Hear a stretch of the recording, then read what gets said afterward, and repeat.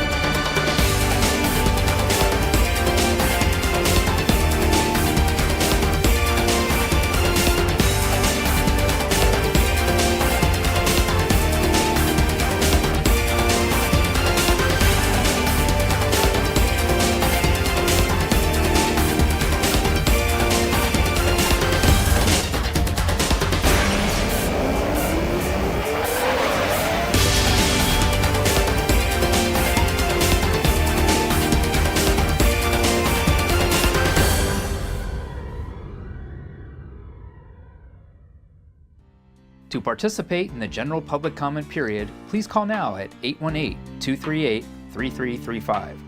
For any scheduled public hearings, please call when prompted to speak if you want the comment to be part of the record. Members of the public may speak for up to 3 minutes depending on the number of speakers.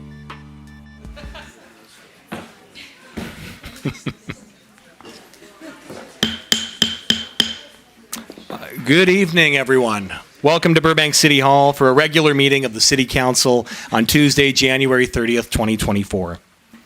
Before we get into the bulk of tonight's meeting, I ask that you join me for a moment of reflection. This moment is intended to begin our meeting with a positive and collective support of our beloved community. The City Council welcomes everyone joining us this evening, both in person and virtually. We encourage you to take a moment right now to reflect on our community and the work that we will be doing together tonight. Although each of us has our own unique reasons for being here, we are united in our shared passion for this wonderful city that we all call home. And as we pause, let us consider our individual contributions and what those mean to those around us. Let us find solace and comfort in knowing that by working together with a shared spirit of community and partnership, we will always act responsibly for the betterment of Burbank.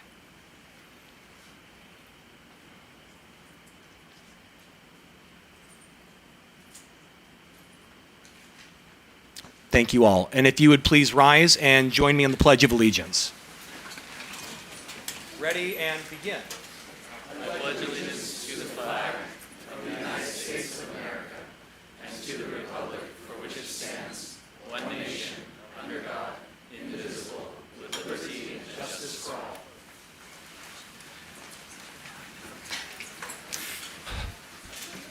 All right. Good evening, Madam City Clerk. Nice to see you. Would you please call the roll? Thank you, Mayor. This is Councilmember Anthony. Present. Councilmember Mullins. Present. Councilmember Takahashi. Here. Vice Mayor Perez. Here. And Mayor Schultz. Present. Thank you. Okay, full council is here. Before we get to agenda items, just a word about public comment for the community, so please bear with me, everybody.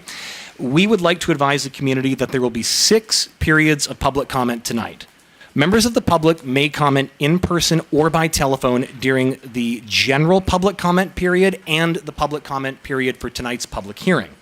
The first general public comment period is for any matter concerning city business and/or any agenda item except for the public hearing. If you wish to provide a public comment by phone, please call right now at 818-238-3335. The second public comment period is for tonight's public hearing.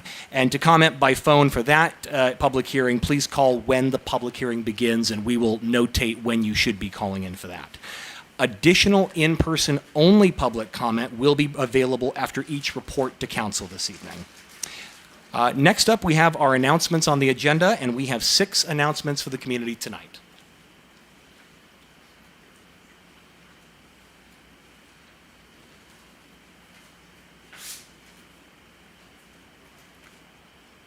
The following are announcements for January 30th, 2024. The Community Development Department invites you to participate in a walking and bus tour for the Golden State Specific Plan on Saturday, February 3rd at 8:30 a.m. The meeting location will be at Randy's Donuts, located at 3007 North Hollywood Way.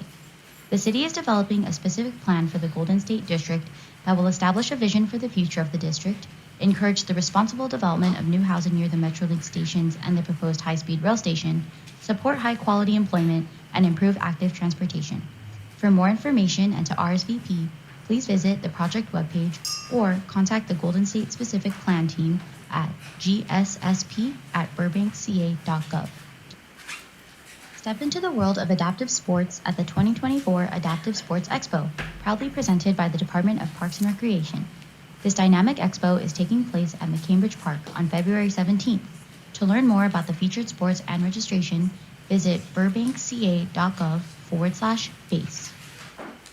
Attention California homeowners. Applications are open for the Earthquake, Brace, and Bolt program. Receive up to $3,000 in grant funding for a seismic retrofit of your home to reduce the risk of earthquake damage. Qualifying homes must apply by February 21st. Visit earthquakebracebolt.com to learn more.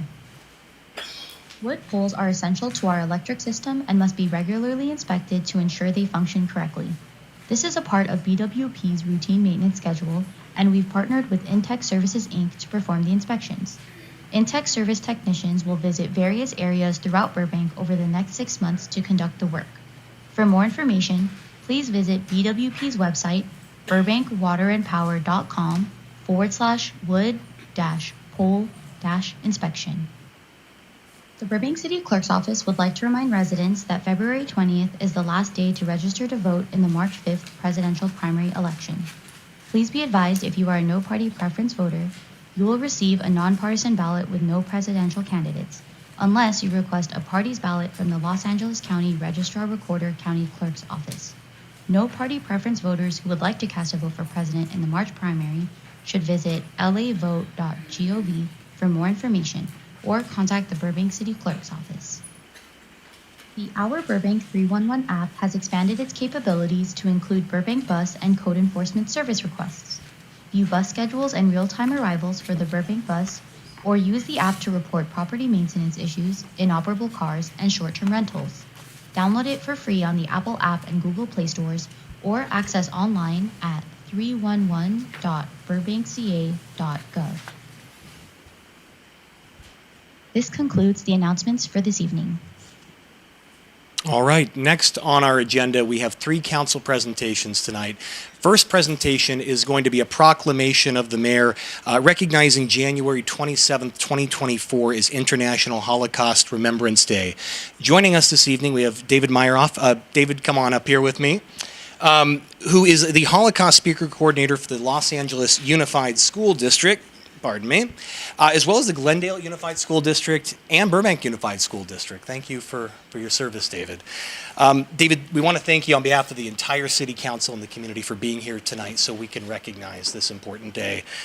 Before I read the proclamation, we actually have a short video that we'd like to do right now, so if we can roll the tape.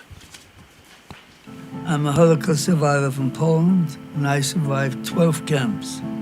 The boxcar who came here today, I rode in those cars 4 times. And every time for 3 days with no food, no water, no facilities. And when we arrived at the destination we were going, about 30-40% of the people were dead already on the train. So that's why it's important for people to see the car, what it looks like, because they put 30 to 40 people in one little boxcar like that. When I was in Birkenau, I witnessed people going to the electric fence to get electrocuted. I saw people being beaten to death because they gave up. I never thought of giving up. I never lost hope, and I never stopped believing in God.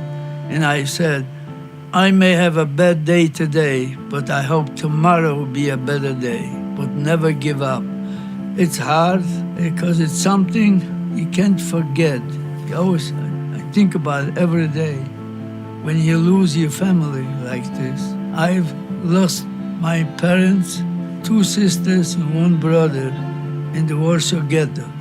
And I got out with a sister and a brother, younger brother. They went to another Logic Ghetto, and I went to the camps. And I'm the only one survivor. Well, I go to the schools to share my story, because I was told 70% junior high and high never heard about the Holocaust. So this is why I talked to all the schools, I've talked globally, to let them know what happened. Well, one message is the only way you prevent is through education, because we know how it started in Germany. It started slowly, and then it kept going on more and more. And then all this concentration camps. So we have to stop from the beginning. So we have to educate the young people to prevent another Holocaust.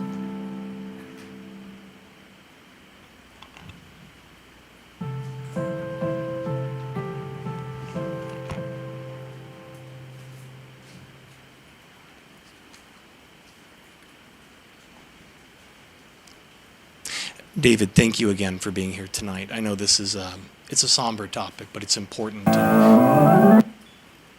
As I was saying, it's a somber topic and it's important, and I know that you're going to share a few words with us in a minute, but totally agree with what was said in the video. If we educate and we remind people of our history, we can hope that we can never repeat that in the future. So with that, I'm going to read the proclamation now, and then I'm going to turn it over to David here to share a few words. Whereas the Holocaust was the state-sponsored, systematic persecution and annihilation of European Jews by Nazi Germany and its collaborators between 1933 and 1945, and whereas over 6 million Jews were murdered and millions more were persecuted, Roma, people with disabilities, Poles, LGBTQ+, Jehovah's Witnesses, Soviet prisoners of war, and political opponents also suffered grievous oppression and death under Nazi tyranny. Whereas the history of the Holocaust offers an opportunity to reflect on the moral responsibility of individuals, societies, and governments, and whereas the city of Burbank should always remember the terrible events of the Holocaust and remain vigilant against hatred, persecution, and tyranny, and whereas the city of Burbank should actively reaffirm the principles of individual freedom and a just society. Now, therefore, I, Nick Schultz, Mayor of the City of Burbank, do hereby proclaim January 27th, 2024 as International Holocaust Remembrance Day in the City of Burbank in memory of the victims of the Holocaust and in honor of the survivors, as well as the rescuers and liberators. I proclaim that we as citizens of the City of Burbank should work to promote human dignity and confront hate whenever and wherever it occurs. David, would you like to say a few words? Sure. I want to thank you very, very much for this very important recognition. It's an honor to be here with you and to be in front of the city of Burbank. Both my parents and grandparents escaped from Germany and survived the Holocaust. My father and his parents were rescued by an American Unitarian named Varian Fry, who rescued 2,000 Jews. My mother was on the Kindertransport, which saved 10,000 children. I have been the Holocaust Speaker Coordinator for Los Angeles, Glendale, and Burbank for the past 8 years. Burbank was the first school district in the country to have a Holocaust Speaker program, which was started by a woman named Sylvia Sutton. That was over 30 years ago. Every 10th grader and 8th grader in Burbank would have a Holocaust speaker.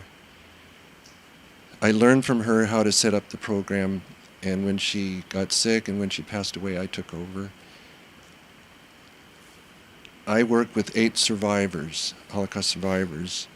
When Sylvia started the program, she had 25 Holocaust survivor speakers, and now you can see with 8, their words are so profoundly significant. It doesn't matter what color eyes you have, what color hair you have, what color your skin is, you have to respect all people on this earth. I will do whatever I can to stop hate in this world.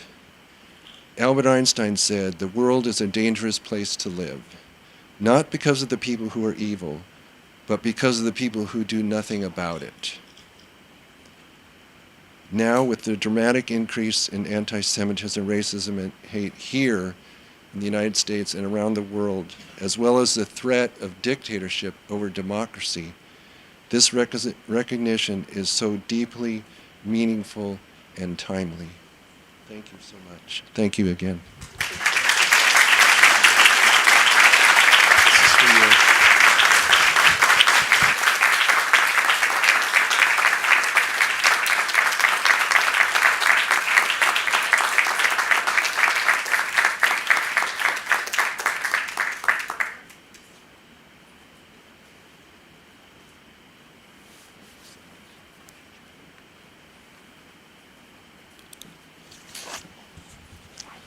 Thanks again, David. Our next presentation is for the Burbank Young Professionals. Joining me tonight, and dressed dapper as ever, is the Burbank Young Professionals Chair, Ryan Chatterton. Ryan, come on up here.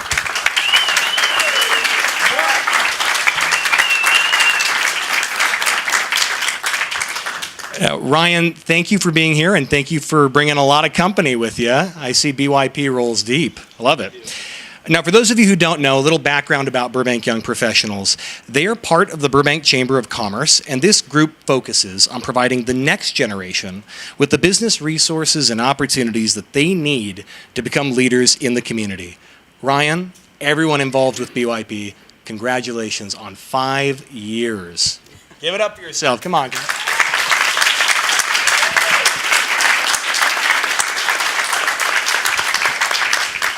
Now, Ryan, I only got the one certificate, so I guess you can all share it, take it home one day a week.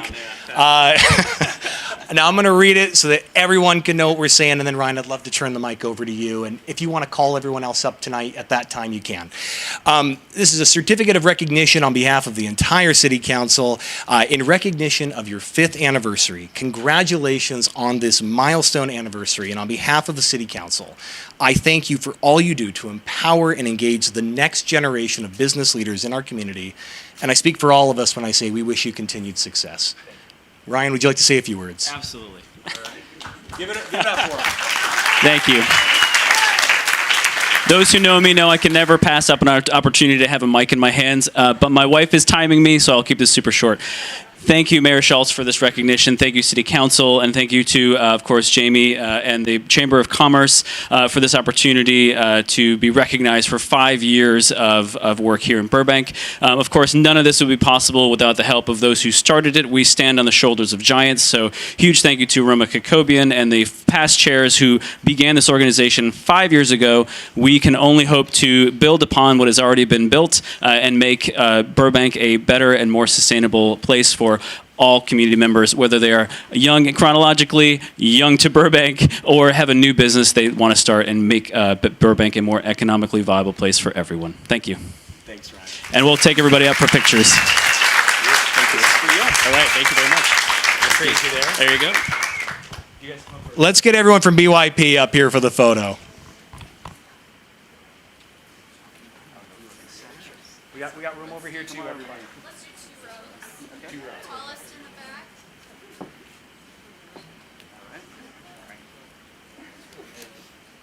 We need a few more on this end. Scooch in, guys. We're tight. We're tight. You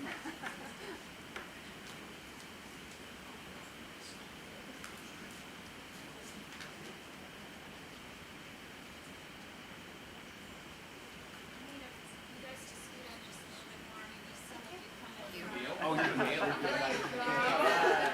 There we go. You're okay. Muscle in front. Okay, so right here.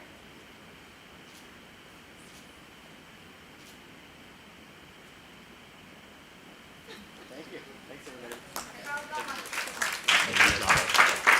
Thank you, brother. You got it. Well, again, congrats on 5 years. I look forward to seeing you guys back here for the 10-year, right? Hope to see all of you still involved.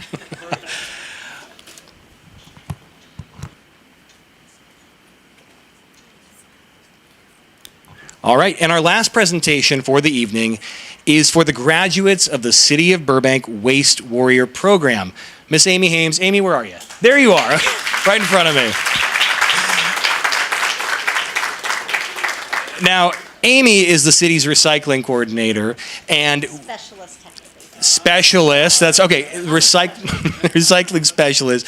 Okay, now that you're up here at the podium, I understand that you have a few words you'd like to share before we call everyone up. Yes, I have several words because I could talk all night here about this, but I know because these people are so amazing. So I want to just, again, tonight, tell you that we are honoring the graduates of the Burbank Recycle Center's Waste Warriors training. This is a special edition recognition since it is the first one we have held since before the pandemic. So we brought together not only the most recent 2023 class members, but also the students from the 2022 and 2020 classes. The first thing the Waste Warriors learn is that when we throw something away, there is no away because our waste goes somewhere. Through class lectures, guest speakers, field trips, and hands-on experience, the residents who finished this program gained valuable insights in not just recycling, but reducing their overall waste footprint through reuse, refuse, repair, sharing with others, and on and on. Investing in these amazing residents creates a multiplier effect that is paying off. Through this education, they have adopted sustainable practices and mindsets while influencing others by sharing the recycling waste knowledge they learned. So Waste Warriors have also donated hundreds of volunteer hours to the city events and local groups, joined city commissions, as well as developed their own special projects. My work for the Recycle Center outreach is greatly aided by their generous volunteering. I joke that I send out my bat signal for when I need help, and they always answer the call. So I couldn't do this work without my Waste Warrior help. And some of our Waste Warriors went on to create their own projects within the workplace or the children's schools, and many were inspired to continue their waste reduction learning by attending college classes on resource management, and some have even changed their careers into waste management. So it's pretty amazing with the multiplier effect. So with that said, thank you all for setting a positive example and generously giving your time. You are helping to make Burbank a regenerative and more environmentally responsible community. And I just want to mention that a couple people that have done such an amazing thing with multiplier effect is Julianne Crump from our 2020 class, and others have secured through a grant $1.1 million for Burbank to green 6 Burbank schools. So that's campuses. So that's amazing.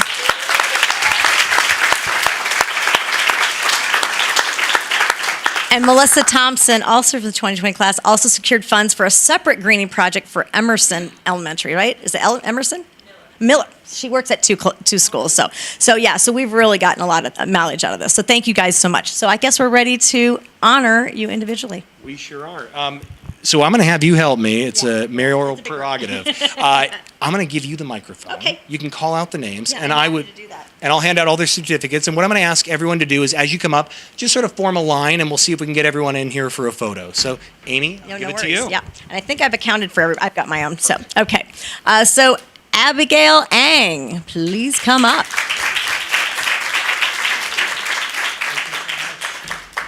Sylvia Bottini.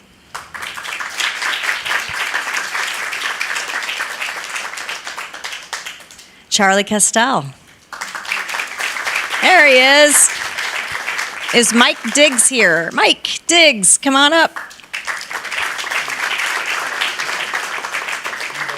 Leah Ford. Is she up here? Is she up here? We may not have Leah tonight. Okay. So moving on, Alina Gadig.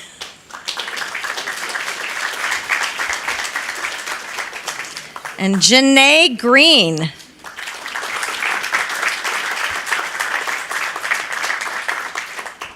And after her, Anna Varner Greer, who I call Anna Banana. Selena Herman, is she up here as well? Okay. Thank you, honey. There's Selena. All right. And then Will Jardell.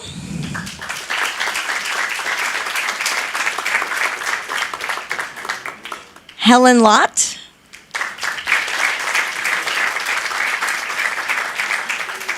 Jessica Martin.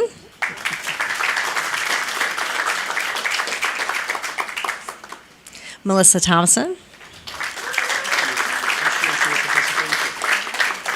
Is Paula Trubisky there? Okay, we're skipping Paula. Yeah, there we go.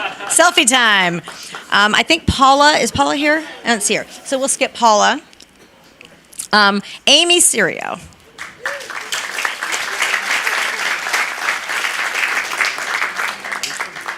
Diana Stralka.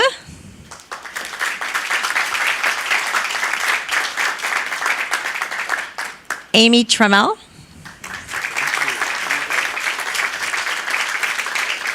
Is Martha Walter here? Okay, we'll skip Martha. Lindsay Wilkes Edrington.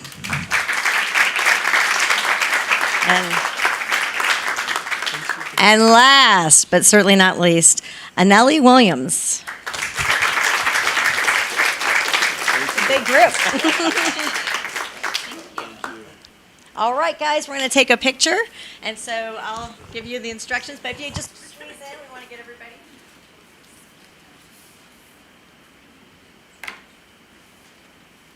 So let's make 2 rows. Taller folks in the back.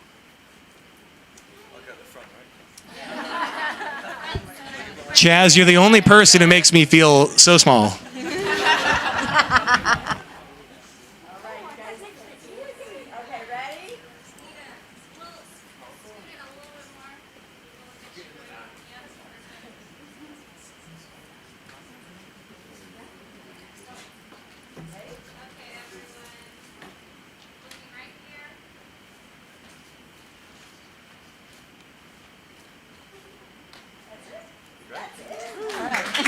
Give it up for our Waste Warriors, everybody. And Amy, before I let you go home, could you tell people if they want to get involved with the program, how they can do it? Okay, great. So we do this program in the first quarter, January through March. So we've already started the 2024 class. We have more superheroes coming your way next year. And so we will start recruiting that in November. In the meantime, we also do a 90-minute boot camp of the Waste Warriors called Curb Your Recycling, which I'm going to be scheduling for April. So you can always go to the Burbank Recycle Center website for more information because we have a whole page on the Waste Warriors. But thank you so much for taking the time and all your patience with this big group, but we really need to sing their praises. So thank you. Thank you all. One more time for Waste Warriors.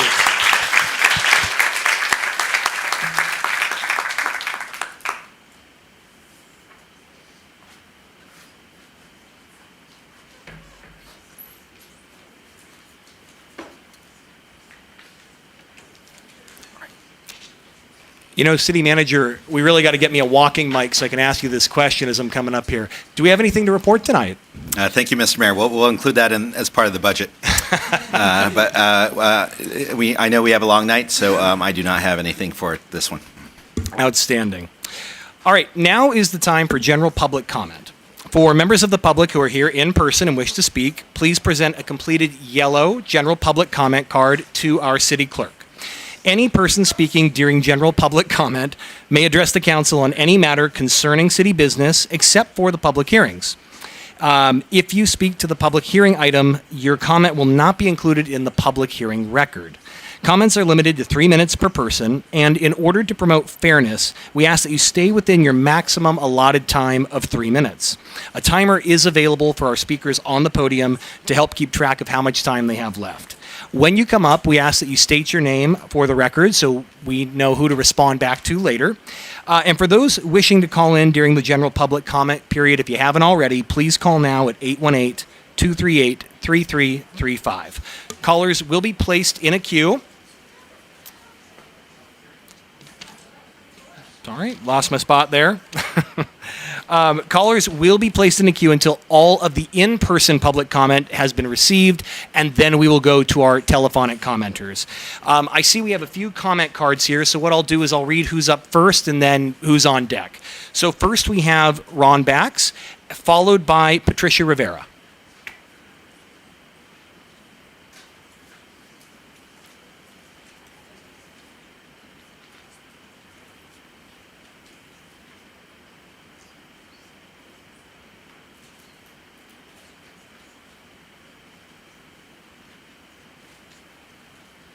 Good evening, Mr. Mayor, Vice Mayor, members of the council, Ron Bax.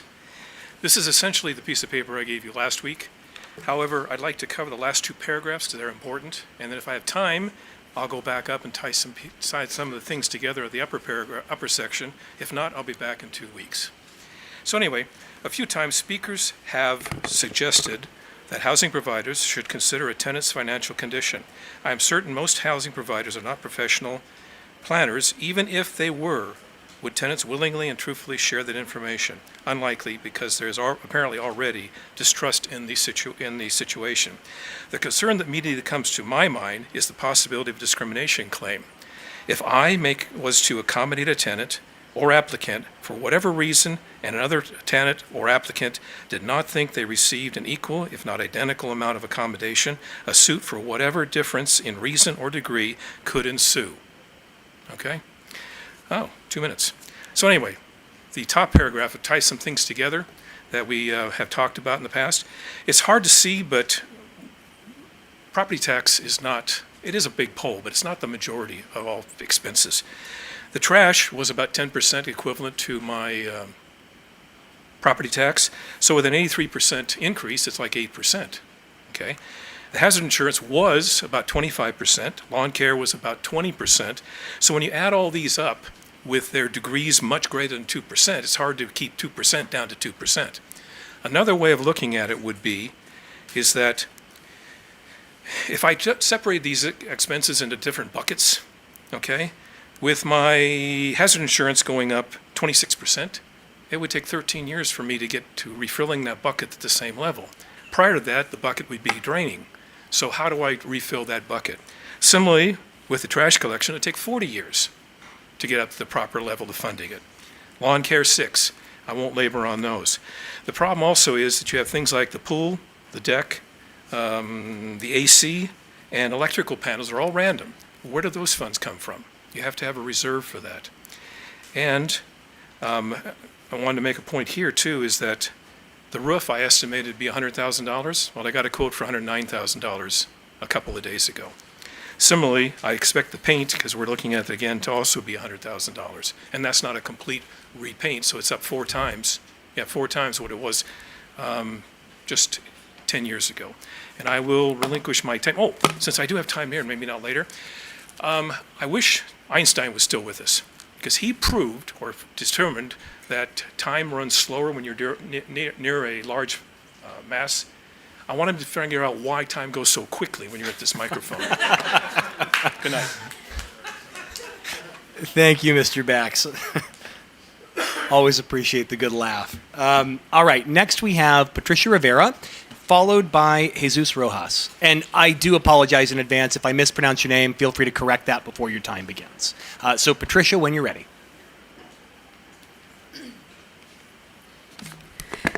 Good evening, Mayor and City Council members.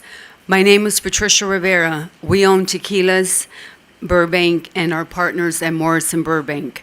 Thank you for the opportunity to address our comments/concerns with the proposed City of Burbank single-use footwear, plastics, toxics, and litter reduction. I want to thank the Burbank Chamber in taking the lead and advocating for businesses. The Chamber organized meetings and had an outreach to businesses. Personally, I wish more of our fellow restaurateurs would have responded to the outreach efforts, since it will affect our restaurants. I do understand that when owning a business, one has to be there at all times. I also understand that so much information can be overwhelming. In any case, thanks to the Chamber, we became aware of this proposed ordinance.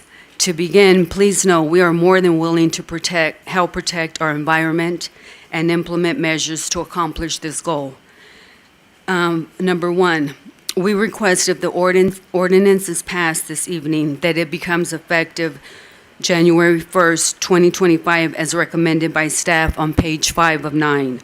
Our request is based on the many struggles restaurants continue to deal with, i.e., the after effects of the pandemic, the lack of personnel, and at one point, lack of suppliers. In fact, many of us stocked up when they became available.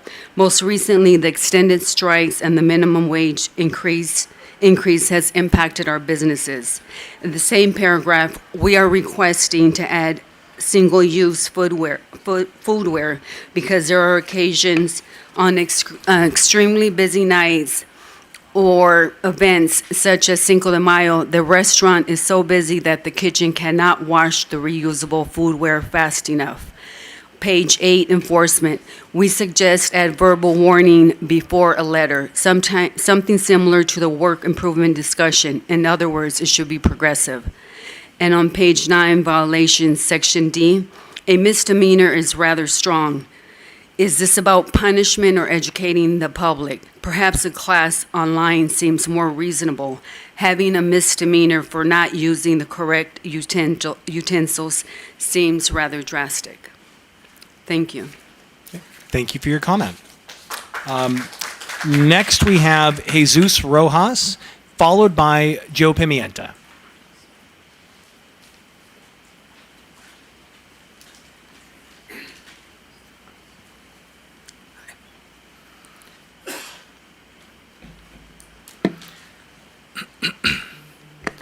Hello, good evening. My name is Jesus Rojas.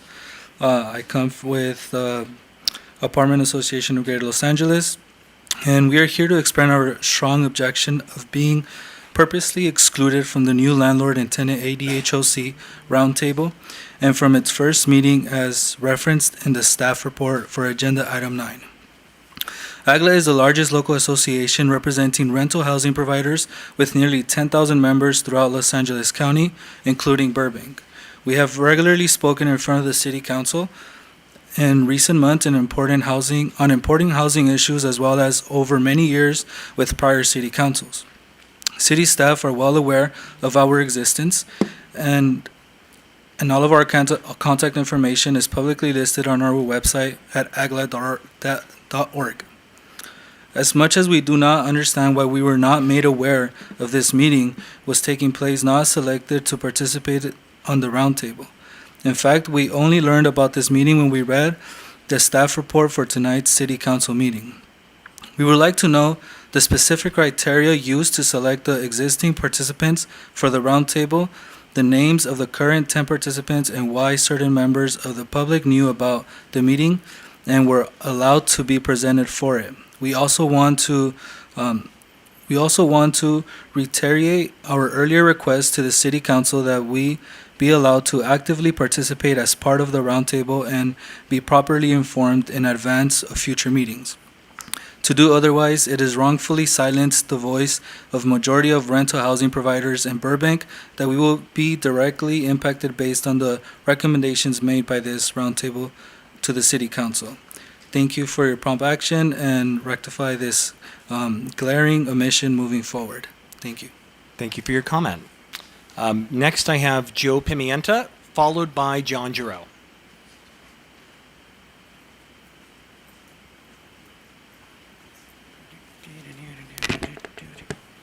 Yeah, 51 seconds.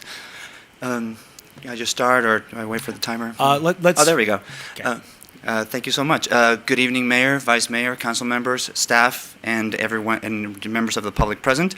My name is Joe Pimienta. As you all know, I usually come to these meetings advocating for stronger tenant protections in the city of Burbank, predominantly with the fact that one of the things that is driving most citizens out of the city right now is the high rent increases, and the reason for that.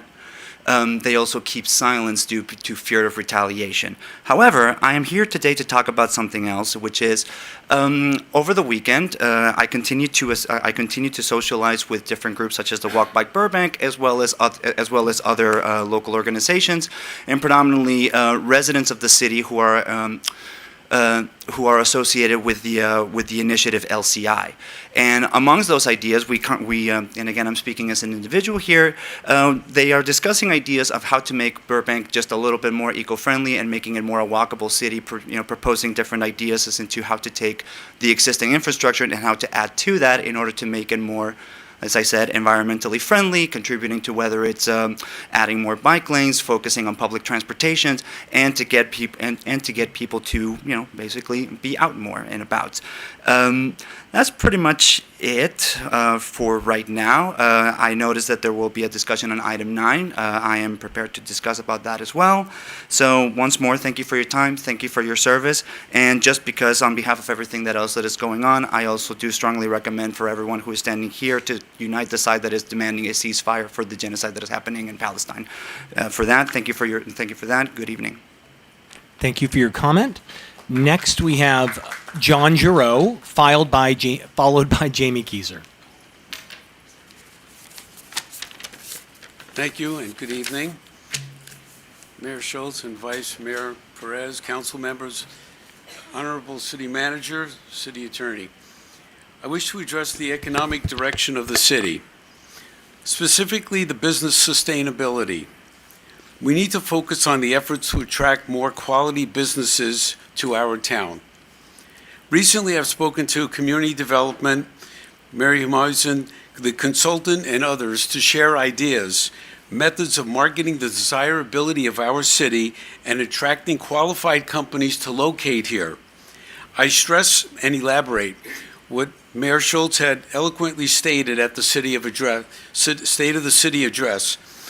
Burbank has two major freeways, an airport now being modernized, major regional hospital, some international companies, and incorporated city with highly recognized police and fire protection school systems and more. We have always had a great sense of community in this town. Presently, there are thousands of new rental units being approved and developed. More to come on the market. It will take time to fill these vacancies, but Burbank has made significant progress in the residential sector. However, due to the sluggish economy, increased supply of housing units, there is presently an abundance of units available for rent. The market is presently soft. There are many units available, and there are multiple signs on every street requiring property owners to offer more move-in specials and a couple of weeks free rent, maybe lower rent, maybe concessions. I want to address the office sector. Presently, there exist over 3 million square feet of vacant office space in this city. Some Class A buildings, totally vacant. Sitting there may take many months, perhaps years, to fill with companies and workers. The meltdown, Great Depression, Great Recession, the subsequent COVID crisis unfortunately forced many businesses to close and not reopen. The bottom line is that we need more qualified companies and businesses to locate here. It takes time, energy, capital, and a monetary risk to start up a business. Once this occurs, it will enhance the ancillary businesses to also thrive. We need to replenish the numerous restaurants, stores, small businesses, hospitalities, and other related businesses to perk up as well. Let's make a diligent effort to market the city and all its better benefits to all. Thank you. Thank you for your comment. Next up, we have Jamie Keyser, followed by Harry Tamurian.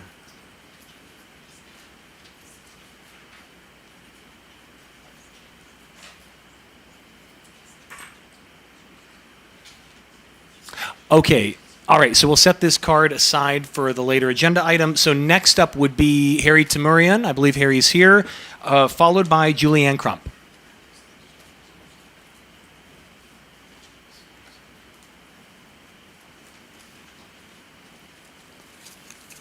Mr. Mayor, Council, Vice Mayor, good evening. Happy New Year to everyone. I haven't been here for a while. My name is Harry Tamurian, and I represent the Burbank Association of Realtors. I'm here today to speak about item number 9 about the Landlord Ad Hoc Committee meeting that was held. Burbank Association of Realtors has been at the forefront of every discussion this council has had about any form of rent stabilizations. Imagine my surprise that when I read at the agenda for today's council meeting and I saw that an actual landlord-tenant ad hoc committee meeting was held. Where was our invitation? When I was asked by Councilmember Mullins if I'd be willing to participate, or any member of our association would be willing to participate, we absolutely said yes. We want to help our city staff. We want to be participants in this city. Our association is the premier association representing both landlords and tenants in Burbank. So it doesn't make sense to me why we were not invited. The staff report states that there were representatives from the housing providers and representatives from tenants. But it also states that there were 3 other people in the audience. So I've got some questions. Who were these people? How did they find out about the meeting? Were they personally invited by someone? What role did they play in the background?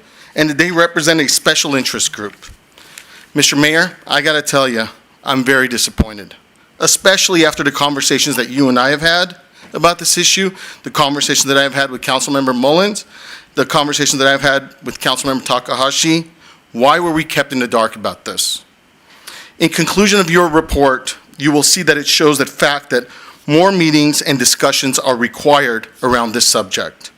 In Glendale, they have held over 10 meetings in 1 year regarding this very same issue. 10 meetings. When homeowners decide to do an addition on their home, this city requires a huge sign on the front lawn detailing what they're doing, along with a wooden frame showing where the addition is going to be before any construction happens. You should not be discussing an item of this importance by holding one meeting that was hastily put together without the input of all the stakeholders of the community. This item should not be discussed in council today. It should be sent back to staff with specific instructions to invite all relevant stakeholders to future discussions. This is a very complex issue. In issues such as these, you need firsthand experience, knowledge from your boots on the ground. Realtors, we are your foot soldiers. Literally, we represent, negotiate, and protect tenants in every city. We also represent those same housing providers. Don't you want a firsthand knowledge of what works and what doesn't work? Experience is what works. Ask us. We will be there. I hope that both sides will always see that there's no enemy to this. Thank you. Thank you for your comment. And I appreciate all the applause. Please do applause, but just if you can keep it at a volume so the next person can hear I'm calling them up. So thank you everyone for your participation. A lot of comment we got to get through tonight. The last comment card that I have for now is Julianne Crump. If you have any comment you want to make, please grab a yellow card now, and then we'll go to telephonic public comment. Good evening, Mr. Mayor, Ms. Vice Mayor, and City Council staff. Good to see all of you. I'm speaking tonight because, well, I just got my waste warrior certificate, and I'm speaking as a community member. I am not a plastic expert. I'm just an empowered community member. And I remember the first time I ever went to a really, really long council meeting and stayed till the bitter end was when the plastic ordinance was being discussed several years ago. And I don't know all the things that have happened since that led to the journey to tonight's agenda item number 7. But I want to remind us all that we are in a plastics crisis. And I would like to support any and all reasonable plastic ordinances and challenge you to continue to create more plastic ordinances. We all know that 92% of single-use plastic does not get recycled, which means where does it end up? In the trash can, in our landfills, in our waterways. This always affects low-income people more than upper-income people. So it becomes an equity issue. And I would also like at this time, clearly, the businesses of Burbank are going to be affected by this, and we should be exploring any and all avenues that we have to both educate people about the importance of adapting this and also helping businesses adjust to the new reality that is going to come with this. So I think I support I support the ordinance. I appreciate the outreach. I looked at the outreach sheet, and it seemed like a good effort. And I understand it's a complicated issue, and I want to push you to keep heading in that direction because we're not going backwards on this. This is not going to change unless we take drastic steps to put an end to it. So that's it. Thank you very much for your attention, and have a good rest of the meeting. Thank you for your comment. So that completes our in-person public comment for this general public comment period. I have no more yellow cards. Madam City Clerk, do we have any callers?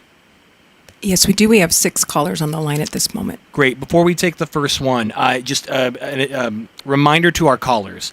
Please remember to lower the volume on your television or computer and take your phone off of speaker mode when you deliver your public comment so that we can hear you clearly. Madam City Clerk, let's go ahead and send the first one through. The first caller is David Holtzman. Hello, City Council. David Holtzman here. I'm talking tonight about item J4, the proposed approval of a code of conduct for you all. Please take that off the consent calendar and think to yourselves if you really want to do it. For your own good, I think you should probably eliminate the enforcement provisions. Sections D and E at the end of the proposed code there. I I doubt you really want to have to deal with enforcement with all that. If you do leave enforcement in, you should assign it to some other body and not be the ones to police yourselves. Policing yourselves, not really a great idea. So maybe you could have a tribunal randomly selected from the membership of boards and commissions. That might work. And finally, if you do keep enforcement to yourselves, please do it in special meetings.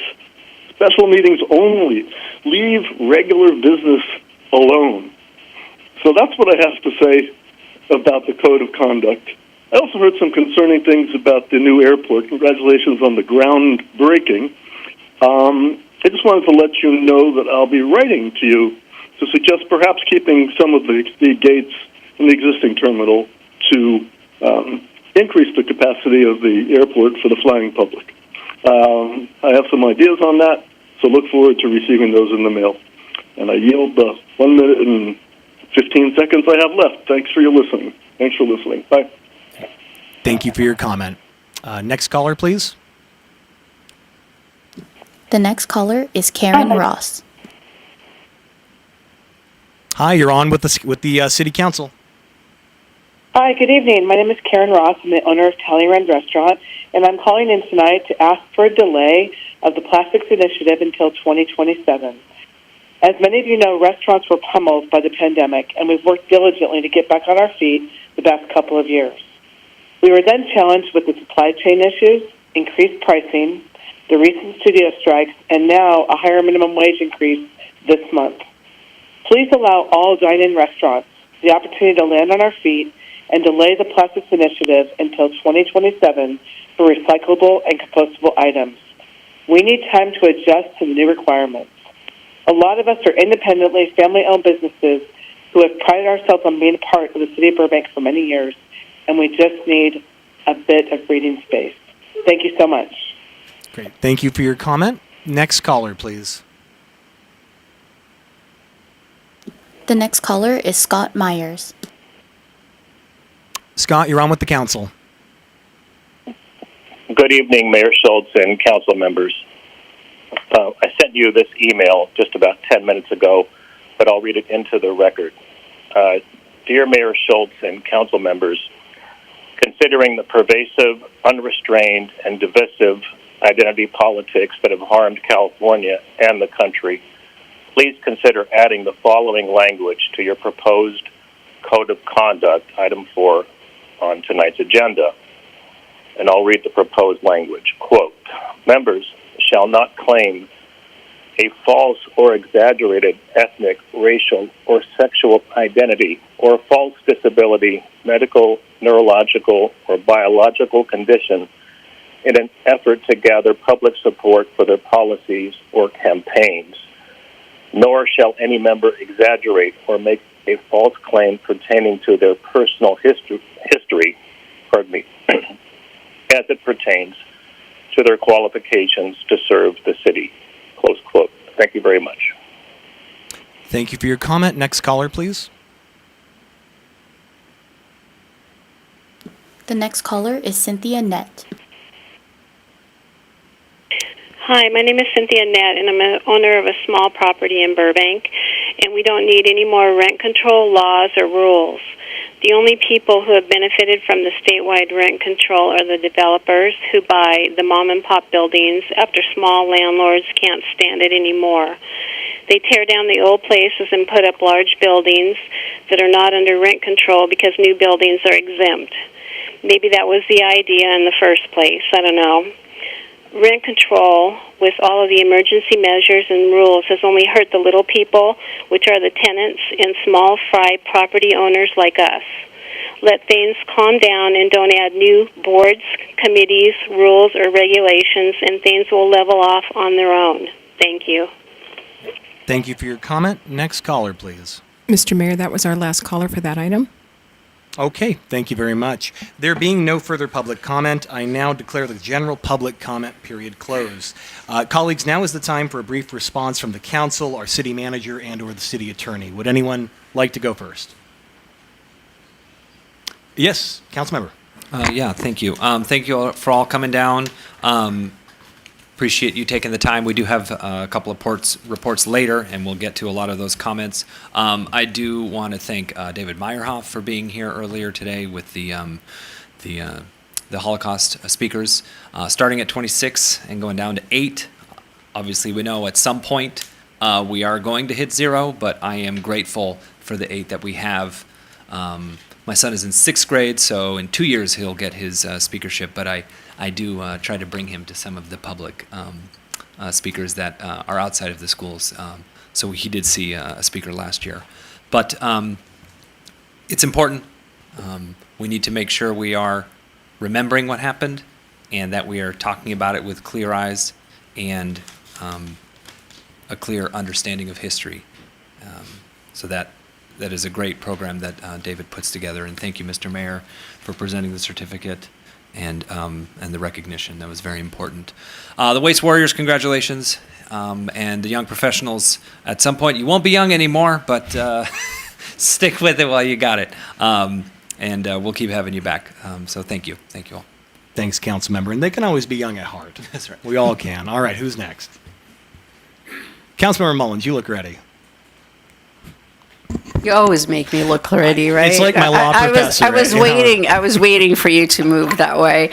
I echo Councilmember Anthony's remarks regarding David Meyerhoff's great speech. Thank you for recognition with the proclamation. And yes, congratulations to the Burbank Young Professionals. I think they're always going to be young because they carry the title. And I join the group at times too. Waste management, great program, a lot of graduates. This is really very amazing and rewarding for all the things that they've done. I do have, and thanks to all the speakers, we have items on here that we will be addressing on the agenda, but I do have a quick question for the city manager or maybe the Mr. Prescott in regards to Mr. Giroux's remarks for attracting new businesses. I was wondering when will we be having the economic development report come back to council?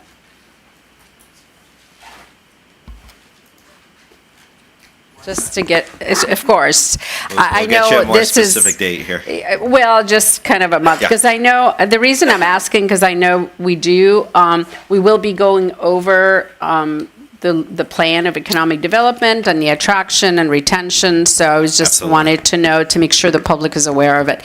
And if you just have a month or we can look into it later, that would be fine.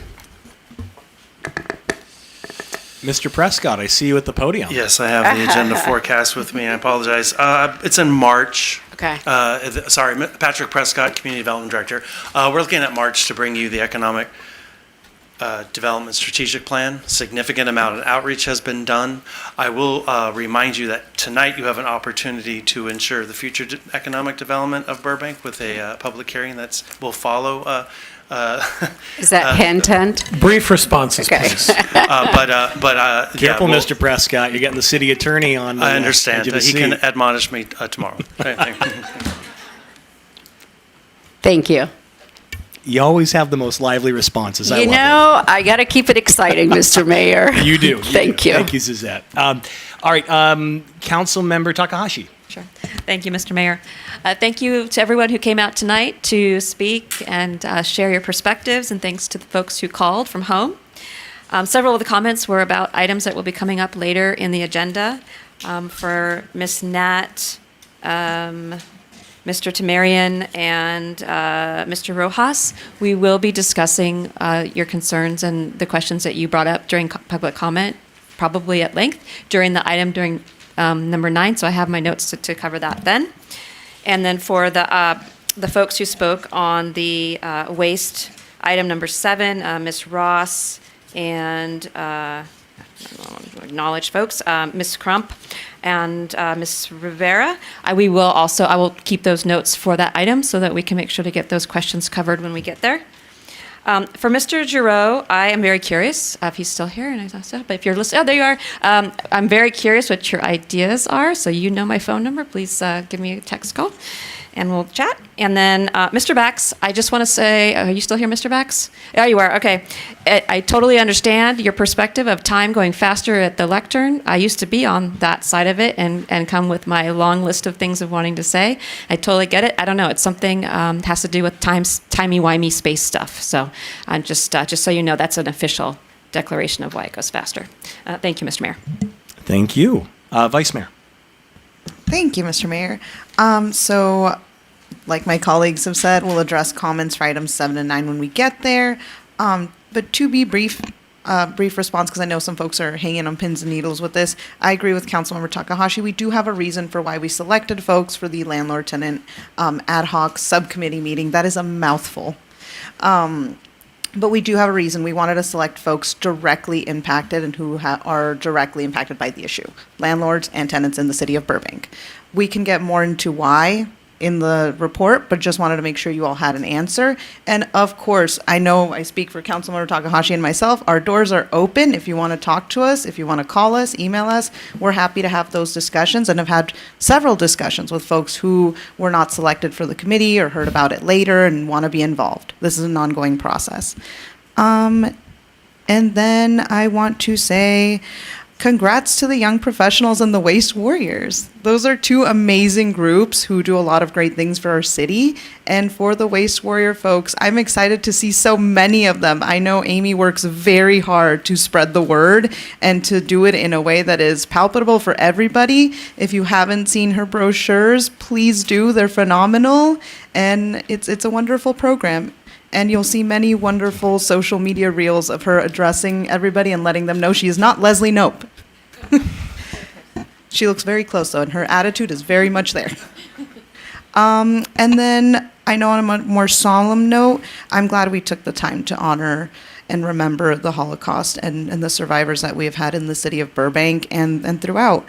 I'm really grateful to have had the speaker come today, and I have definitely seen him before as one of the students in BUSD who had speakers come to the class. It's very impactful, and it motivates our young people to learn more about what's happening in a global context, which is really important so that history does not repeat itself. So thank you, everybody. That's all I have. Well, thank you, colleagues. I'll offer a brief response. I first just want to thank the public, not for commenting, which I always do. I thank you for that. But I'm trying to be as efficient as I can be in our public comment period so we can hear all of you, but I also want to get to the items as early as possible. So thank you for bearing with me. I do want you to applause and to react, but I appreciate those of you who are just working with me to make sure that the next people in line can hear their name called and get up. So thank you. Most of the comments addressed agenda items, so I'll save the response for those comments to the agenda item. I did want to respond to Mr. Timurian only narrowly in the sense that there was a particular question or criticism posed to me. Mr. Timurian, as you will hear later, the subcommittee is comprised of my colleagues. I had no part to play in who is invited to the table or not. The only reason I bring this up, Mr. Timurian, is whether you agree with me or not on this dais, I pride myself on being accessible. My number is 818-806-9392. I know you know it because you have called and texted it and recently. So if you have a concern next time, I know it's fun to come down to council and ask it in this public manner, but you can always call or text me if you have a concern. Thank you, everybody. With that, the consent calendar is next on our agenda. The consent calendar can be enacted in one motion. Madam City Clerk, would you please read the consent calendar for all of us? Thank you, Mr. Mayor. We have 4 items this evening. Item 1 is approval of the City Council minutes of the regular meetings of January 9th and January 23rd, 2024, and the dark meeting of January 16th, 2024. Item 2 is approval of a 6th amendment to the professional services agreement with Elizabeth Mole and Stefanos Polyzotis, architects and urbanists, for the downtown Burbank transit-oriented development specific plan and amending the fiscal year 2023-2024 budget.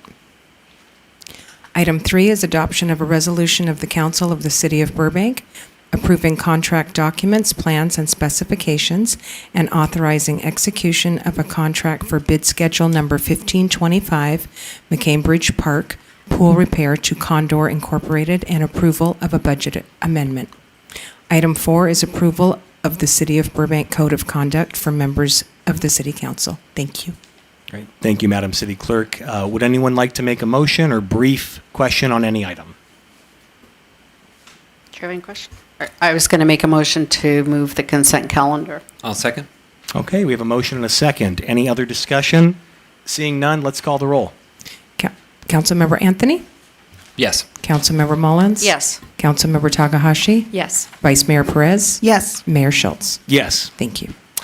Next up is item 5. Before we get to item 5, I will be recusing myself from item 5. I live within 500 feet of the project site. I therefore cannot participate in any sort of entitlement decision. Therefore, I will be leaving the room and giving the gavel over to our very capable Vice Mayor. Thank you, everyone. Please wait for me to leave the room.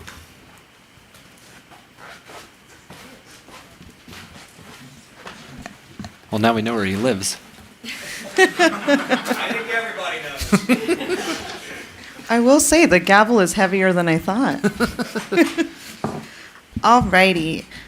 This is the time and place for the hearing for project number 23-0001343, introduction of an ordinance to approve a second amendment to the development agreement related to plan development number 96-1. Before we begin, colleagues, are there any disclosures related to this hearing? Seeing and hearing none others, then let us begin. Vice Mayor, I do have, just to inform everyone, we did receive, and all of us received an email from Mr. Worth, if we have any questions to reach out, and I did reach out to him today, just clarifying some information in the staff report. So I want to declare that. Alrighty, thank you, Councilmember Mullins, and this is very true. We all received an email from Mr. Worth just for informational purposes. All right. Madam City Clerk, have the notices as required by law been given? Yes, they have, Vice Mayor Perez. Thank you. And do we have the complete file of exhibits, correspondence, emails, and other documents? Yes, you do. Great. So has the city received any written communication on this matter, and have they been provided to all city council members? Yes and yes. Great. And will the representative of the Community Development Department, who has already beat me to the punch, Yes. go ahead? Good evening, Vice Mayor Perez and members of the City Council. Patrick Prescott, Community Development Director. Tonight's presentation on the extension request for PD 96-1 is not just a request for 3 more years to complete the development permitted under the Planned Development and Development Agreement.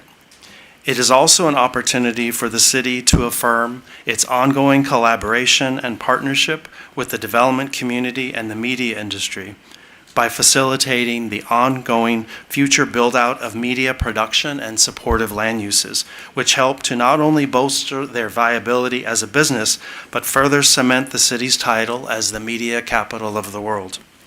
This planned development, with a handful of other city-approved agreements over the past 3+ decades in the media district and throughout the city, have helped affirm the city's legacy as an economic hub for media production, but also helped to bolster the many households and residents that work for our local media businesses. Their success has sustained the local and regional economies through many tough economic times. We are hopeful that following the presentation, consideration of public comments, and your deliberation, that the council can support the extension request as recommended by our professional planning staff. I'll now hand it off to Greg.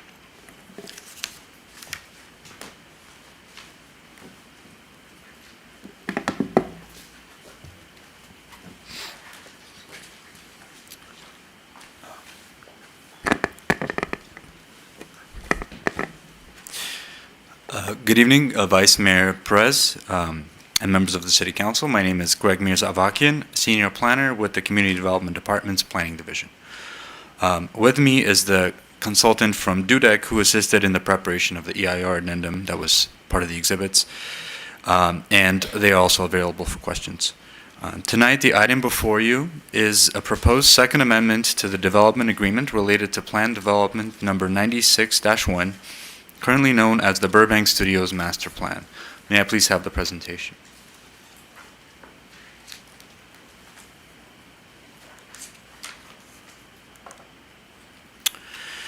The applicant, Worth Real Estate Group, on the behalf of the developer, Catalina Media Development LLC, and Catalina Media Development 2 LLC, is requesting a 3-year extension to their development agreement, or DA, related to the Plan Development Number 96-1, or PD Number 96-1. On this site that is otherwise known as the Burbank Studios and formerly known as the NBC Studios, in order to complete the envisioned build-out of a commercial development project that includes media office and studio-related buildings. The current address listed on the property is, the current addresses are 2900 and 3000 West Alameda Avenue and 100 and 200 South California Street. The site is zoned Plan Development, or PD 96-1. The project is surrounded by the St. Joseph Hospital and the Johnny Carson Park to the east, the Rancho neighborhood to the south, the Pinnacle 1 and 2 projects and the Teleria mixed-use project to the west, and a mixed commercial residential neighborhood within the Media District to the north. The site is bordered by West Alameda Avenue, West Olive Avenue, South California Street, Bob Hope Drive, and the 134 freeway to the south. The plan development and the associated development agreement for the studios was approved in 1997 with a term of 20 years. The uses permitted under the development agreement include but are not limited to sound stages, media office buildings, and other similar facilities. The maximum build-out of the project under PD number 96-1 is 1,825,865 office equivalent gross square feet, or OEGSF, of media office and studio related buildings. OEGSF is a conversion for uses that generate less peak hour traffic on a square foot basis than the equivalent amount of general office space, and that is unique to the media district. The City Council at the time certified the final environmental impact report for the project, which included mitigations for impacts that would result from the phased build-out of the project. According to the development agreement, the implementation of mitigations would be triggered by the construction of additional square footage. The slide before you shows the boundaries of the original PD 96-1 laid over an aerial photograph from 2023. In 1997, the project site was owned and operated by NBC Studios and was transferred subsequently. In 2005, Catalina Media Development LLC, represented by the applicant, purchased the Catalina parcel, shown in yellow on the right side. The Point 1 office development, shown in the photo on the right, was completed in 2007. That same year, in 2007, Catalina Media Development 2 LLC purchased the main lot from NBC. All rights and obligations under the development agreement were formally transferred from NBC to Catalina Media Development 2 LLC with the city's consent. In 2013, the applicant submitted the first development amendment request to extend the DA by 10 years. The extension was granted for 7 years by the council, and the first amendment is included as attachment 6 to the staff report. The development agreement is due to expire on March 19, 2024. A supplemental EIR was completed for the first DA extension to eliminate conditions of approval associated with intersection improvements which were no longer necessary under the Burbank 2035 general plan. 2 new conditions were added related to intersection improvements. The supplemental EIR was certified by the City Council in 2013. This document was analyzed. It analyzed potential impacts associated with the build-out of the project over the additional 10-year period from March 2017 through March 2027. We will be talking more about the environmental assessment in subsequent slides.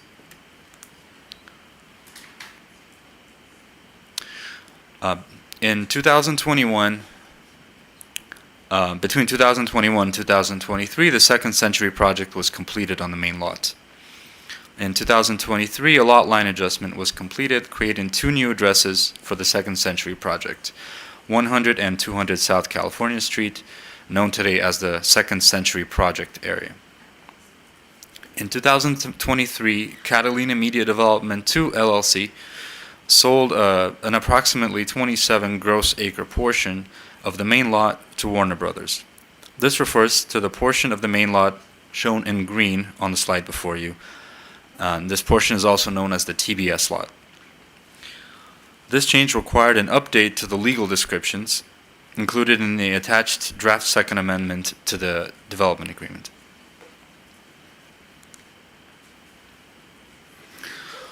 In March of 2023, the applicant submitted an application requesting a second extension to the development agreement for a 3-year period in order to complete the construction of the remaining vested potential allowed under the DA.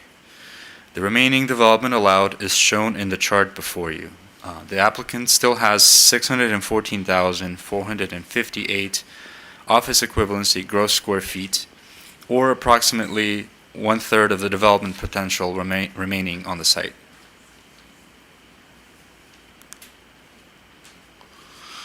As mentioned previously, an environmental impact report, or EIR, for the project was approved and certified by the City Council in 1997.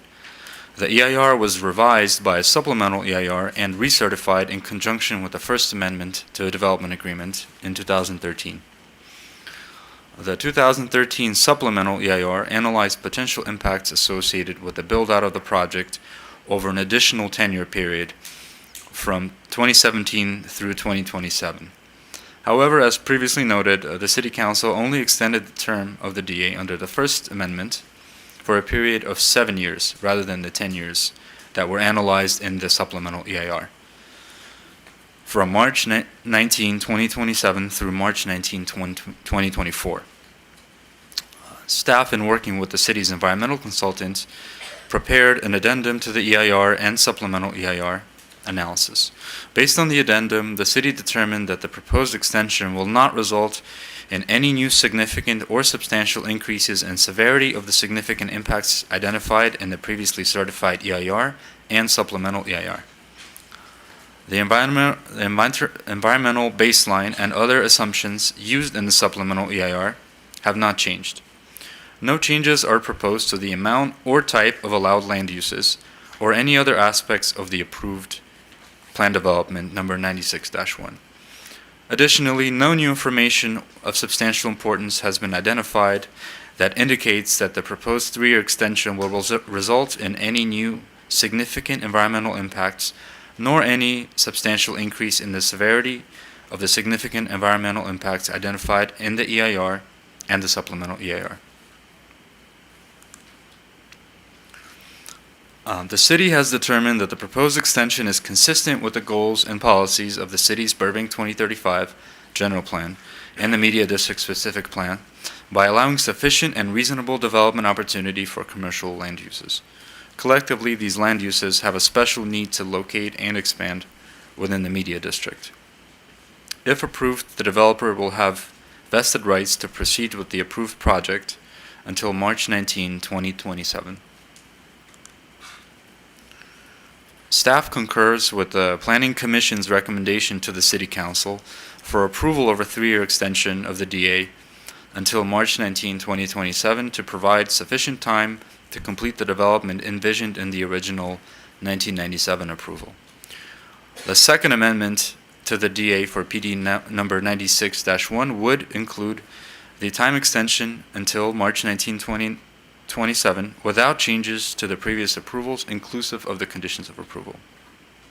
Therefore, staff recommends that the City Council introduce an ordinance to the City Council of the City of Burbank approving a Second Amendment to the development agreement related to Plan Development number 96-1, project number 23-0001343, to extend the vesting term of the DA for 3 years until March 19, 2027, update the legal descriptions to the project site, and make other non-substantive changes.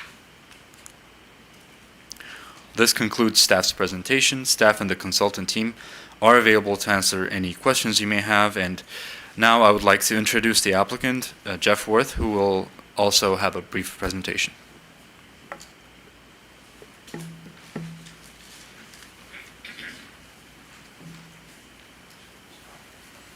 Hi, good evening, Vice Mayor, members of City Council. Jeff Worth. Speaking on behalf of the applicant, I've got a quick presentation. I'll try not to repeat anything that Greg covered already in the interest of time.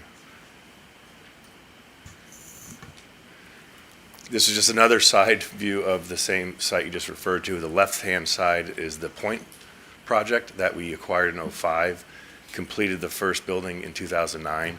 The right side is the former NBC lot, now named the Burbank Studios, where the newest development is the Second Century portion that we just completed recently for Warner Brothers. 2009, this building was completed. One of the worst times to complete an office building. We finished it 100% vacant. We finally got it up to 100% leased. So it just shows that with, our family's philosophy in this city has been a very long-term approach. And if you take that approach, generally things will work out over time. Some of the landscape gardens that are part of the Point project, the outdoor space, we actually, in this project specifically and in a few others we've done, private health clubs for the tenants. That reduces any kind of traffic from a third-party public fitness facility for the project. This is the headquarters for Legendary Films on the top floor of the building. You'll see there's some interesting uses that come inside these buildings. When we build these, we try to accommodate larger heights so you can get some unique uses. This is a pretty large screen room inside that office building. This is a soundstage inside the same building. This is KCT Public Broadcasting. We actually took out a portion of the floor to create two-story space for their needs. They just renewed their lease to commit to Burbank for another 9 years. This is a Second Century project that was designed by Frank Geary, named Second Century by Warner Brothers because this is the beginning of their next 100 years. I know you all know this, but I'm kind of proud to say it anyway, so I like repeating it. Some more images of the building. This is the freeway side. This happens to be my favorite picture of the building for whatever reason. These are some of the outside exterior gardens, the landscaping. This red outline here, which is Point Phase 2, is kind of the focus of this extension request. You can see the project is half built. Literally, the second phase is identical in size to the first building. We've been working on the design of this project. We actually were anticipating moving forward with it before some of the recent events that have occurred with the economy. This is on the left-hand side is the existing building. On the right-hand side is our current design for the new Phase 2 Point building. Here's another image of it. And the final slide I have. I obviously am available for any questions, and I thank you for your time.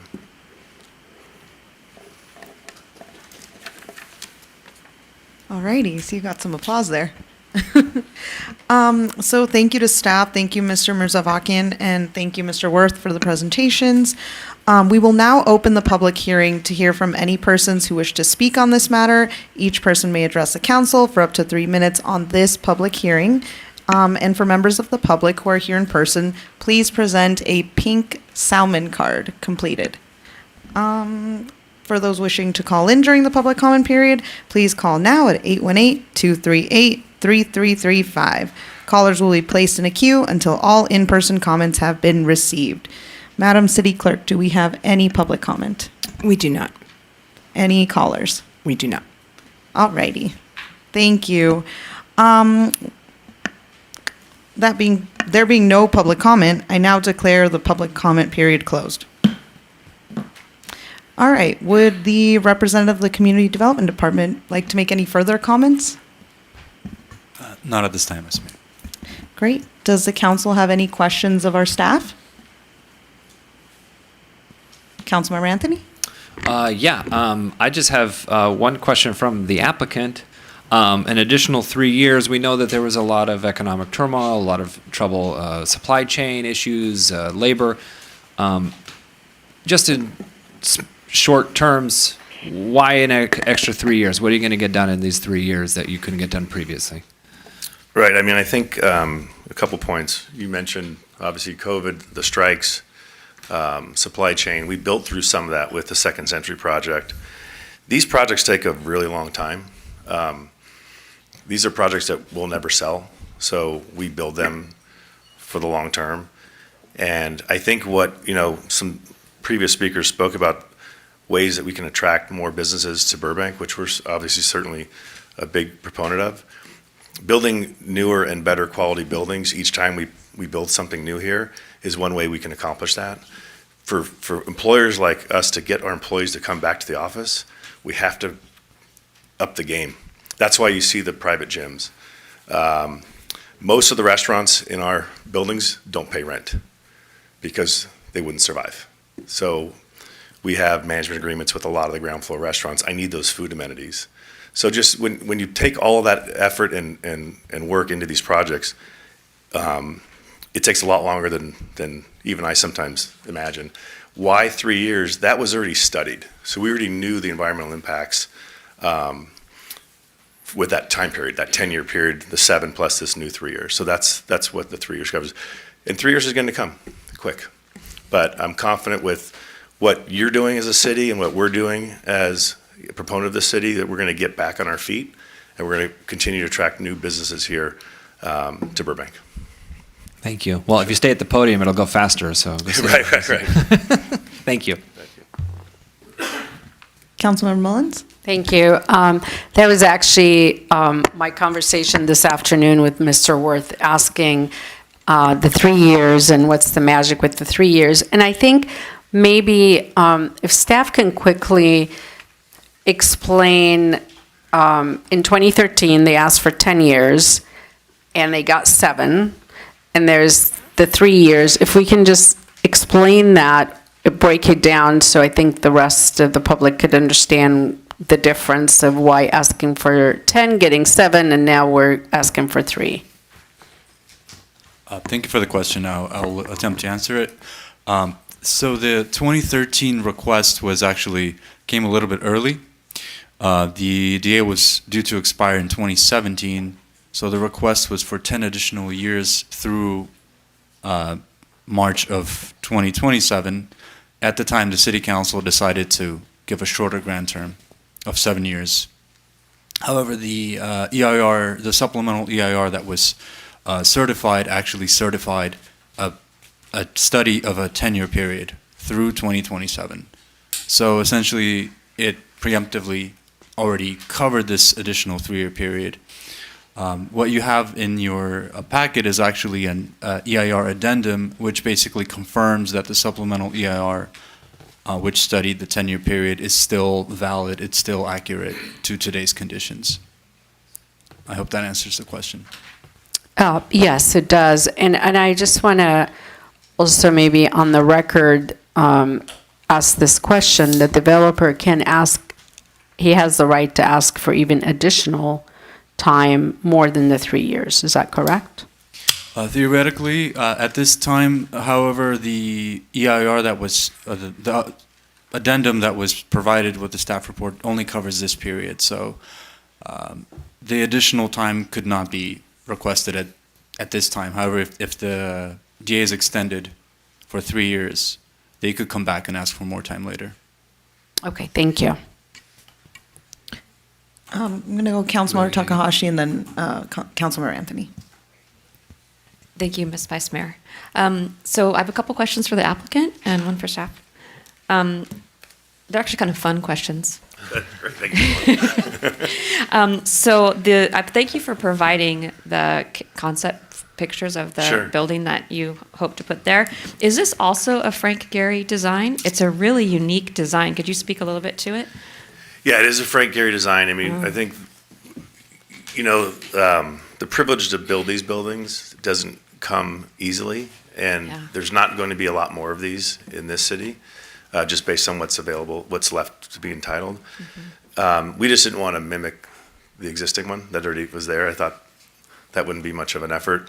Frank was very focused on trying to marry Second Century and the existing Point building together, but not copy either one.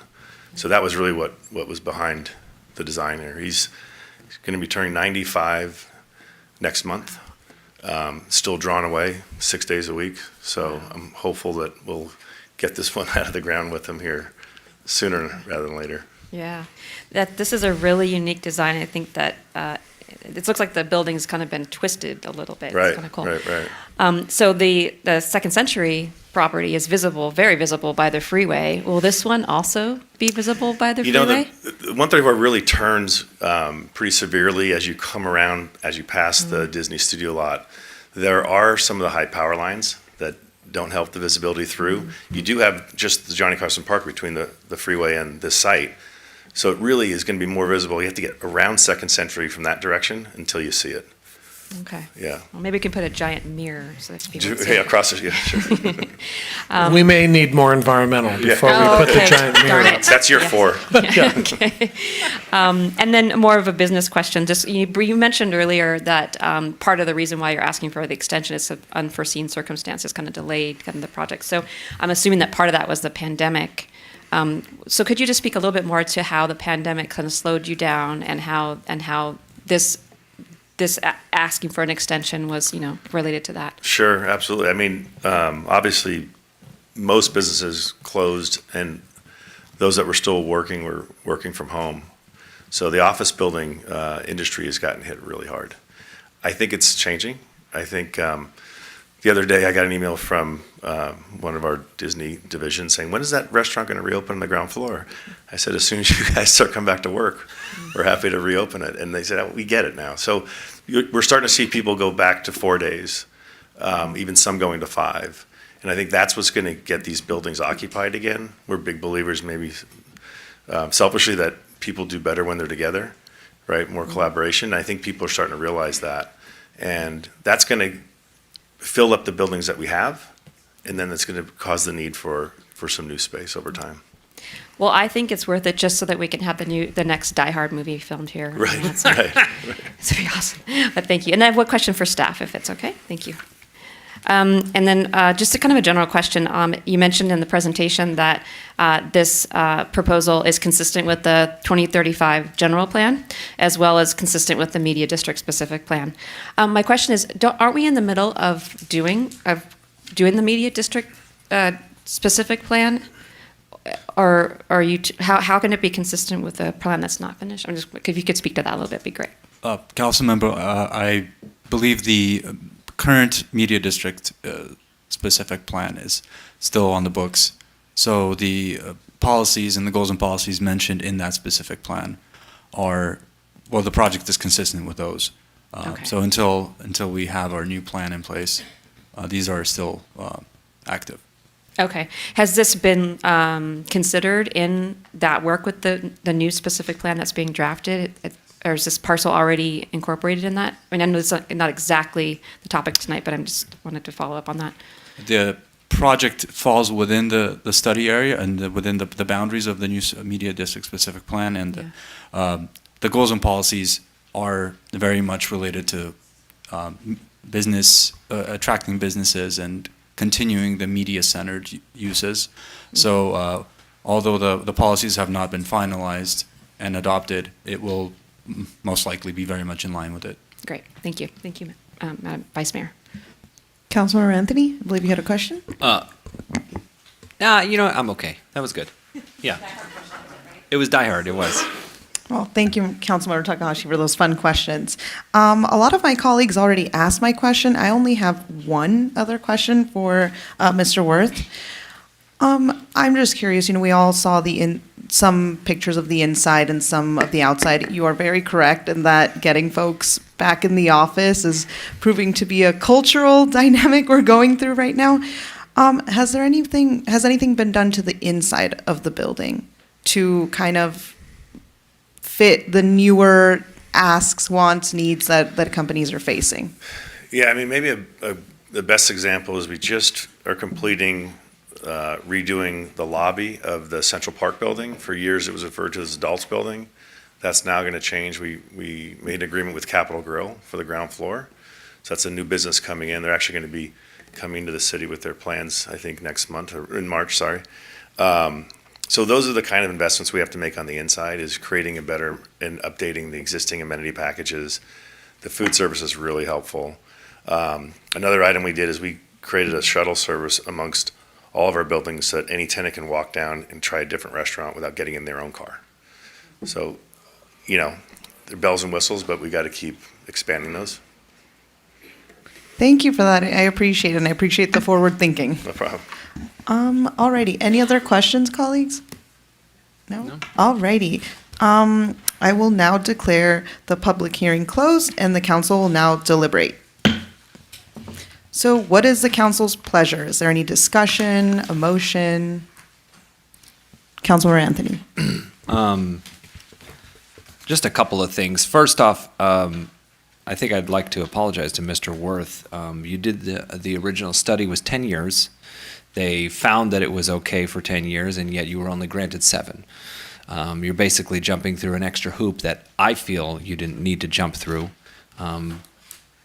If you didn't need the whole 10, you would have completed it. I mean, that's your prerogative to get done quicker. Obviously, you'll get a tenant faster. You start paying rent faster. It's in your best interest to do that. But to have you jump through an additional hoop just to get that extra three years, I think that was a misstep. None of us were here when that happened, but knowing and learning from those mistakes, I think entitling the amendment for the 10-year plan that was studied, I think would have been to your best benefit. You could have had an opportunity to really flesh out the plans that you had.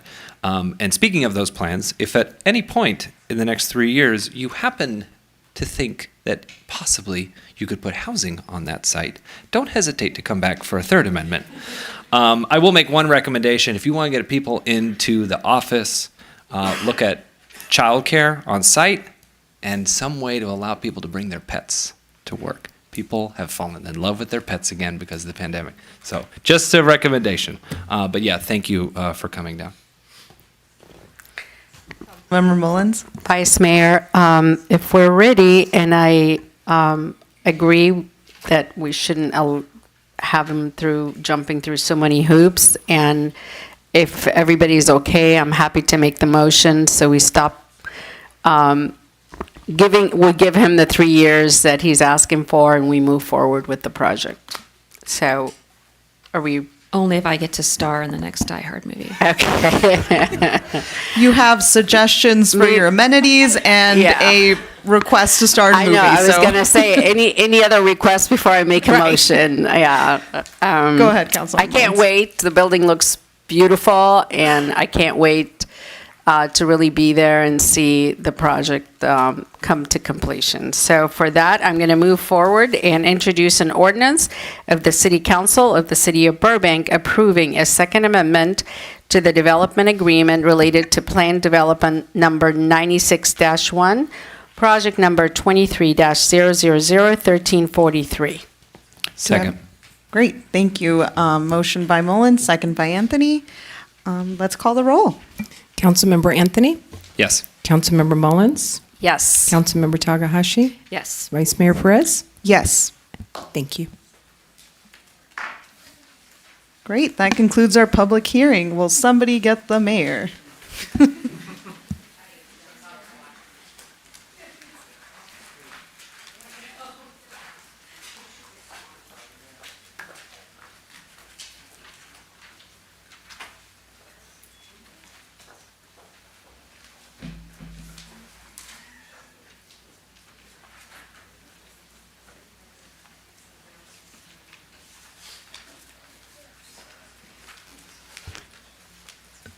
All right, I'm going to keep going, and the mayor will join us shortly.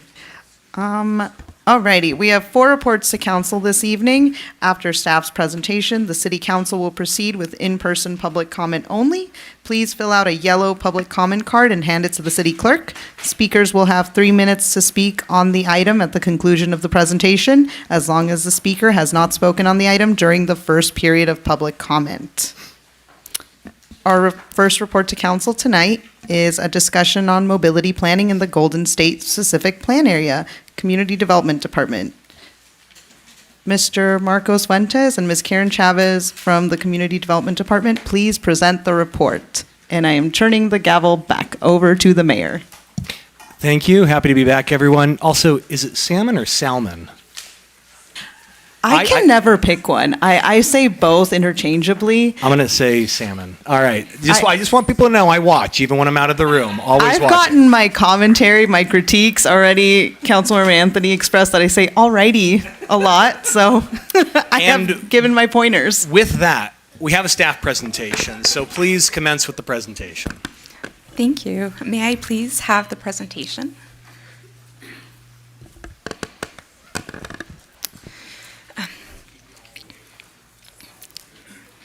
Good evening, Mayor Schultz, Vice Mayor Perez, and council members. My name is Karen Chavez, and I'm an associate planner with the city's Community Development Department. Tonight, I'm joined by my colleague Marcos Fuentes, who is a senior transportation planner with the city's Community Development Department. In this presentation, we will be providing a brief update on the Golden State specific plan, followed by an overview of the mobility planning efforts staff has been working on. This presentation has been structured to be engaging with the council, and staff will be pausing at 2 junctures to get council feedback. As part of the Golden State specific plan, staff, with the help from the community and the council, has been working on establishing a vision for the Golden State District that is supported by policies and objective standards. This evening's presentation will be primarily focused on the mobility component of the project. In conjunction with the specific plan, a program environmental impact report is being drafted that provides a comprehensive analysis of the specific plan's potential environmental impacts. As a general overview, a specific plan is a regulatory document that implements a city's general plan goals and policies for a defined geographic area within a city. It addresses the unique needs of different neighborhoods and promotes more sustainable, livable, and equitable development patterns. Presently, we are in phase 3 of the project, where we are working on the draft specific plan and EIR documents. We anticipate releasing documents for public review in spring of 2024 and completion and adoption of the project by fall 2024.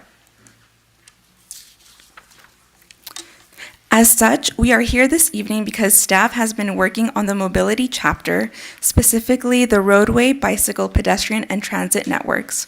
In doing so, staff wants to provide an overview of the work to date and ensure we are going in the right direction as we continue work on finalizing a draft of the specific plan document. On this slide, you can see that the specific plan area includes several regional mobility assets, such as the Hollywood Burbank Airport and 2 Metrolink stations. On top of that, the specific plan area has seen a handful of development proposals in recent years, some of which include Avion and the former Fry's site. What you see on the slide is the vision established for the project. A copy of the guiding principles have been attached to staff's report. Both identify community priorities for the Golden State District, and they were previously established in collaboration with the council and the community. Consistent with the vision and guiding principles, the plan aims to create a balance between retaining the industrial presence within the area while also accommodating for needed housing, especially in the pockets identified in the circled areas.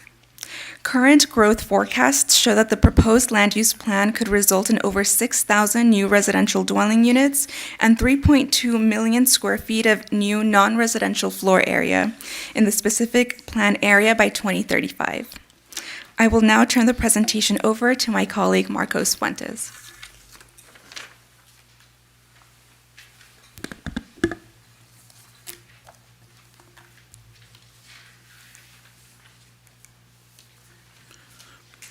Thank you, Karen, and good evening, Mayor Schultz, Vice Mayor Perez, and council members.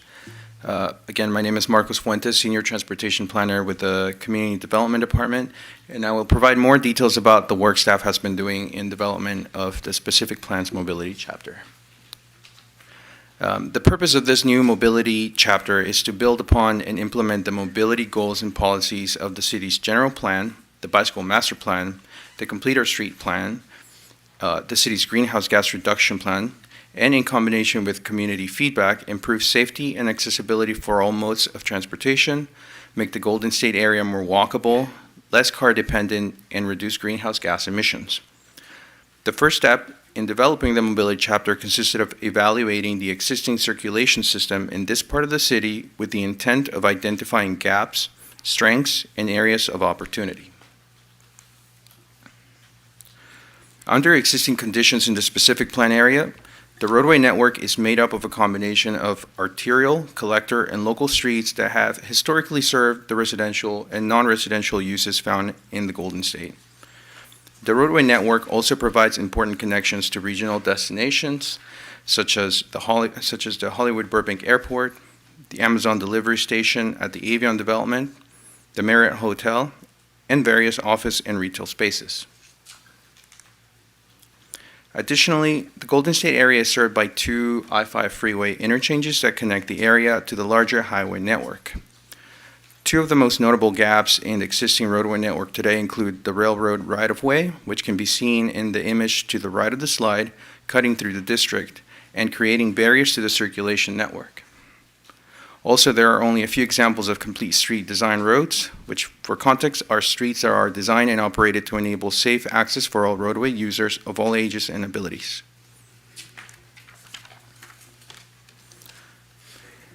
In recent years, the existing bicycle network has expanded in this part of the city through the addition of in-street and raised Class 4 protected bike lanes along North Hollywood Way that were constructed as part of the Avion private development project and which provide an important north-to-south connection.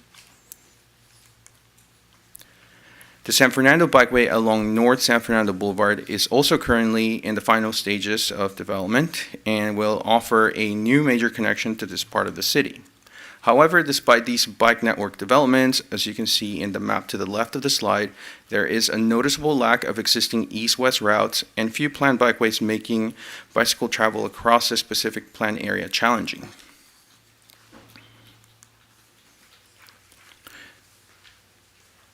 The map in this slide illustrates the existing pedestrian network. Most streets in the Golden State area have sidewalks on both sides of the roadways, as shown in the green color. Streets with sidewalks on only one side are shown in blue, and those in red are streets with no sidewalks. And while most streets have sidewalks on both sides, many of the existing ones tend to be narrow and lack shade, like the one in the image to the right, showing Empire Avenue, looking east between Hollywood Way and Buena Vista. Another area for improvement in the existing pedestrian network is that there are key transit access streets around the 2 Metrolink stations at the north and south ends of the planning area that only have sidewalks on one side of the road. And the long street blocks adjacent to Metrolink railroad corridors create barriers for pedestrians that make it difficult and make accessibility by foot more challenging to residential neighborhoods in the specific plan area and to other destinations like Providence Elementary School, Magnolia Park, and the Media District. In terms of the existing transit network, at present, transit services in the area are offered by the Burbank Bus Orange Route and multiple Metro bus lines. As previously mentioned, there are also 2 Metrolink stations at the north and south ends of the area and a regional bus transit center at the Burbank Airport. But despite the existing good level of transit available, lack of service frequency and passenger amenities prevent greater usage of the transit network by residents and employees of the specific plan area. For example, bus shelters are found sparsely throughout and are mostly available at locations on major roads like North Hollywood Way and a few on Empire Avenue. Also, while there is frequent bus transit service provided along Empire Avenue by Burbank Bus, and Metro, most other major corridors have headways longer than 15 minutes, and both Metrolink lines offer service with long separated headways as well. I'm going to pause at this point in the presentation to give the council an opportunity to voice any feedback, questions, or comments specifically to the existing conditions of the roadway network that I just described, and if there are any glaring deficiencies that staff may not have addressed that you would like us to further study, this is a good time to bring those up. In the interest of time, if each could take a couple of minutes so that we may be able to proceed to the next part of the presentation, please. Thank you. Thank you. So I'm actually going to jump in here. I want to thank you both for the presentation so far. I apologize for the squeaky shoes and getting up and talking with staff. I am actually going to ask you to complete your presentation. We have a public comment card, and the public has a right to comment on the presentation in its entirety. So in the full transparency and in accordance with the Brown Act, I'm going to ask you to do the full presentation, then we'll take public comment, and then the council can offer its feedback. Colleagues, are you in agreement? Great, thank you. Please proceed. Thank you, Mayor Schultz. If I can have the presentation, please.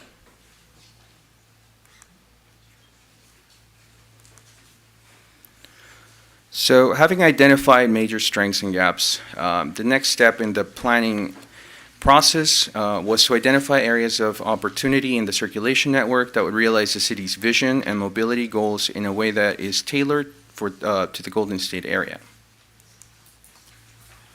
Starting with the roadway network, the specific plan seeks to modify the existing road network so that it continues to support vehicle circulation in a safe manner while accommodating for future planned growth and improving overall roadway safety. The map on the left of this slide shows those streets are considered as motorist priority streets per the Complete Streets Plan. At a high level, the plan aims to implement Complete Streets motorist priorities goals to not only maintain and support efficient vehicle circulation throughout the planning area, but also introduce traffic calming treatments that separate and enhance the safety for all roadway users.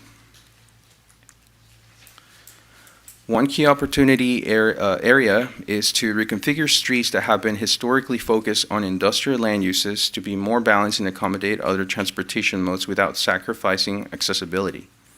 The image on the right of the slide is Tulare Avenue, west of North Hollywood Way, and it demonstrates what streets look like when Complete Streets principles are implemented. Another area of opportunity in the roadway network is to develop a neighborhood protection plan to protect residential areas from potential traffic and parking impacts spurred by future developments in the planning area, and also include specific parking-related goals and policies for the planning area that are built on the citywide parking management principles adopted by the City Council in 2019. For the bicycle network, the specific plan seeks to continue improving and expanding bicycle infrastructure to provide bicycle facilities for all users of all ages and abilities to feel comfortable traveling by bicycle to and from the specific plan area. Some of the major opportunities in this regard are pictured in the map to the left of this slide, and these include increasing the number of streets identified as bicycle priority streets beyond those listed in the Complete Streets Plan and the General Plan, expand the existing raised protected bike lanes along both sides of Hollywood Way to complete a north-south corridor across the entire specific plan area, complete the San Fernando Bikeway to provide a Class 1 bike path that will connect the Golden State area to the Empire Center, downtown Burbank Metrolink Station, and the Chandler Bikeway, further develop bicycle improvements on identified opportunity streets like Winona Avenue, Van Owen, Cohasset, and Ontario streets. And lastly, add bicycle amenities like bike parking racks and bike share to further facilitate bicycling in the specific plan area. For pedestrian network areas of opportunity, staff identify potential improvements that are consistent with the Complete Our Street Plan and embrace pedestrian safety and accessibility. Starting with the map on the left, it shows pedestrian priority streets in yellow. These streets provide access within a 5-minute walk or quarter-mile distance to school, libraries, parks, senior centers, and major transit stops, or areas that exhibit high levels of pedestrian. Some of the pedestrian areas of opportunities to achieve these improvements include providing wider sidewalks by requiring that new development dedicate property or strategically narrow segments of wide streets to provide wider sidewalks. Also, implementing Complete Our Street guidelines at intersections to tighten curb radii and reduce pedestrian crossing distances as pictured in the top right image. Introducing new protected mid-block crossings to break those long blocks along railroad corridors. And improve sidewalks with streets to add shade, reduce urban heat island effects, and increase carbon sequestration consistent with the GGRP. Area of opportunity were also identified for the transit network with the goal of providing better transit connections at the local and regional scale, increasing ridership, level of service, and improving first-last mile connections. Some of the proposed improvements include coordination with transit service providers, including Metro, Metrolink, Burbank Bus, to improve existing bus, rail schedules and/or routes to better accommodate current and future land uses. Providing first-last mile transit connections to future projects like the new Hollywood Burbank Airport Replacement Terminal and the planned high-speed rail station. Exploring new intra-district mobility options, such as the expansion of existing Burbank bus routes or the creation of a new route running north to south to connect the Golden State with the Magnolia Park neighborhood and the Media District. Lastly, we can also improve bus stop amenities like installing more bus shelters and applying the council's adopted citywide bus shelter policy. To implement these areas of opportunity and in accordance with the Burbank 2035 mobility element and the completer street plan, this specific plan identified targeted streets that play an important role in connecting the Golden State area today and will play a crucial role connecting future residents and developments. These streets include Hollywood Way, Vanoan Street, Thornton, Winona Avenue, Cohasset, and Ontario Street. For these streets, the specific plan will include detailed cross-sections prescribing the necessary improvements and treatments to transform them into complete streets. As shown in this slide, the sample cross-section on the top details the existing width of streets, vehicle lanes, sidewalks, and on-street parking, as well as bicycle facilities. The cross-section on the bottom shows the same details but with the potential improvements achieved by shifting some of the space dedicated only to vehicles and repurposing it for other modes. As part of the planning process, staff is also analyzing vehicular volumes, identifying key trip generators, and factoring future plan developments to forecast future roadway vehicle demand and ensure that these complete streets will still be able to accommodate existing and future vehicle demand while improving accessibility and safety for other modes. Consistent with the council goals of facilitating greater community engagement, staff presented the Burbank Transportation Commission a presentation with the proposed mobility goals and policies under consideration before you tonight. During the meeting, the Commission discussed trade-offs of the proposed street cross-sections and noted that these should consider commercial truck needs on streets that currently serve industrial and warehouse uses, for example, on Ontario Street. They recommended further orienting new development towards transit and discussed including a potential new pedestrian crossing of the Metrolink Ventura County line that connects Empire Avenue to Vanoan Street, somewhere between Buena Vista and North Hollywood Way. As part of their recommendation, the Commission also recommended improving Empire Avenue with additional bicycle and pedestrian improvements, given its importance as an east-west link to key destinations like the Empire Center, the Burbank Airport, and existing future housing developments along the street. However, currently, Empire Avenue was not included in the list of targeted streets for complete street improvement analysis due to space constraints that would require removing traffic lanes or on-street parking for implementation. Given the Commission's recommendation, if the Council wishes, staff would add Empire to the list of targeted streets to further study right-of-way constraints and determine what traffic lanes or on-street parking would need to be removed to deliver street cross-sections reflecting those improvements. Late last year, the City Council directed staff to prepare a neighborhood protection plan for the Golden State area. Consistent with the city's general plan, the purpose of the NPP is to create a tailored toolbox of strategies and measures that address traffic and parking-related impacts to preserve livability of neighborhoods and discourage cut-through and spillover traffic resulting from large-scale projects into residential areas. Following the City Council's approval, preparation of the NPP is estimated to be completed in the spring of 2025. Separate from this effort, the specific plan will further address future parking needs through its own set of goals and policies that are based on the city's parking management principles.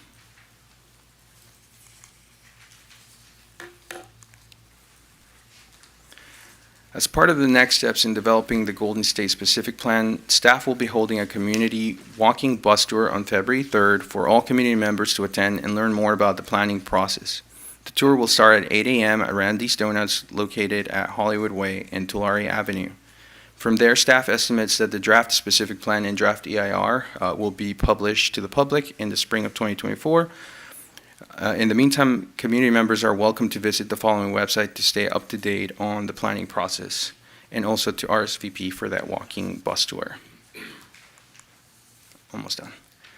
In conclusion, developing mobility goals, policies, and areas of focus is an important step in establishing a specific plan that is consistent with the future mobility needs of the city. As part of the development of this plan, staff analyzed existing conditions and identified areas of opportunities to develop a new mobility chapter for the Golden State Plan. Lastly, staff requests the council's input and direction on the following 3 key areas that were discussed during this presentation. Firstly, staff requests the council's feedback on the identified areas of opportunity previously described and feedback on the cross-sections of the complete streets targeted street, which can be found in attachment 10 along with the staff report.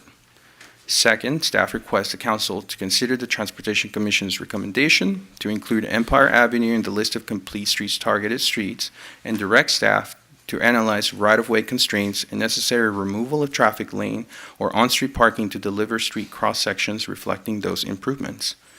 And lastly, staff requests any additional input and direction that the council may have on other mobility areas of opportunities or concerns that should be addressed in the specific plan before a draft is presented in the spring.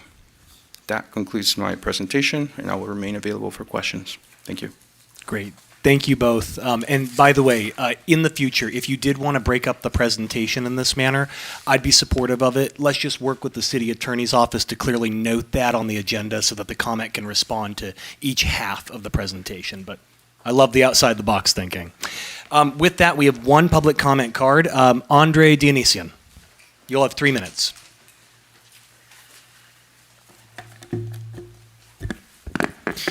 Good evening, Council. I actually pulled up my notes from this meeting of the Transportation Commission.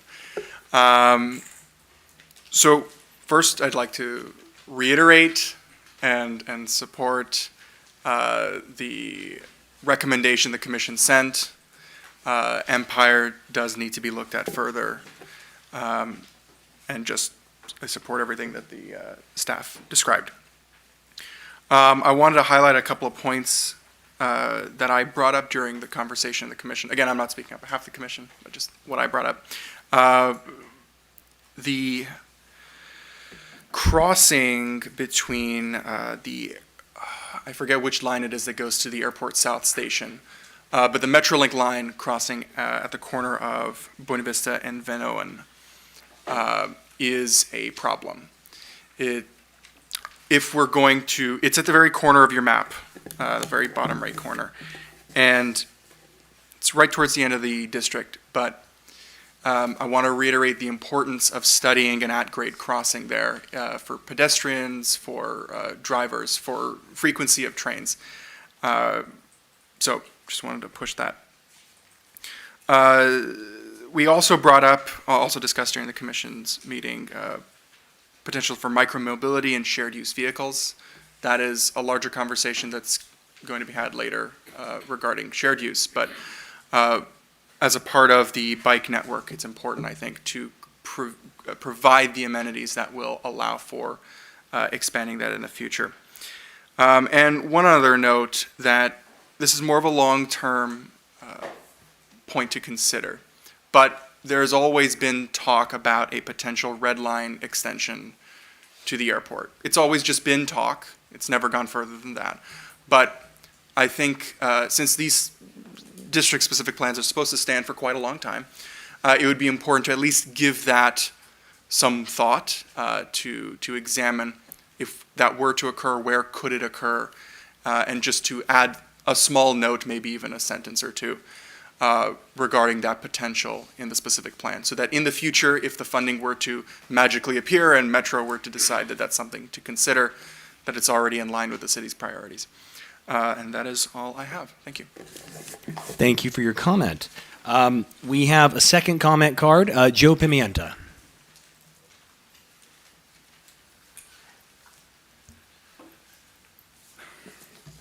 Good evening. Just thank you for that great presentation. A lot of the stuff in here looks exciting. My only question is rather basic, but I just want to put it on the record. I wanted to wonder if it would be possible on slide number 28, where there is the schematic, the plan on how to change Ontario into sharing it with the bike lane. Would it be possible to consider putting the bike lane in between the parked cars and the sidewalk, just for safety purposes? Since as someone who rides their bike, on a regular basis, sharing the lanes with drivers is sometimes a bit of a challenge. So I was just wondering, is that possible? Was that considered? Other than that, a lot of this looks excellent, and thank you very much for your work. Thank you. Thank you very much. Any other comment cards? Going once, going twice? I see none. All right, so staff, thank you for bearing with me on the technicality. I'd like to throw it back to you if you have any response to public comment, and if now you'd like to guide that discussion you were hoping to do, I think it'd be appropriate. Or if they have a third presentation. Heaven forbid. No, please. Take it away.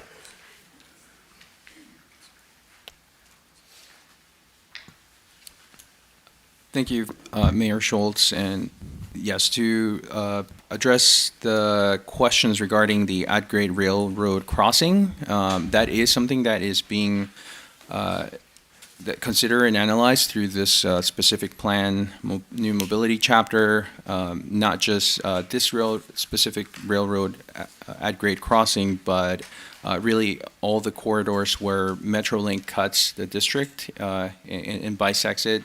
As I mentioned during the presentation, it creates very long blocks that really impacts all the different modes of transportation. So looking at whatever opportunities we have, whether it's through special pedestrian crossings, introducing new traffic signals or signalizations at mid-block points to increase the number of crossing points. That is something that will be studied with this plan. For the point regarding micromobility and bike share, I can say that bike share is definitely one of the things that is also being under consideration with this new mobility chapter, specifically in the bike network opportunity map. You will see that there are 2 points on the map that show the potential for bike hubs at the 2 Metrolink stations. And so that is something an opportunity that this plan will look into. And for the question regarding the configuration of Ontario shown in slide 28, ideally, yes, we would prefer to have a parking protected bicycle with the bicycle on the inside and then vehicles parking on the outside next to the travel lane. Unfortunately, we've looked at it and we don't have enough space to provide the buffer between the necessary space to provide the on-street parking and the buffer required for the bike lanes. All right, thank you, staff, for the response. So, colleagues, I'd like to propose to keeping in the spirit of the staff presentation as written, looking at slide 19, it looks like the first thing that staff would like from us is any feedback or questions on mobility-related existing conditions or deficiencies, anything, I guess, that staff maybe missed in the report. So we're talking really about the existing deficiencies in mobility in the Golden State area. Who'd like to begin? First off, I want to just ask some questions about some of the responses you just gave. The at-grade crossings, under the specific plan that we're analyzing now, if we were to implement any of those crossings at Metrolink, would we still be able to maintain our push for quiet zones? We've been trying to keep the train horns to a minimum throughout the city. Are we able to find crossings? Basically, I'm asking if there are opportunity crossings that would still maintain a quiet zone versus having them honk through. Yeah, thank you, Councilmember Anthony. So the answer is yes, that is something that can be considered in terms of retaining quiet zones. It would have to be achieved via a separated grade crossing, of course, that would allow the railway to go over, basically, and when vehicles going either under or over the railroad right-of-way to not require any blowing of the horns. Okay. Okay, and then my other question to you would be for Ontario, and also discussed was Empire. For the protected bike lanes, would it save space and allow for buffer if we put both bike lanes on one side of the street? Does that save us space, or are we losing some buffer by putting one on each side? Because I have seen some streets in other areas, in other cities, where they put both bike lanes on one side, have a single protected lane, and then all of the traffic on the other side. If you go down to Santa Monica, the main drag that goes right to the beach, they do that, where both lanes are on one side. And that way they only have to waste space on a protected lane once. Has that been considered, or is that not consistent with our general plan and our specific plans? Yes, thank you again. That is a very good point. We are trying to make a on-the-fly calculation of the space to see if we count the number of feet from the sidewalk to fit it. At a glance, I want to say that maybe you can, because when you have a bidirectional bike lane like that, it allows you to reduce the width of the bike lanes by a foot in each direction. So we could technically do maybe a four foot in each direction, and then we would only need one buffer instead of two. Okay. So it's possible that we could do that, and we will note that to pass on to the consultant so we can work on that. Especially with Empire, with such a long strip, you're not having people cross over back and forth if you can do it all in one go. Just to clarify, David Kriske, Assistant Community Development Director. So there's two issues here. Ontario, we just worked it through. I think that's a good idea. We actually, as Mr. Fuentes said, you can probably put them on one side and save some space. Mm-hmm. Empire is a different discussion. We can't do anything bike related in terms of bike lanes or protection without doing something to travel lanes or parking. So whereas Ontario, we have space out there to reconfigure and not lose anything. Oh, I see. Ontario's a different conversation, and that's why we wanted to pose it to you, is because we have to take something else away to put bike or even wider sidewalks on Empire. Oh, I gotcha. We're so constrained there. So it would be a massive redesign. Okay, I gotcha. Okay. That is all of my... last question. Yes, even back when I was on transportation, a red line extension to the airport was being discussed at Metro. Is it possible for us to put in a footnote, even for like high-speed rail, or a possible red line extension in that area to say, hey, we welcome it, or we'd like to make this specific spot the place for it? Like, would that be part of the discussion? Can we get the airport commission involved about what is happening over at the airport and the new terminal, and say, and basically, we don't have to pick a target, but like a general, understanding of where we might want to see a rail stop? Yes, the short answer is yes, and I apologize if I missed that question earlier when Commissioner Danielson posted, but as part of this plan and the mobility chapter, it would look at the possibility, and just in general, how can it improve transit services, inclusion of, and looking at the potential for coordinating with Metro to sometime in the future bring heavy rail or a large-scale project of that kind would be something that could be written as a policy or goal. Additionally, as part of, and it's separate from this topic, but still related, as part of the Burbank replacement terminal project, there is a condition of approval there that states that the project has to also facilitate coordination with Metro for a future installation of mass transit service of that kind. Okay. So there are different opportunities that can be explored at some point in the future, but at the very least, this specific plan could implement some kind of policy to kind of set the ground for that. Just to follow up, the language there that you mentioned with the airport, has that already been approved by the Airport Commission and they're already moving forward with that, or is that something that has to come back? So it's written into the development agreement as one of the conditions of approval. Okay. So the condition would get triggered if there was some kind of proposed or planned mass transit project that aligned with the replacement terminal. Awesome. Thank you. Thank you, council member. Who's next? Yes. Thank you, Mr. Mayor. I have four questions about existing and a number of questions about opportunities. How would you like me to proceed? I'm going to ask staff, I'm assuming that you wanted us to identify the deficiencies for some purpose to help guide discussion later. So if you'd like us to stick to that okay. So if you could, existing deficiencies first, Okay. please.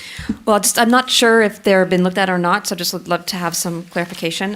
My first question is regarding, again, the Metro Link stations. And so the North Metro Link station, the South Metro Link station, which is also a train station and a bus depot right there, right? So has there been existing considerations for the existing conditions for moving bikes and pedestrians to and from those two stations to the airport and the conditions that exist now, including ADA access from both of those to the airport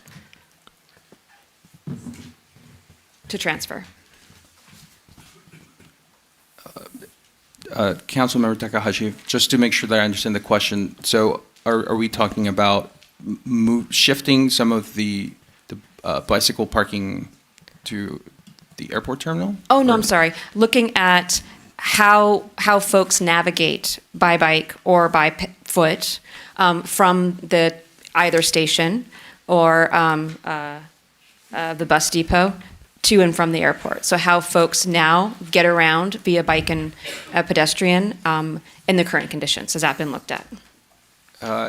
It is being studied as part of the first last mile analysis that will accompany the specific plan, yes. Okay. And then another one to just kind of overall in the entire area, the bicycle network. Are the conditions for the different areas that have bike lanes, is it being looked at which bike lanes? So here's an example. On slide number 13, there's an example of a bike lane that's right up against the curb, right? So bike lanes that are right up against the curb oftentimes have a gutter.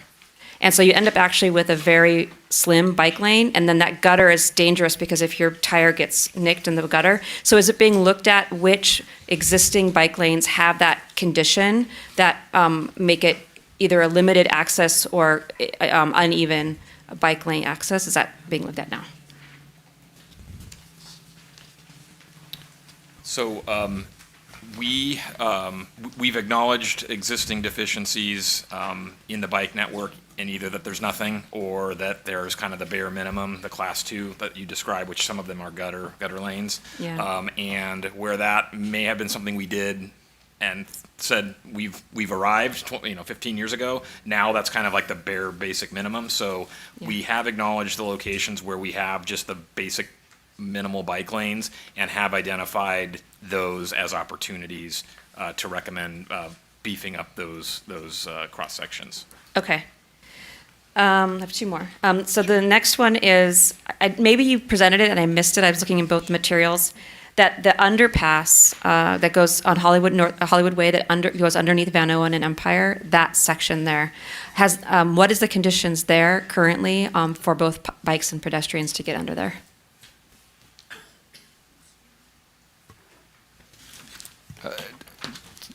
Currently, under the Hollywood Way underpass, you have, I believe, class 2 bike lanes for bicyclists, which puts them right next to vehicles that are also going at the same grade. And pedestrians are on a separate sidewalk that kind of zigzags, and the width varies depending on where you are. It's a little bit dark in some areas, but that's the existing condition right now. Okay. Is that part of the existing network that you're studying? Okay, great. And then last, just kind of a general thing that wasn't mentioned, that at least I didn't notice, is just generally ADA and disabled access to the entire network. Mostly pedestrian network, but not necessarily. It could also be the transit transfers and the stations and the bus stops and getting from the airport and from the airport. Is that part of the study as well? Existing conditions for that? Yes, that is part of the study. Let me see which slide it was. I apologize. Slide 25, for example, the map demonstrates different conditions at the corners of the streets. The various different color points show which corners have curb cuts or ramps, which of those have truncated domes for individuals with visibility impairments, and then which ones are basically up to standard. So that's one of the ways that the plan has so far studied what's on the ground, but it's certainly an area that we can continue looking into as we develop the plan. Great, thank you. Yeah, those are my 4 items for the existing conditions. Thank you. Thank you, council member. Who's next? No? Okay. No, this is the time. Questions or feedback regarding deficiencies? Absolutely. Feedback's welcome. So I would say, for starters, my piece of feedback on what's missing, I really agree with Councilmember Anthony. I would love to see what we can do to improve bike lane conditions. If putting both of them on the same side of the street gets us where we need to get, I would love to see that, because one of the primary concerns from our residents, especially in this area that has a lot of vehicle traffic, higher speeds, folks are trying to get faster to the airport, to other places, there's less protection in some areas. Hollywood Way has done a phenomenal job. I know we've been recognized in newspapers, et cetera, for the work we've done to create those protections for bicyclists, but it doesn't work if it's only one street and only one piece. We need to extend that to other arteries. So I'd love to see innovative solutions like that, or in streets where it's really just not possible, some type of buffer. Even the ones that I know they don't protect folks very well, the poles, but just the guiding, separation from car to bike lanes so that we don't have cars veering into bike lanes. Unfortunately, and I know nobody here, but I've seen folks veer into the bike lane when they want to pass or very early before their turn. So creating those protections in these streets and in the arteries that, connect this district to our other areas of Burbank, I think should be a high priority for us. Thank you. Councilmember Mullins. Yes, thank you. My mic is coming loose, so let me put it back on. I do agree. This all the discussion and concerns with the train on Buena Vista and Van Owen, the quiet zone that's been discussed for a long time here in the council chamber. I think we do need to have a look at to make sure that this is something that is doable and something we can take a look at. So just to clarify, I believe we made all the quiet zone improvements at Buena Vista and the railroad tracks at Van Owen. Yes, so we have made all quiet zone improvements at Buena Vista Van Owen grade crossing, so that one's done. There is still train horn noise that residents are probably hearing at Clybourne, out at the west end of the city, Clybourne and Empire, and so that has been identified as a potential future improvement in this plan, and actually the city council's quiet zone plan as well. And then we're still looking at the stations, and Metro Link is making some upgrades there because the trains blow their horns when they come into the stations. So we are seeing if there's a way to mitigate that, but there is there may be some rulemaking that you have to blow your horn coming into a station no matter what. So we may be limited on what we can do at stations, but definitely the one remaining opportunity is at Clybourne, and we have that in the plan to continue pursuing quiet zone improvements. It's tricky because it straddles LA, so we have to coordinate with LA, of course. So, and just to clarify, the quiet zone improvements that the city made permit the engineers to not blow their horns, but it's still within their discretion if they believe it's necessary. Okay. Yeah, and I think my original comment was if we look at future crossings, let's try to maintain that type Yes, of we infrastructure. definitely wanna do that. And we're very proud of the work you've already done. We love the quiet zones. Yes, absolutely. And I do want to comment about the whole entire report. I do believe that you provided detailed information for us, and a lot of the slides you presented as well. It's very clear and detailed, and I appreciate that. I do have, I guess it's time to address concerns as well. On page 8, which is under community outreach, and I think staff highlights this for us, and I believe this is where you're really looking for directions, where we talk about existing and future housing development along on the street, and I'm referring to Empire, giving the existing width on Empire Avenue accommodating these type of improvement could require removing vehicles, travel lanes, or parking. So I'm very familiar with Empire. And as you're aware, there's lots of apartment buildings in that area. There's also businesses in that area. And the city approved a project that only provides 7 parking spaces with 149 units. And I believe that project is moving forward, which concerns me of the impact that would have on Empire if we do remove lanes and if we do remove parking spaces. I understand there is the limited parking spaces because it's closer to transportation. However, this will become a greater issue for the whole entire neighborhood, given the amount of residential development that's going in that in this particular area, and then also the existing residential concerns because there's a lot of apartment buildings. So I know that it was recommended by the Transportation Commission to take a further look on Empire to add additional bicycle, pedestrian, street improvement. But I would really like to have you take a very close look at that street when you're doing your community outreach. And I can't see that we're adding additional burden on that neighborhood because of the restriction that we have with the project that's going in place with 149 units.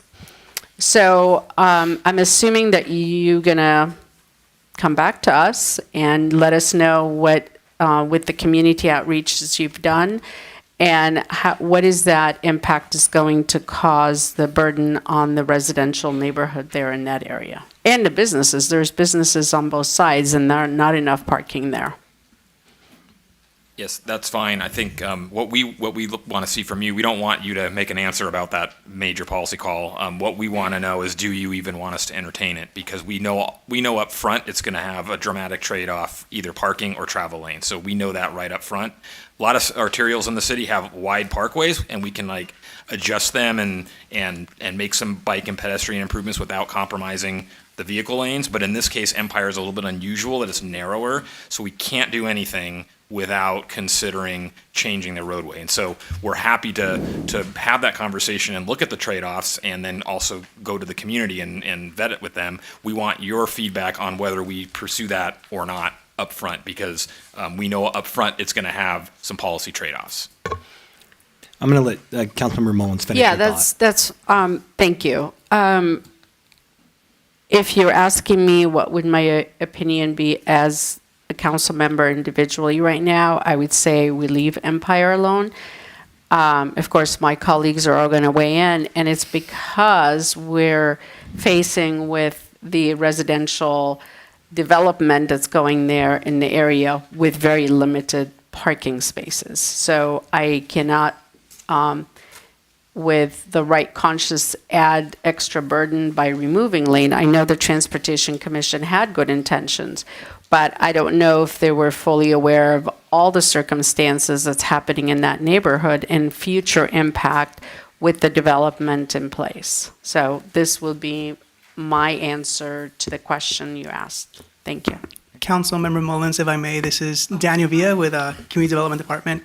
I'm one of the planners working on the specific plan as well. One thing that I will say is that when speaking to the Transportation Commission, one of the things that they highlighted was that it could be possible to look at it in phases. What I mean by that is it may be that as part of a phase one, we look at less intrusive improvements, such as maybe reducing the amount of width that someone has to, reducing the width of crossing, for example. That could be something that maybe is less intrusive, does not result in having to displace vehicle traffic lanes, and does not result in having to displace parking. However, it does complete some of the elements or some aspects of complete streets. Having said that, we could also possibly look at a phase two where we don't implement it right away, but maybe 5, 6, 7, 8 years down the line, once we have parking strategies implemented, once we see how development is building out in the area, maybe we revisit it and identify whether we want to consider it or no, or not at that point in time. So that could be an option as well. It may be worth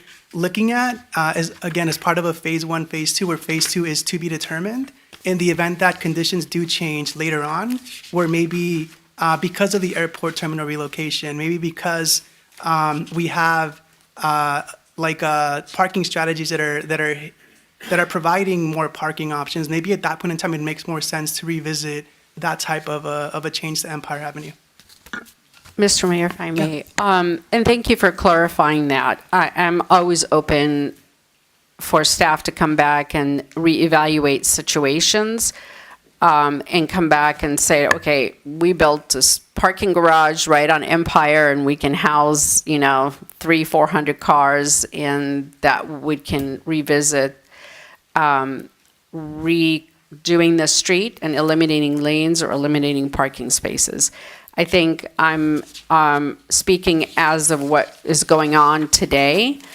In the future, if you want to come back and there is a need for it, absolutely. I'm more than happy to evaluate and see if we're meeting the requirements for the parking in that area, or we have enough parking spaces in that area. So it's not an absolute no, but it's the direction. We can't sustain having removal of lanes or removal of parking currently as it stands and currently as the proposed projects being discussed and being built on that street. So this is what but in the future, absolutely, I'm happy to evaluate it if there's another solution to our parking problem. Thank you. Great. Are we all ready to move into the second phase? Councilmember? I would like to just give a little bit of context on Empire. So when my son was 3 years old, I lived on Niagara between Empire and Thornton. And the walk north to Thornton and take a right to the little fire station park that was there. It's gorgeous, lovely, a lot of shade, excellent park. Every so often my son would get bored and he'd want to go to Robert Gross Park. There is a need for Empire to change today. It is narrow. There's no shade. Crossing that street is a nightmare, especially with a 3-year-old in a stroller. Because of the configuration of that street, there is a ton of red curb already. So there's actually not that much street parking as is. So for me, if we were to move forward, which I think we absolutely need to do something about Empire, it's such an arterial road, I would not feel comfortable removing driving lanes. But the loss of a parking lane, I will tell you, do we have the number of total spaces we would lose? Because it doesn't seem like a lot. Most of it is red curved because of driveways and off ramps and on ramps. I would like to see that total number of parking spaces that's even on Empire. And if it's just a fraction, then I think for me that would be the lowest hanging fruit, because the sidewalk, too narrow. Again, there is no bike lane. There's no shade. So for me, if we move forward, that would be my recommendation.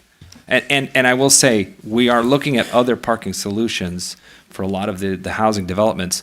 Saving a handful of parking spaces on Empire is not going to fix a 700 unit. We need to find bigger solutions for that. So that's just my thought. So, Councilmember Mullins, I'm going to let you go next, but in fairness to my colleagues, I think we've sort of bridged into the second portion, which is the Transportation Commission's recommendation. I'll save all my comment for last, keep the room in suspense. So why don't we go Councilmember Mullins, and we'll go over here to my right. Thank you for allowing us to carry on to second phase. Yes, I'm very familiar. My parents lived on this street 30-some years, so I drove on Empire probably daily to go visit them.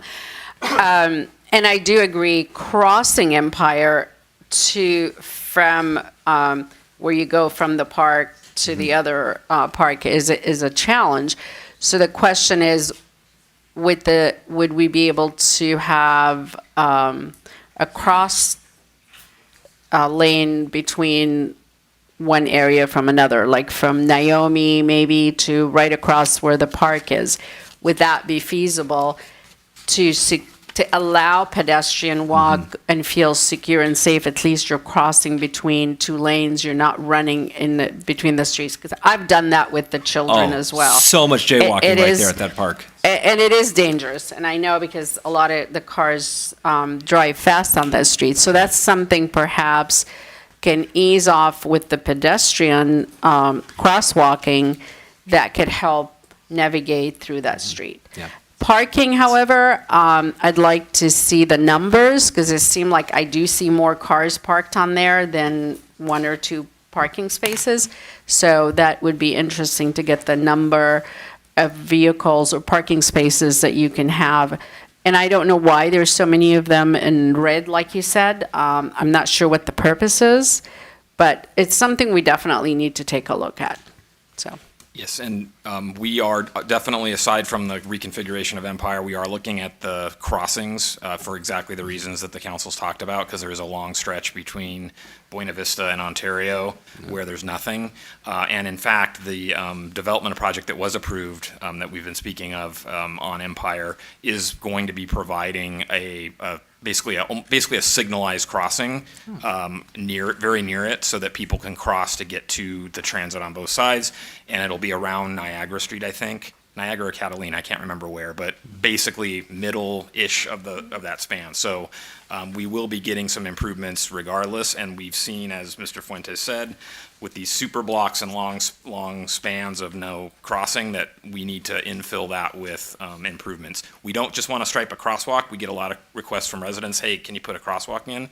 We would not recommend that across 5 lanes, so we want to do more protected crossings that our Complete Streets Plan talks about, with the overhead signal or the flashing red or something that actively stops the cars before you cross. So that's definitely in the plan regardless of the other discussion of Empire. Is super block is that a legal term? Is that where we're? It's a transportation planning term. Large blocks. Only if it comes with a cape. All right. Who over here would like to go next? I just Vice had a Mayor? comment to the whole Empire discussion. I think Catalina makes the most sense, just given that that's the entrance to the park, which I'm sure you both are very familiar with. And yes, there's a lot of jaywalking there. And to Councilmember Mullins' point about, reducing the parking there, I would also like to see the number of parking spaces, because that data informs what we're doing up here. And if it is a burden, I think when we're looking at the plan and looking at where to take out space, there are Van Owen and Thornton are also there. And when you're riding a bike, it's much faster to get from one place to another. You just need an artery. If our goal is to cut across so that folks can make it to the Empire Center, to downtown Burbank, if there are other places to do that, that's great. I know somewhere in the ether we're looking at the bike plan as well, but I think just the goal for this area is that we also create a plan that allows for those arteries. If Empire it's going to be hell on earth to take it out and, recreate, can we look at Thornton? Can we look at Van Owen and the other streets just to create those crosses so that we can get from one point of this area to the downtown area? Thank you so much for saying that. I was looking at Thornton too, because as we're navigating the city on a bike, as most of our fellow bike riders know, is it doesn't necessarily have to be a straight line like a car would do, just have to be a straight line. So long as it's a safe and relatively available route.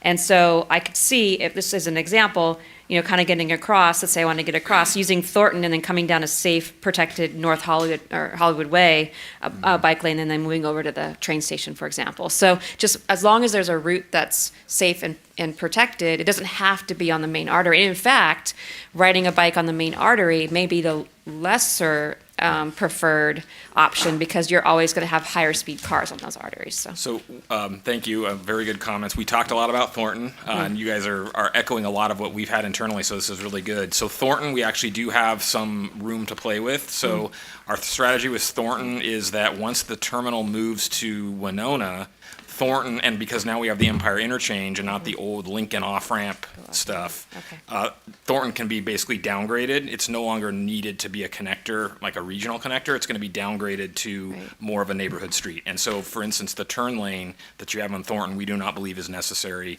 between Ontario and Buena Vista. Now we've got an extra 10 feet to play with. Now, we went back and forth, bike or ped, because Thornton has only 6-foot sidewalks and no shade and a lot of the same things that we talked about. We came down and said if we were going to do something, we'd take the turn lane away and give it to pedestrians, and we'd make the parkways wider and have wider sidewalks and more street trees. However, you make a very good point that Thornton could also be an east-west, quieter connection for bikes, and then we don't deal with the Empire thing anymore because Thornton is the substitute.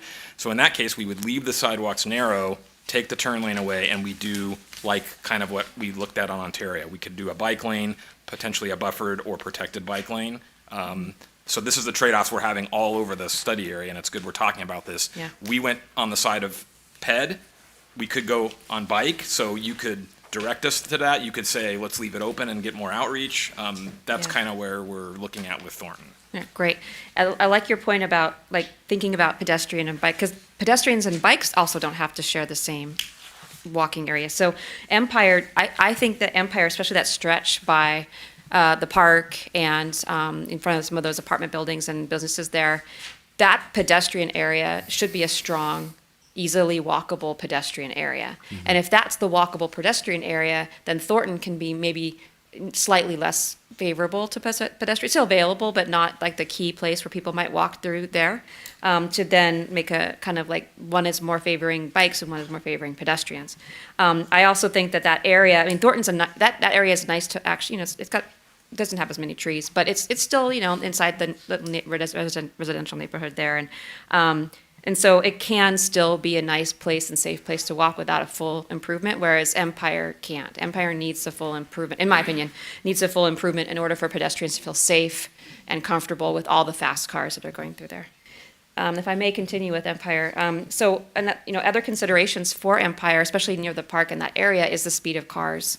And I think that having the crosswalk there will be helpful, but anything, other considerations that we could look at to slow down the traffic, the speeds of traffic there, it'd be great too in looking at this. And then also speaking of that park, when we would go there when the kids were small, if the parking lot was full, we would sometimes park across the street and then run, so we would use that parking to get to the park. So we're talking about the two new developments on Empire, but also that park can sometimes have events or larger things going on with kids and families. And so just having a network there that's very friendly for all access would be great. And then I also noticed on the plan, intention to improve the bus stops there on the Orange Line. Thank you. So that would be really great to focus on the emphasis on improving those bus stops. And just in general, like I love the little example you have here of the bus amenities where there's a bike lane next to a bus. I like the idea of having this welcoming bus stop for folks, especially near the amenities. I have a few other comments, Mr. Mayor, if it's okay. Moving on. Okay. Just in general, that area, there's some areas that the bike lanes are painted green. And I noticed also, I know this is not in this area, but I just want to point it out that there's other areas in the city where bike lanes are painted green. As a bike rider, I really favor green painted bike lanes. It feels safer. It feels like we're seen. It's easier to know that that's a bike lane. And so when cars are going in and out of the bike lanes, it's very clear that they're crossing a bike lane and not just an area for parking. So just want to put that out there.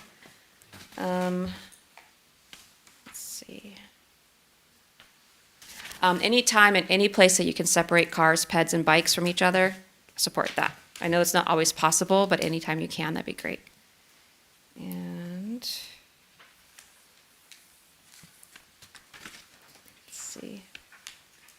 Oh, and just one other comment. I appreciate on attached. It's not here, I don't think, but attachment 10. There's a mock-up of Hollywood Way and the different configurations along Hollywood Way, and some of them have raised bikeways. I really like the idea of a raised bikeway because then that's even harder for a car to cross. So thank you for that.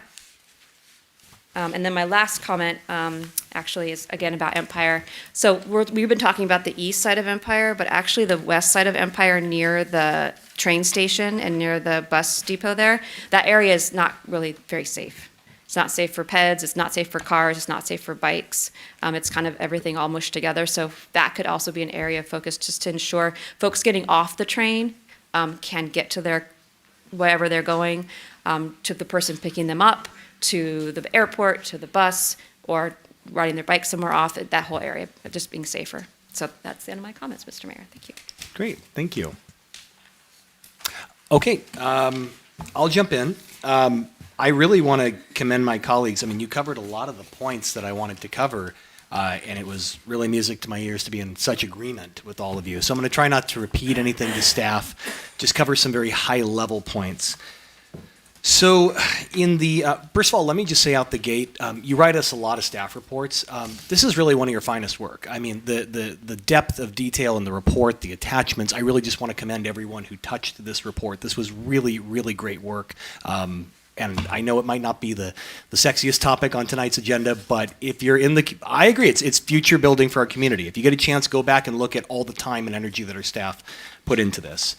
On slide number 8, we reference the vision statement and guiding principles for the Golden State specific area.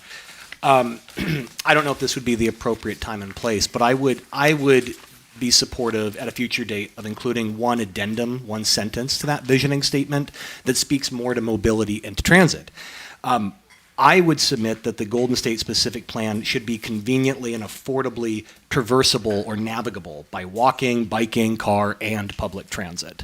I think it's important that it's in the visioning statement because long after all 5 of us are not on the council and many staff members sitting in the room are gone, I think anyone should be able to pick up and read the visioning statement and be able to understand what do we envision the Golden State specific plan area looking like. And to me, we need to embrace the future of this city. Yes, navigable by car, but we need protected bike lanes. I so agree with you, Councilmember Takahashi.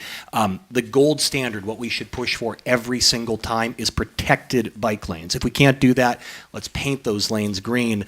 But we really want to create as much physical separation as possible, as feasible from vehicular traffic. In terms of a couple other, I'll jump around a little bit. I would also be supportive of scramble crosswalks if that's something that we could implement, especially near the park. For the community, that means a signal that would stop traffic in all directions, allowing pedestrians to cross in every direction. It's actually less intrusive for traffic, and it's also safer for pedestrians. Just something to look at and consider.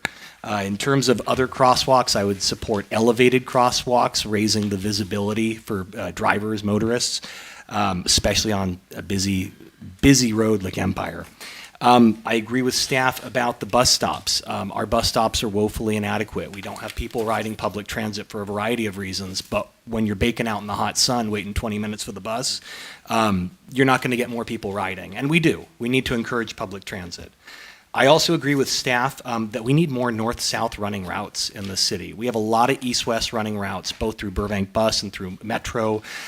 That's great, but as I look back at the map of the Golden State specific plan area, as we look at all the new housing development that we're going to put in, all the job centers, we need more connectivity in the city north to south.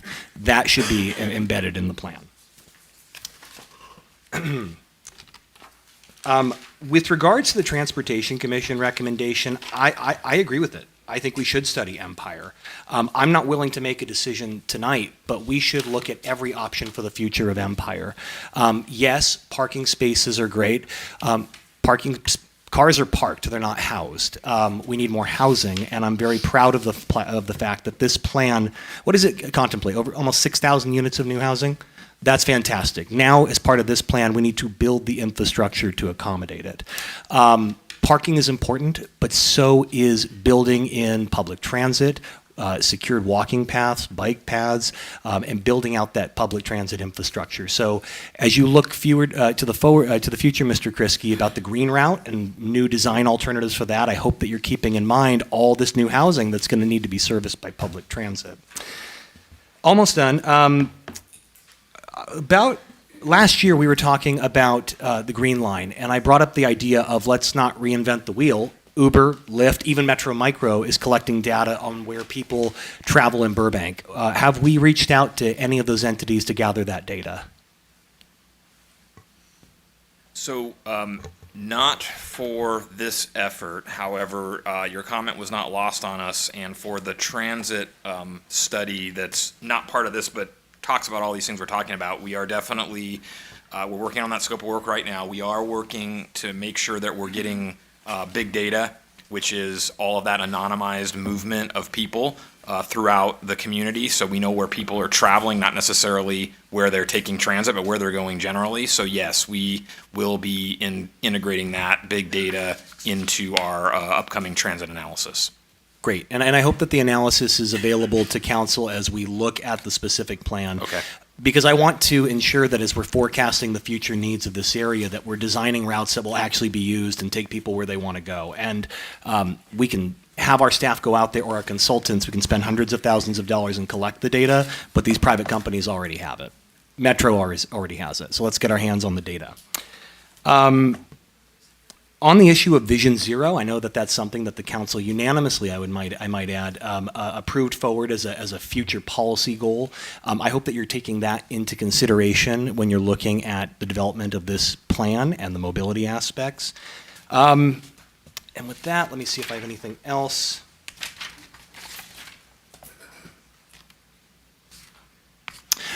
No, actually, I think that completes all my comment, but really stellar job on this, and I hope the feedback proves to be helpful.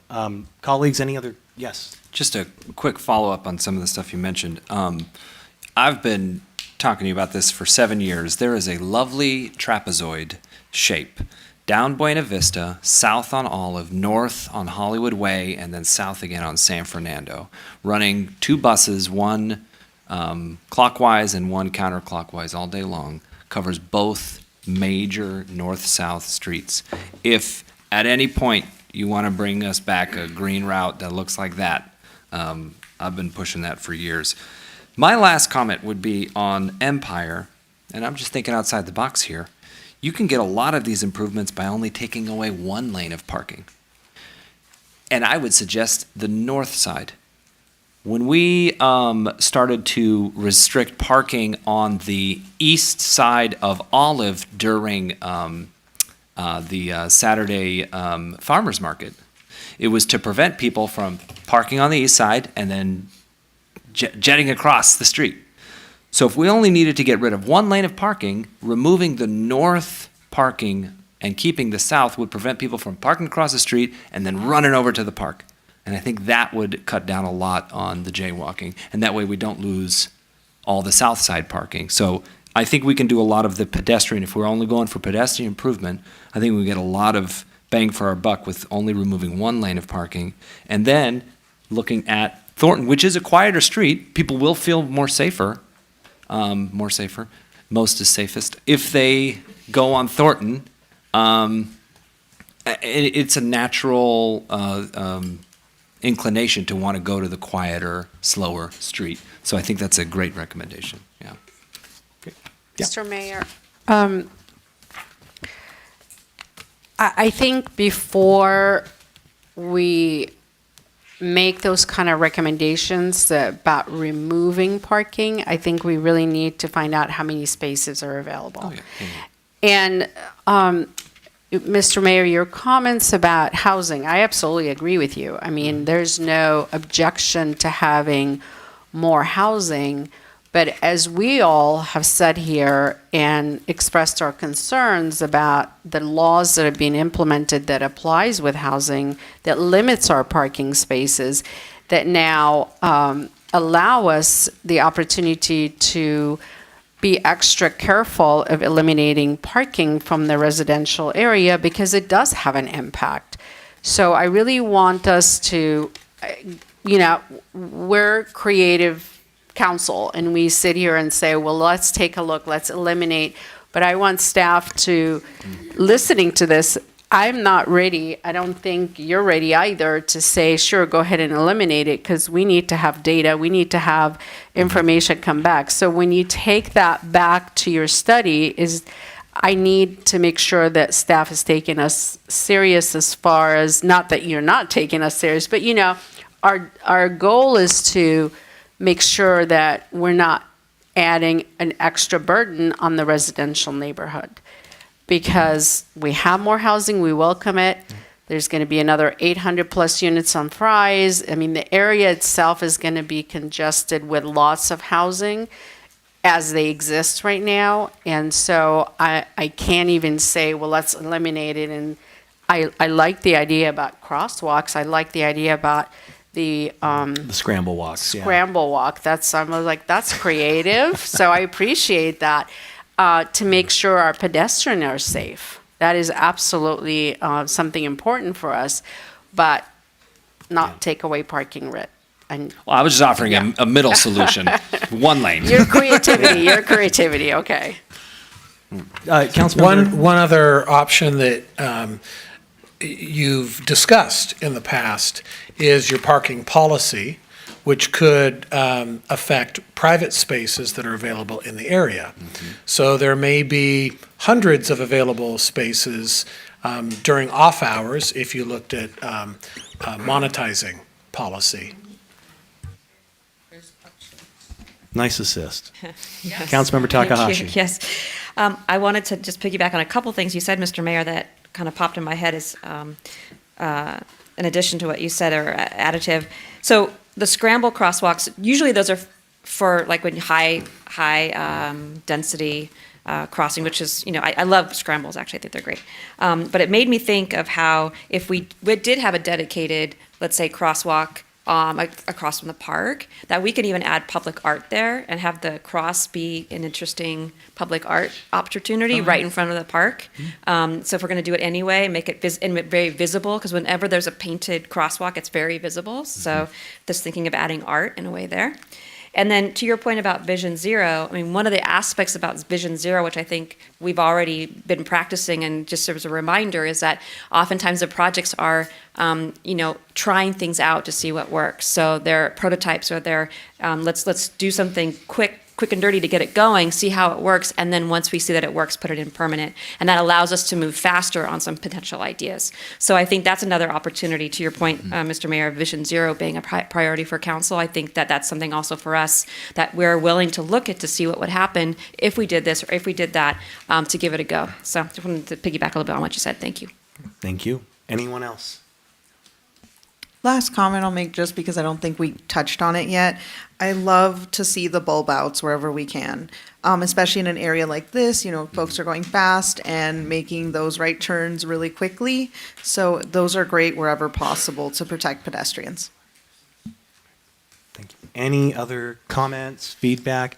The last two items I'll just mention. Thank you, Councilmember Takahashi. You made me think of it.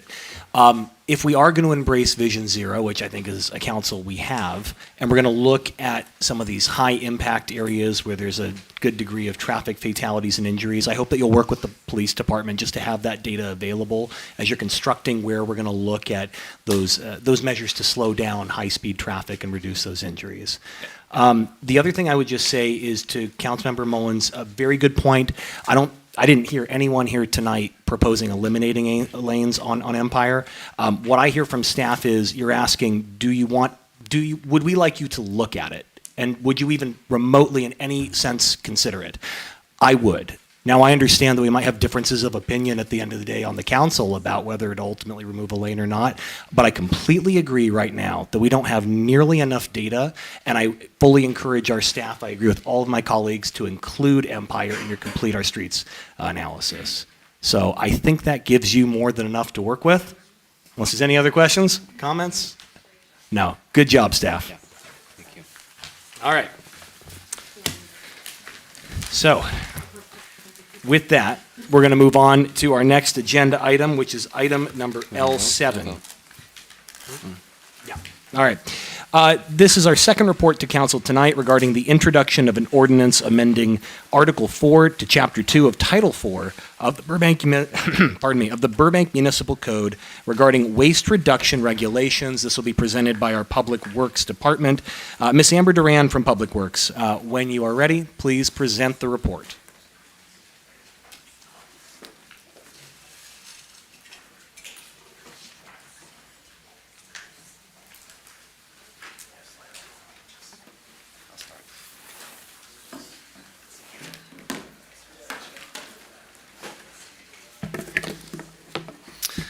All right, Honorable Mayor, council members, not Amber Duran, I'm Ken Berkman, your Public Works Director. Happy to start this off with a little introduction. But first, appropriately, going back to the beginning of the meeting, that Waste Warriors recognition was quite appropriate, tie into this. And, speaking of the position that we mentioned, recycling coordinator, which Amber is, that doesn't touch nearly anywhere close to the depth and breadth of her position. So, fair warning, eventually we'll be coming back to kind of retitle that. But getting into the heart of the matter, we are here to bring back a waste reductions regulations ordinance, specifically a plastics reductions ordinance. And we've come a long way since March of last year, where we came to you with what was really a previous council's direction from 2019 to say, let's bring back a strong ordinance. And at that time in March, we came back, and I think I'm certainly accurate to say wisely, this council said, why don't we go back from the input that we've heard to get more feedback, more stakeholder input. Let's do some community outreach, which we did a very thorough effort. A 7-month effort where their outreach was including hundreds of surveys that we received back from businesses and patrons of restaurants. There were several meetings with the chamber, with the PBID board, chamber organized meetings with the restaurants, and of course, every Sustainable Burbank Commission meeting every month, and also with Amber and her team, meeting with the chair and several other members who formed the plastics subcommittee to go through this measure, these ordinance language and regulations granularly, like really closely. And we really have come to appreciate all the stakeholder input and bring us to a point where I think we are in a much better position, much more fair, balanced position for all, given all the input that we've heard. And the bottom line, when we come down to probably what you might hear from the public, and you'll see in Amber's presentation and note in the report, where we have the Sustainable Burbank Commission, to their final 2 thoughts of in their last meeting in January, not supporting or opposing this regulation, but rather have council consider a ban on all plastics is 1, and 2, looking for there should be no financial or space exception considerations for exceptions from complying with the ordinance when it comes to enforcement. And we had our stakeholder feedback with the restaurants, and they're all positive with the ordinance regulations. There is concerns over the timeliness, which I know we'll be discussing in a little bit. And lastly, before I bring Amber up, I wanted to bring up 2 distinct realizations that we came to from our outreach efforts, and ultimately what we bring before you today. One is compostable foodware certainly has its own challenges that we need to address and deal with. And replacing disposables with reusables is really what will have the most beneficial impact to our efforts to reduce the plastics. So with that, I know Amber has a presentation, a PowerPoint, if we can get that up, and Amber Duran, our recycling coordinator. Thank you very much.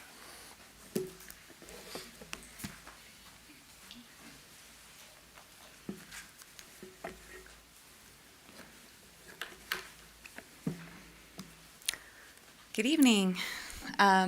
Okay, so thank you.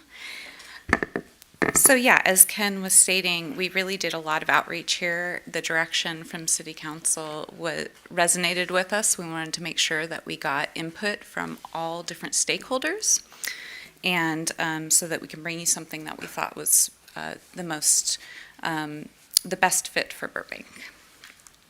The goals of our ordinance are similar to the one we brought you last year.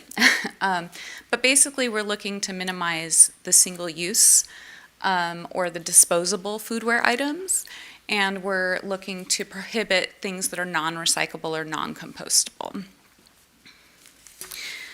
So the stakeholders are listed here as far as what is internal in the city as our stakeholders, but I want to point out that not only did we do these outreach efforts to reach them, but we also reached out to our composters, our recyclers, the Department of Health, and other jurisdictions that have passed similar ordinances to get feedback from them. And so we're happy to answer questions about that, but we'll give that to you too in some of those details. This is a map showing where I'm here today with our consultant from the co-founder of Recreate, Natalie Lessa. And she and her team went out and did in-person surveys with many restaurants in Burbank. And so this is a little map to show you some of the points that were touched. And this was our beginning of our effort to get survey results back, which you should have a copy of the survey results. And then I wanted to talk about the state regulations because this all impacts this ordinance. So SB 1383 bans organic material from going into the landfill. Just want to note that because that means that our composters are faced with a different challenge than they've had in the past. Before, they can be very picky about the items that were coming in. And since their job is to make compost and to make nutrients for the soil, they were able to pick and choose what they thought was going to be the best for their compost operations. And now they're in a different situation where they must take items that have been banned from the landfill, and then they will have to learn how to manage it, and that includes compostable food superware. AB 1276 was passed by the state. This policy, this proposed ordinance incorporates that because it needs local enforcement in order to be viable. Not only does the law state that, but that makes sense. We don't have the education and the enforcement backup right now, as is. AB 1200, also another state law that says that you can't use compostable products with PFAS in it, and we'll talk more about that. And then there's now recently the SB 54, which is new, and it sets those recyclable and compostable standards. And so we wanted to be in alignment with that law, but also anticipate that that's something coming to California, and it will impact us greatly. One of the things it will definitely impact is we think that we'll see a surge in the development of these products being recyclable or compostable. But what could also happen is there is a component to it that allows the producers of this material to also invest in the infrastructure for recycling and composting. So they can either choose a design change or they can invest in that infrastructure. So the policy details in this proposed ordinance is broken down into just these 4 areas because we've eliminated some of the things that we brought to you back in March. Polystyrene is one of the most problematic materials, being that it can break down very easily usually, because what you would usually think of as foam or styrofoam would be what we're talking about. And so that's a number 1 priority. Most cities stop here with allowing for a ban on the polystyrene, expanded polystyrene. There's two different types. I'll get into that in a minute. Reusables for dining on premises, an important part of what it takes to make sure that we're not using disposables unnecessarily. Disposable foodware standards are based on that recyclability and that compostability. And then, of course, we wanted to incorporate the prohibition on plastic water bottles as requested by the council at city facility and events. Okay, so now let's talk about the foodware, because this is kind of the education that we went through too, as well, because if you think about it, okay, many people come to us and say we want to eliminate plastic. And so then we say, okay, let's look at the plastics that we're talking about as far as foodware. So, show and tell. Let's see. Okay. So to start with, we have number 6. And many people think of polystyrene as being styrofoam. Styrofoam is actually a building material. It's not used for foodware. But this is what we call expanded polystyrene, and this is what I was saying most jurisdictions have banned because of the problem with it's extremely lightweight, it's not recyclable, and at large scale, I'll say, because there's not much you can do with a bunch of air, right? Which is basically what it is. It's just puffed plastics. And then on top of that, rigid polystyrene is also not recyclable. Even though it doesn't have the same components where it can break down very easily and pollute our waterways, it's still not a recyclable plastic. And so that's something to keep in mind. Well, most restaurants may use those products because they are the cheapest available. And they also withstand heat, which is important for certain products, right? So that's number 6. Again, this policy bans, number 6, both expanded and rigid polystyrene. And then plastic resin, number 5. Okay. So as you get to number 5, this is polypropylene. So polypropylene is a little bit different than number 6 because it can be recycled, which is exciting news. Now, this isn't something that I would say is the most recycled plastic because when you make it black, it no longer is recyclable. It's just a simple thing that basically when we recycle, we take things onto conveyor belts and we have optical sorters that determine what type of resin it is. And then it's sorted and sent to different facilities, recycled completely differently based on the material type. So number 5 plastic is very good at holding heat, just as number 6 is good at holding heat. And it's something we're seeing be replaced quite a bit that since number 6 has been so problematic. We've been seeing a lot of number 5 in its place. But the problem really is if you're making it with the carbon black, then we can't pick it up with our optical sorters, meaning their cyclers can't pick it up with their optical sorters, and so it ends up going into the landfill. So this policy is a little different than most policies in that it bans the black recycled plastic, or sorry, black number 5 plastic or black plastic in general. There's no reason it's made black other than that was just the preferred method at the time. And so this is a producer responsibility to go back and redesign something. It can come in any color. And then, okay, so number 1. This one is number 1. It's something you'll see a lot of. Polypropylene is, polyethylene is PETs for short. It's also used for water bottles. It's highly recyclable. In fact, we went to a local recycler and saw 100% recycled polyethylene packaging being created for Olive Garden, for instance. So depending on the producer's request, they can do up to 100% recycled plastic for this. This is also being driven by a lot of our laws right now that are requiring a certain amount of recycled content in packaging. And also this is something that is, I would say, a newer development in our technology to be able to recycle it at such a high rate. So a lot of our older statistics about an item can only be recycled once before it's going into the landfill is just not relevant when it comes to number one, plastics.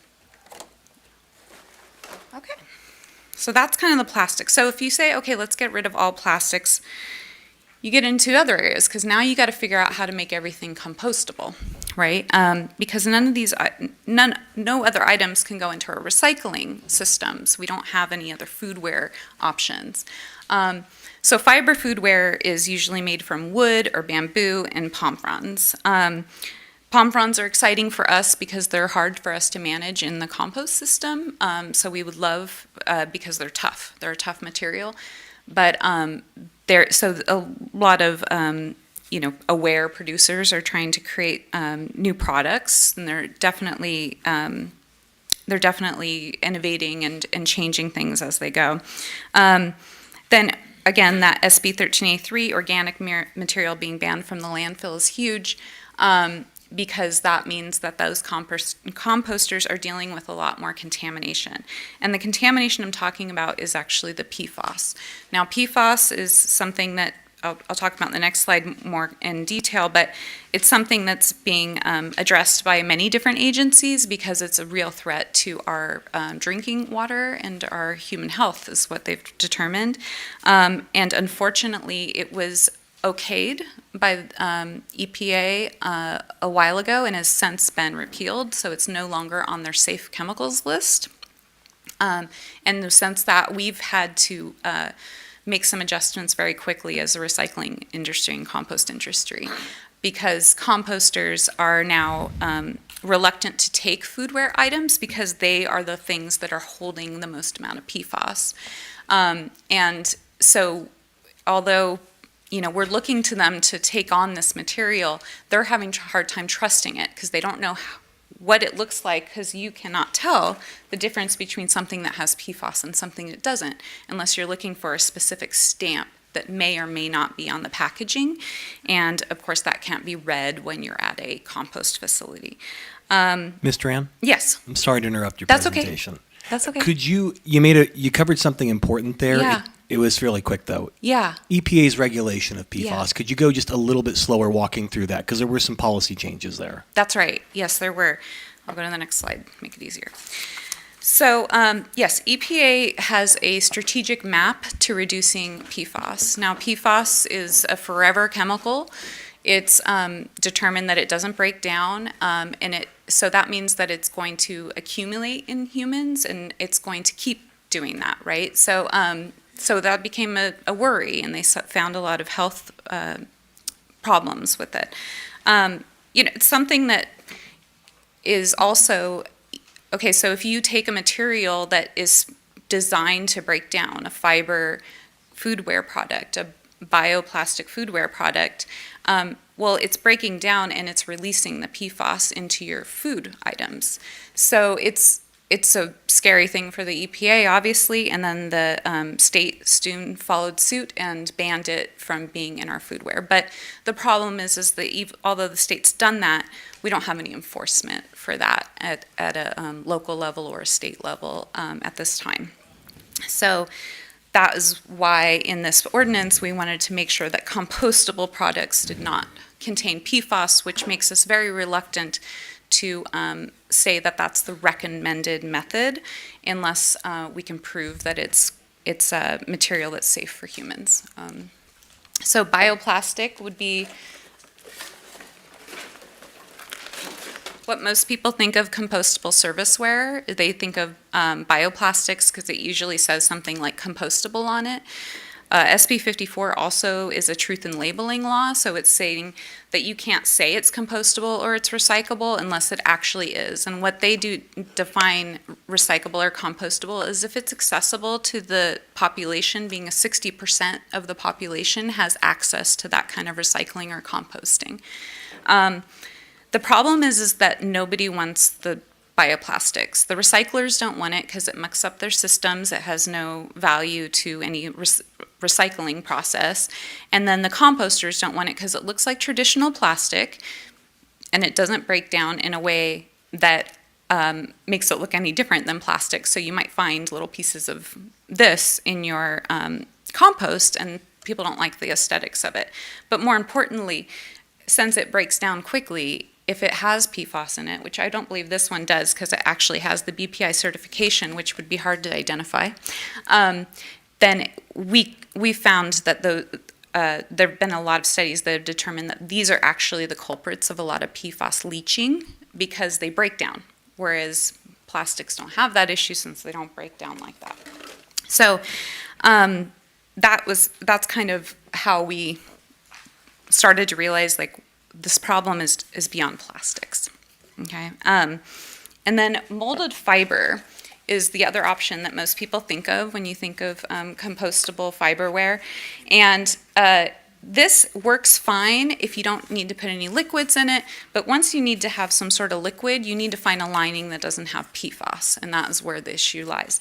So all of this being said, since it's so hard to determine which is which, there's been companies that offer third-party verification of your products, but they come at a high cost. So therefore, these products have gone up in price quite a bit. So I'm sorry to interrupt. What was that last thing you showed us? What is it called? And what category is it? We usually call it molded fiber, and or 100% fiber. Another thing to note about fiber products is they have to come from somewhere, and they don't come from the recycling market. So we're talking about virgin wood, or we're talking about crops that are, we're talking about, soy crops or corn crops. This is not byproducts. This is actual, agriculture that's designed just to create these kinds of materials. And when we talk about bamboo, we're talking about things that are being shipped overseas. Just to give you a little education on that. It's a lot. So I probably have more examples, but I guess the point is that for one restaurant, they might have 12, 15 products that they have to figure out an alternative to. And so therefore, we thought that that was going to be very cost prohibitive for them and also very challenging to find the right products for all of the different things they need. And how other cities handle that when they've banned plastic products is they have a lot of exemptions for products that don't make sense for alternatives at the moment. And that would, for what we've heard from other cities, is mostly like cup lids is a big problem. Okay, so that brings us to why the reusable foodware for dine-in became such a priority in this policy, is because we know that single use and disposable is really the problem. When we just shift from one product to another, we just create other problems. So the idea is, can we create a way that we don't create that waste? Can we live in that kind of environment for Burbank? Now, some cities have adopted this. LA County has adopted it for their restaurants with dine-in service. So it would be, their restaurants that are full service. And so this policy goes beyond that by requiring it of all restaurants eventually, but we did it in phases. We thought that it was important to to first hit the low-hanging fruit as far as the businesses that have larger amounts of seats or more seats, because this was an easy way to identify different restaurants based on the health department's inventory check of them. And that helped us to kind of determine who would be maybe the most easily transitioning to reusables if they aren't already. So that was part of our thought for the phase 1 and the phase 2. And then for plastic water bottles, we banned them for city facilities in this proposed ordinance and for sponsored events. We're working with our different departments to see how we can implement this. And we think it's a good step for the city of Burbank to walk the walk. We started developing customer signage and business resources. We think it's very important for these businesses to have a list of items, and we propose that in the policy, a list of items that are accepted, and so that they can determine what would be the best for their restaurant. And that list would be updated regularly in order to make sure that we were staying up with the times, which can be difficult given all the different material types, but hopefully we can get some coalitions with other cities doing something similar. And then this is the timeline that we were anticipating. For the single-use foodware accessories upon request, that's the state law, and so we want to implement it as soon as possible.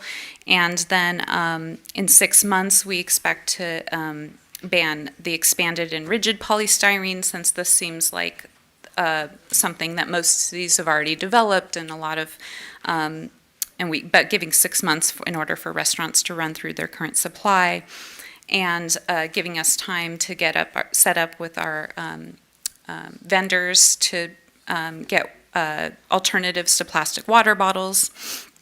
And in a year, that's when we expect to have these standards for non-recyclable and non-compostable. And then also the dine-in of seats 31 and above, restaurants 31 seats and above, using dine-in, reusable dine-in for dine-in, reusables for dine-in. And then also in 3 years, we anticipated that all restaurants would be affected by that and need to comply with that. And the reason for the 3 years for the rest of them is the idea that the smaller places will need a little bit more assistance, and also maybe some more time to complete that. And also that is a way for us to develop more of a official waiver process, because we added a waiver to this policy in order to allow for instance, financial hardships or space constraints, which are mentioned as undue hardship in the policy. So we found from other cities that was very important for them, because there are a lot of businesses that need that additional time or that additional help. Okay, and with that, I can take any questions or... Great. Thank you very much, Ms. Duran. We're going to take public comment first, but don't go too far, okay? You got it. All right. So this is the time for public comment on this item. Every person giving public comment will have 3 minutes. If you haven't already, please complete your yellow public comment card. So far, I have 3 cards. First, we have Vicky Kirschenbaum, followed by Jamie Kieser.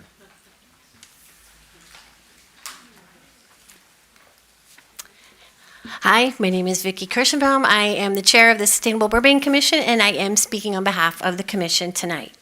Unlike in March for the first draft ordinance, the commission did have an opportunity to weigh in on the final draft ordinance that you are reviewing tonight. Some of our suggestions were incorporated. For example, all restaurants transitioning to reusables for dine-in, albeit we did want a shorter timeline. Case studies show reusables for dine-in save businesses money. The Commission's recommendation tonight is that you restore the ban on single-use plastics that was in the first ordinance at Council in March of 2023. And Council voted for a ban on single-use plastics 5-0, July 2019, this very room, I was here. This room was filled with members of the community, lots of Girl Scouts. The Commission recommends that you honor that directive from that time. The plastics crisis has only gotten a lot worse. In 2019, the Burbank Chamber of Commerce endorsed a ban on single-use plastics, acknowledging we should do our part to stem the tide of plastic that harms our health and our environment. But sadly, instead of banning single-use plastics, this draft tonight only requires restaurants to purchase single-use containers that are compostable or recyclable. Recyclable being aluminum, but also the types of plastic the city can sell to be recycled. So a restaurant doesn't have to stop purchasing single-use plastics, but just swap out one type of plastic for another to be in compliance, no reduction. And the thing to remember, the recycling of plastic has failed for decades. The recycling rate is currently 9%. What happens to the other 91%? Goes in the ocean, the street, the landfill. Recycling is not going to save the plastics crisis we're facing. And plastic was never meant to be recycled. You know, you need substantial amounts of water to clean it. It's got to be shredded, creating microplastics. You need a lot of energy to make that high heat to melt the plastic down. That process releases toxic chemicals. This is a nasty process. And eventually, that plastic just ends up in the landfill. The other item, the other area that we want to recommend is that the waivers be truly only for undue hardship. Case-by-case basis, item by item. Waivers for lack of space or funds for a dishwasher are unnecessary. Local restaurants like the Commissary, Paquito Mas, they have reusable foodware and they wash the dishes by hand. And just the last thing, responding to the statement in the staff report saying we need plastic, compostables don't work. I have gotten compostable containers for coffee, hot food, hot soup at many of our local restaurants. I just want to say they work just fine and the cost is pennies different. Thank you for your comment. Next, we have Jamie Kieser, followed by Andre Dionysian.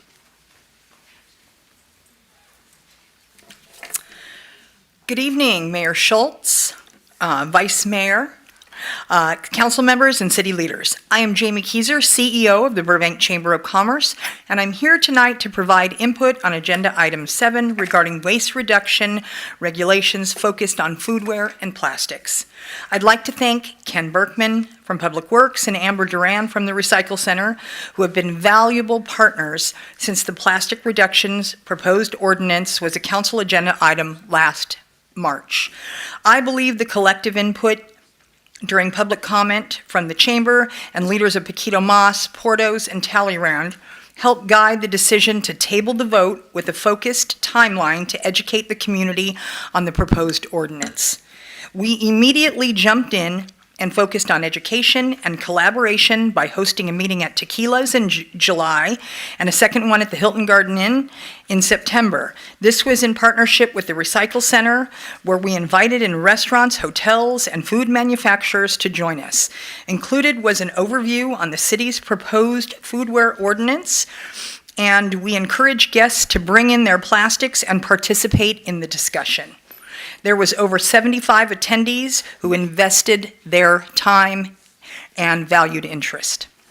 The city's presentation deck was updated based on input and concerns, but more work is needed tonight. As expressed to most of you in our meetings over the past week, we feel the current timeline is too aggressive. We recommend extending it by 3 years from the date of adoption and strongly request that the SB 45 Cal Recycle Activities timeline is also part of the process. The timeline needs to be practical, and whatever we agree upon is required and implemented in a comprehensive training plan for all businesses who will be impacted by the new ordinance. I am aware that the Sustainable Burbank Commission voted not to support the single-use foodware plastics draft ordinance, and we are not in alignment. We need to work together and ensure the impacted businesses like restaurants have ample time to roll out this out effectively and is set up for success. There will be inventory and financial burdens, changing storage space, compostables, and the list goes on. We ask you to factor in the impact of water and energy that will be required if we do not allow recycled compostables for dine-in at restaurants such as Portos that serves thousands of customers daily. This is about compliance, not about punishment. It's been estimated that it will take small businesses a minimum of 5 years to recover from the pandemic, and don't forget the writer's strike. Now, the new ordinance. Thank you. Thank you for your comment. Mr. Dionysian, you're up, followed by Kevin McCarney. Good evening again, Council. I've been following this from the sidelines and watching the work of the Commission, as well as kind of from a distance watching the work of Chamber. And my understanding is the original draft was a little aggressive, and I think as Council noted then, and as the Chamber requested, and as the business community requested, there was time to flesh it out. From what I can see, we are coming up against an impending public health crisis with the effect of the PFAS plastics. And to delay further and further and further is not only going to have an impact on the environment as a whole, on businesses, but also on public health. So, as I understand, both sides seem to dislike elements of this agreement. Both sides seem to like elements of this agreement. I would encourage council to, if we're not going to go ahead with all of it tonight, not say, all right, let's push it all back to the drawing board, but rather, for example, single-use foodware accessories upon request. That can be done tonight. That can be moved forward independently from the rest. I think rigid polystyrene can probably also be separated and move forward from the rest. In terms of the timeline, I understand Chamber's concerns. 3 years seems reasonable. I was kind of flabbergasted, actually. I believe it was the owner of Tequilas who mentioned that on some days for dine-in, they're just so busy that they use single-use materials. And I mean, I study economics at PCC. From a macro perspective, from a hypothetical, theoretical, you know, I'm not on the ground, so I can't speak definitively. But that seems not to make much sense in terms of cost. As the member who was speaking on behalf of the commission mentioned, there is data that demonstrates that over the long term, reusing your materials, even if that requires more water and more space, and even if it requires more labor, is more cost effective than single-use materials. So anyway, those are my thoughts. Bottom line, I think we've pushed this back quite a lot, and I'd like to see some amount of movement, something, particularly if we can get the accessories done tonight. Thank you for your comment. Next, we have Kevin McCarney, followed by Betty Porta. Good evening. First of all, I'd like to say, Amber and Ken, thank you very much. I think the last time I was here, you guys were on this side, and I said, we're not the enemy, and we would get together, and we did. I think it was very fruitful that we had this time to do this. I think we've come a long way from where we were. I really believe that we've started a dialogue now that we're not going to release. We're not going to get rid of that. And I really appreciate Vicki, too, because Vicki, you know, I've been talking to her and listening to her on their concerns. And the one thing I do know about the people in the planet-saving world is there's a passion there. They believe in what they're doing. So I appreciate that. I like hearing it. But for a small business standpoint, we have to take to the practical sense of what we want to do. The 3 years, like the gentleman said, is reasonable because it'll give everybody enough time to do this. We do want to get something going. We want to get something going so we can craft it even better. But I do think that I want to apologize that we didn't get out to every business. The chamber did its best to get the word out. We didn't hit everybody. We didn't make it completely understood by everybody, and that's something we have to work on. But we just any small businesses impacted by this, I apologize. But I do want to talk to a couple of things about the ordinance. First of all, the waivers, I think, are really a good idea because I think that we'll be able to adjust for the small businesses and the other businesses, even big businesses that needs some adjustment. And hopefully there's an appeals process on the waivers. But I think that what I really want to focus on is the language in the ordinance. And I know that some of it's been changed, but it didn't make it all the way into the documents tonight, having to do with sort of the language was more about criminals than it was about just compliance. And I think that that's what I want to shift. I want to get away from the idea of fostering this us versus them, or small business or criminals mentality, or more importantly in the wording and in the tone of some of this document. And that's what I want to make sure we go through and we clean up before we go for that. But, you know, this whole idea, when we started here 11 months ago, almost in a year, is we want to work together.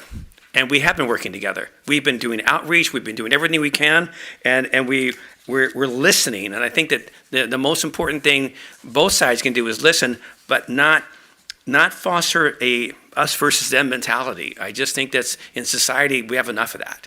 And I don't think we need to do that with this. And I really appreciate if we could reword this thing properly to where it wasn't treating small business like criminals. And like Jamie said, let's get this done. Let's get something done. But let's do it right. Let's give the business enough time to adjust. Thank you.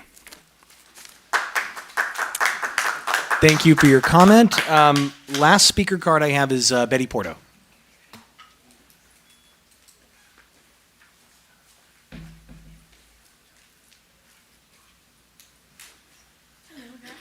And I'm sorry we couldn't get the food truck out front for tonight. That's a great idea. He bought me cookies, and we've been munching in the back. So, After my time on council, that's the next career, I tell you. Good evening, guys. I mean, this is confusing. I'm dumb. I mean, I have a hard time wrapping my head. And when we spoke about all these things, we did make changes. You know, we went to brown lit, so we are working with them to move ahead. But it's still confusing to a lot of people. Think about all the little businesses that are not here tonight because they don't even know what's going on, to tell you the truth. They send letters, they never responded. So we need to do more outreach. We need to do more education because we're still confused about the language. It's not easy to understand what you're being, people are used to cooking, preparing food, but they're not used to reading documents that are so difficult to comprehend. So yes, we got to move forward, and I think we have done a lot of changes from that last meeting. And you went to the bakery, was it you or somebody else? They went to the Burbank, and I showed them the store. It's not so simple to put a washing machine.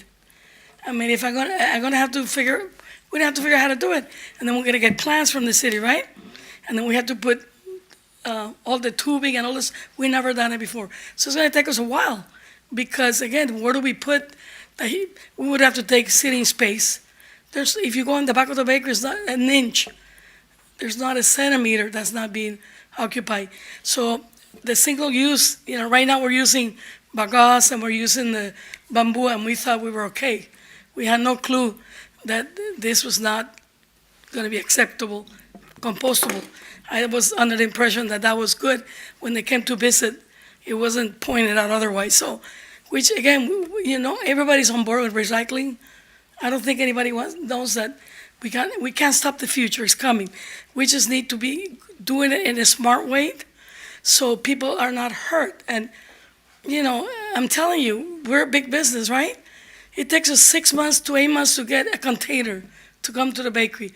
All the companies are in China now. So it's not like I snap my finger and I can get 1,000 plates delivered overnight. This takes time. So all we're asking is for you guys to work with us and to give us most time so we can accomplish everything, but to do it the right way without really, running other people out of business. Again, we'll be able to put the machines. We just need to figure out where, when, and how that's going to take place. So thank you so much for listening, and let's work on this together so we can get something that's good for everybody and not just, what part of the community, but all the businesses that you have in Burbank. And we don't want to lose any more restaurants like we did last year. We need to hang on to those restaurants that are paying taxes, honest, hardworking people paying taxes. Thank you so much. Thank you. Okay, I don't see any other public comment cards, so that will conclude public comment on the report item. First, I'd like to turn it over to staff for any brief response to public comment.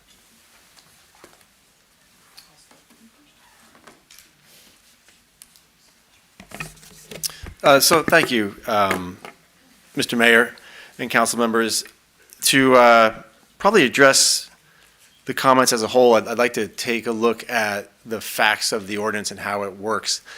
We have this phased approach right now in the ordinance of 31 seats, restaurants, and greater. It's based on the LA County market survey and the way they define the restaurants. And the enforcement actions would occur a year, 12 months after the adoption of the ordinance. Let's say it's coming late February, so February 2025. The big point of, and it's well stated with the comments and from our stakeholders that we've heard from so often, we are going to do a very significant concerted effort of outreach and education program the second this hits the books. and that includes individual restaurant visits. We are going to always be working together with the team and our consultants to understand what products are out there, and that's going to be an iterative process, and we are always going to be there to help people get to the finish line as far as what products can be used and what products are not. The enforcement mechanism itself is something that is not for the goal of staff to go into restaurants and just slap citations down on everybody, look at, customers, if they're reporting people, and get on the restaurants for that, or the employees. That's not our goal. It's always the education and outreach process that will get us to, and the fact of the matter is, a first and a second and a third, what is really an administrative citation. It's not a misdemeanor. It's not like that. And I know Mr. City Attorney will help us define that a little bit more with questions. And with any exception that we're talking about, where people might be looking for a waiver for their operations, the permit, the application for that waiver would come to the Public Works Director, and we've heard from stakeholders that they don't like that single point of authority being the person who says yes or no. But what should be known is, yes, it will come to me as in the current time as a Public Works Director, and the team, my team, to look at the facts of the matter. There aren't any defined yes or no, true, false paths for us right now to say this is a waiver and this is not. But it's up really to the applicants, once we reach that point, to understand their businesses and their hardships and define those and present those in the request. And upon my decision, if the applicant is not happy with that decision, in the city code we have a permits appeals panel, and that is comprised of the city manager and 2 department heads that are not affiliated with the action that's taking place. And that hearing can, the applicant presents to that panel.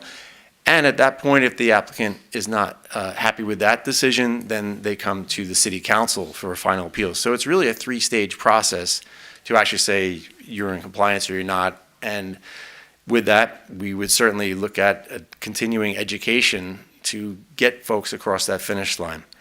I think the last point, and Mr. Aaron could come up if I missed something for an introduction. The 3 years for the smaller businesses, the 30 seats and fewer, that is really a point of the operations that they need to be able to address. It's a smaller operation. We know from all the stakeholder input that margins for restaurant businesses are razor thin. So we know we have the low-hanging fruit in our timeline of 1 month to 6 months, and the larger restaurants that can really accommodate that, and the other smaller restaurants that are already doing it, for example. So we thought the 1 year for the larger restaurants, the 3 years for the smaller restaurants was a sweet spot middle ground based on all the stakeholder input that we got. Was there anything you wanted to add? All right, that's it for now. Thank you. Okay. Thank you, Mr. Berkman. Colleagues, questions, comments? Who'd like to begin? Yes, Councilmember. Thank you. This is a long time coming, and I know there was a lot of steps and a lot of back and forth on many of these issues. I worked in restaurants for a very long time. I managed the Red Robin at the Glendale Galleria. Very fun place. I'll be the first person to tell you that I'm not a fan of the current legislative agenda of the County Board of Supervisors, so I don't know why 30 and 31 was their number. I can't tell you. Mr. Berkman, the decision to go with the county's definition, was that an internal discussion? Was it simply trying to match what was around us? Did somebody come to you and say, please make sure it matches the county? What was the reasoning behind 30 and 31 there? Thank you for the question. Council member, I'll have Amber answer that. Sure. Yeah, thank you for the question. Actually, so it originally started with us obtaining the list from the LA County to determine how many restaurants we were talking about in Burbank.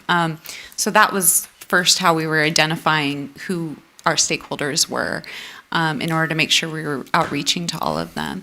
And then when we saw that they had categorized it, we decided, it was an internal decision, to use that as a marker that was untouched by any restaurant owner or us, because it's already determined by another agency.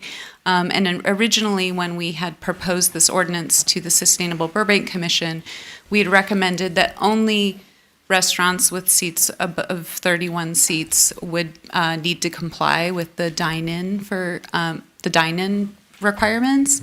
And then we later came back with all of them hitting at the 3-year mark, because that was a request of the Sustainable Burbank Commission. Okay. The reason I asked that is because I'm going to ask you some fun questions right now. How many seats does Talleyrand have? I wouldn't know how many seats they have, but they have above 31. And how many seats do all 3 of our Taco Bells have?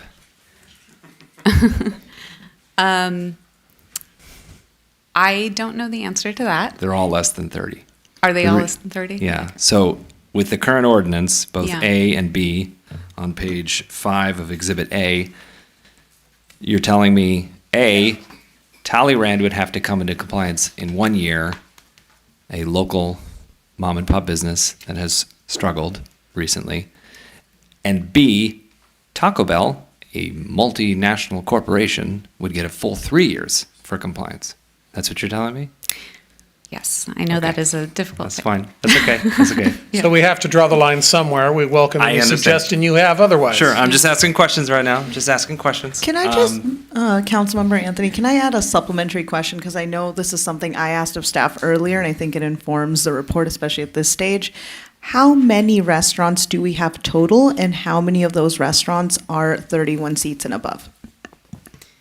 Yeah, so we have about 475 restaurants in Burbank, and 31 seats and above is 235 of those restaurants.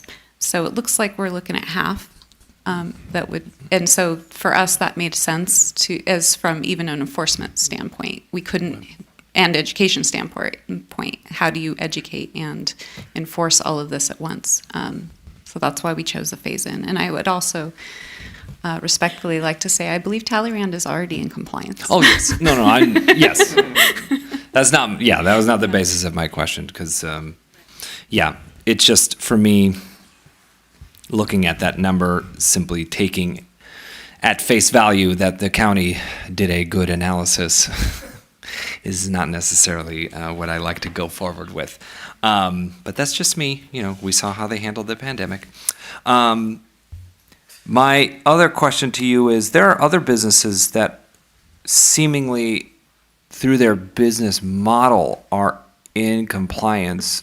Like, just off the top of my head, In-N-Out Burger serves a lot of their food in cardboard and wax paper, and I mean, even Paquito Mas has taken great strides, and Portos as well, to do kind of the things that we've been asking.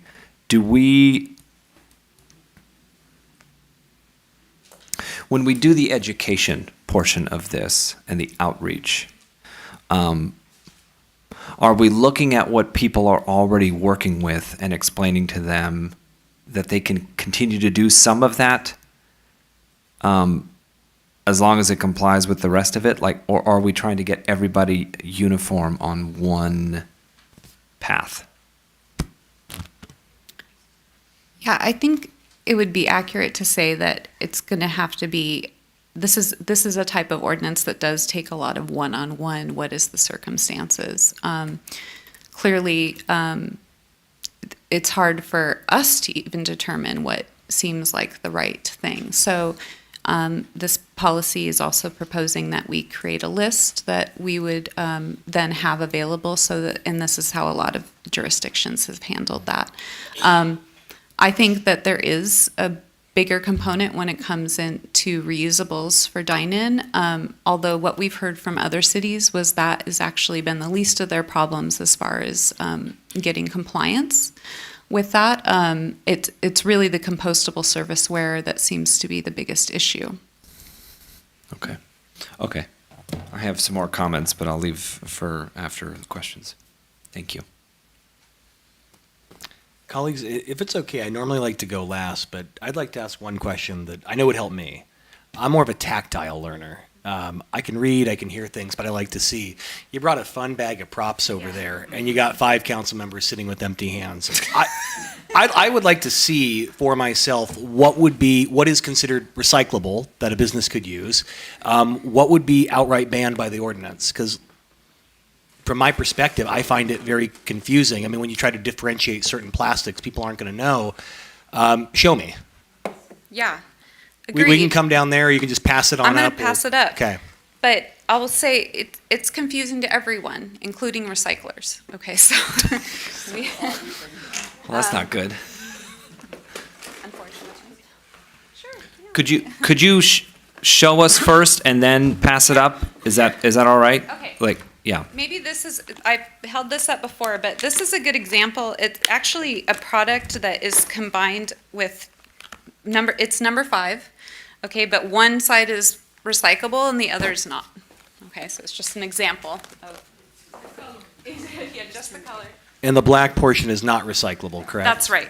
It doesn't get picked up by our optical sorters, and there isn't a plan to change the color of the conveyor belts. Is black the only color that doesn't get picked up? It turns out that all trash turns things black. That's how it happens. Yeah, black's the only color that the conveyor belts. That's the only color that I can't distinguish between the conveyor belt and the product. So, do they have other colors in the market currently? Absolutely. So some cities have determined that they like to have a standard color because then people know that's recyclable. So maybe like. Oh. Difficult. It's got to be blue or red. Can we decide on that color and choose it ourselves? A lot of people. Blue. Yeah, I know. People go with the lime green because green seems to be one. But I'll say that the restaurants have given us a lot of feedback that the presentation is very important and these neutral colors are important for that. So I vote for things that are gray or taupe or things like that. So they can purchase different colors, That's and right. this will be acceptable for using it in a restaurant. Yes. Okay. And under SB 54, and of course, to support this, the recycling markets, we would definitely be advertising those materials as being recyclable because that's part of our job too, right? I just want to note for the record, I'm also asking the city attorney and city manager to check it out since they'll be tasked with enforcement. Let's look at what we're talking about. By extension. So here I have a molded fiber that looks like it has no lining. There's no shiny to it. So I would say that this is probably fine to be composted because if it's 100% fiber, that is acceptable and compostable. But now you need a lid for it, and this is completely recyclable because it's number 1 PET. Okay. So for that, 1/2 goes in the compost and 1/2 goes in the recycle bin. Exactly. Okay.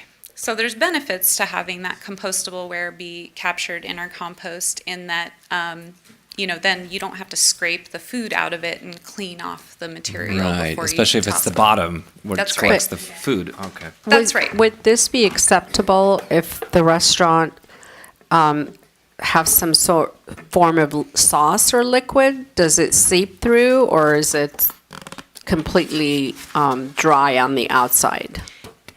I would not use that for something that was too liquidy or warm, actually, because it will break down. That's the point of it. So it will break down, unfortunately, faster than you want it to. So this is recyclable aluminum, very recyclable. And this is a number 1 plastic that is also recyclable. So both of these would, I might be stand corrected. I have to see if that's 6 or 1. That's how easily you can tell. Yeah, okay. I'm pretty sure that's number 1. Okay. Okay, maybe it's number 6. So while you're- The top is actually not recyclable on that. Oh my gosh. So that's what the difference can be, which is why this is going to take a lot of education. I'm very aware of how much, and thanks to the staff, we have 2 members coming on board that are going to help us do that. And it sounds, if I may, Mr. Mayor, it sounds like it's not just education for the restaurants, but for the entire community. Yes. For all of us who use the materials, and even though there will be what's acceptable and not acceptable, each restaurant might have varying items that they use, and so just eyeballing it, we may not know. So, oh my gosh, okay, right. So this is bigger than just educating the restaurants. Yes. Oh my gosh. I mean, a huge part of the education is on our residents too. I mean, once a business owner hands this to a resident, it's up to the person to stick it in which bin, right? Yes. That's a lot to put on our business owners. Right, and say that you're at a restaurant where you are self-busing and it's takeout containers or it's disposable containers, then it's up to you to put it in the right bin, but ultimately the restaurant has to figure out what happens so they don't get fined for contamination, right? So things have gotten tricky, definitely, yeah. Yeah. Okay, I have a question. So you can use this with hot items, including probably some sauce or gravy or whatever you can put on it. However, you said this is not recyclable. So how would a restaurant solve this problem? So I have, in my restaurant, I sell stuff with gravy and saucy and runny stuff on it. So I'm going to use this to be in compliance, but then how do I cover it if I'm going to get in trouble for having this to be the lid for my bottom? Right. So we would provide resources of where you could purchase the items that did have both, but that's why we give timeline to run through product as well. Yeah. But if they're in business and they purchase these type of supplies, they probably have a very good idea where they can get it. Or it'd be, right, I appreciate that you would provide resources, but this is, again, demonstrating the dilemma, because I'm sure a lot of them who serve sauces now have a ton of these in storage, and they would need to get rid of it somehow. So sooner or later, they're not going to be in compliance because they're using 2 separate type of material. Right. I understand what you're saying. Yeah. And I think that's kind of what we touched on. I didn't know if you want to talk about that more, but just No. it could be. It would comply at that point. Right. Yeah. It says 6. 6. Yeah. It has to say it on there. And I also want to point out that is great for liquids, but you don't want to put hot food in there. No. That'll burn your lap real quick. It's also extremely expensive.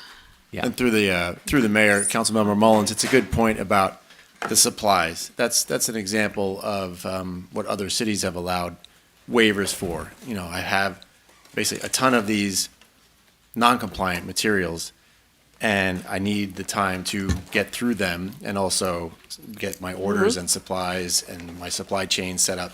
So that's a good example of a potential waiver. Okay. Can I ask a follow-up question to that? So do we have examples of cities where we've seen these waivers? Are most of them time-based? Are they financial constraint-based? What have other cities who have already implemented seen? Natalie, did you want to speak to that? Can I have Natalie speak to that? Because she's, not only is she working with us, but she's working with Glendale, and she worked with Palm Springs on their ordinance, and so she has more information. Yeah. Good evening, Natalie Lessa with Recreate. Your question was on waivers and specifically the financial hardship, whether that's included in other cities. I'm more looking at what are the other cities who have already implemented. You know, there are other cities like Palm Springs who are way down the road, further than we are. What are their waivers look like? Is it mostly for undue hardship financially? Is it mostly, hey, I need more time because I have a bunch of this in stock? What are we seeing? Yeah, there is variance from city to city on that. I can say that for Palm Springs, where we did implement what I would say is a very successful policy there with a lot of business outreach, financial hardship was included in that, as was the physical space for either holding reusables or more likely the dishwasher space.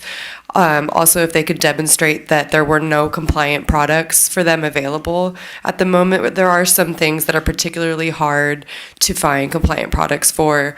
Some really hot, like a wet burrito would be a good example. You can't always use a compostable container with a lid that doesn't close very well for that. So if there were specific products that they were having a hard time finding, that was the case. We also did find that a lot of businesses do need some time, like that 6-month phase in, to go through their supply. So I'll say it does vary specifically what's included, and so does the time frame. Usually a 1-year granted exemption is pretty standard. I've seen longer than that, 2 years, up to 3 years for a waiver exemption. But it is something that should be sort of reevaluated to see if that hardship is still applicable. Thank you. And I think you have a follow-up question over here. Follow up that. You mentioned that you rolled out with Palm Springs, their own version.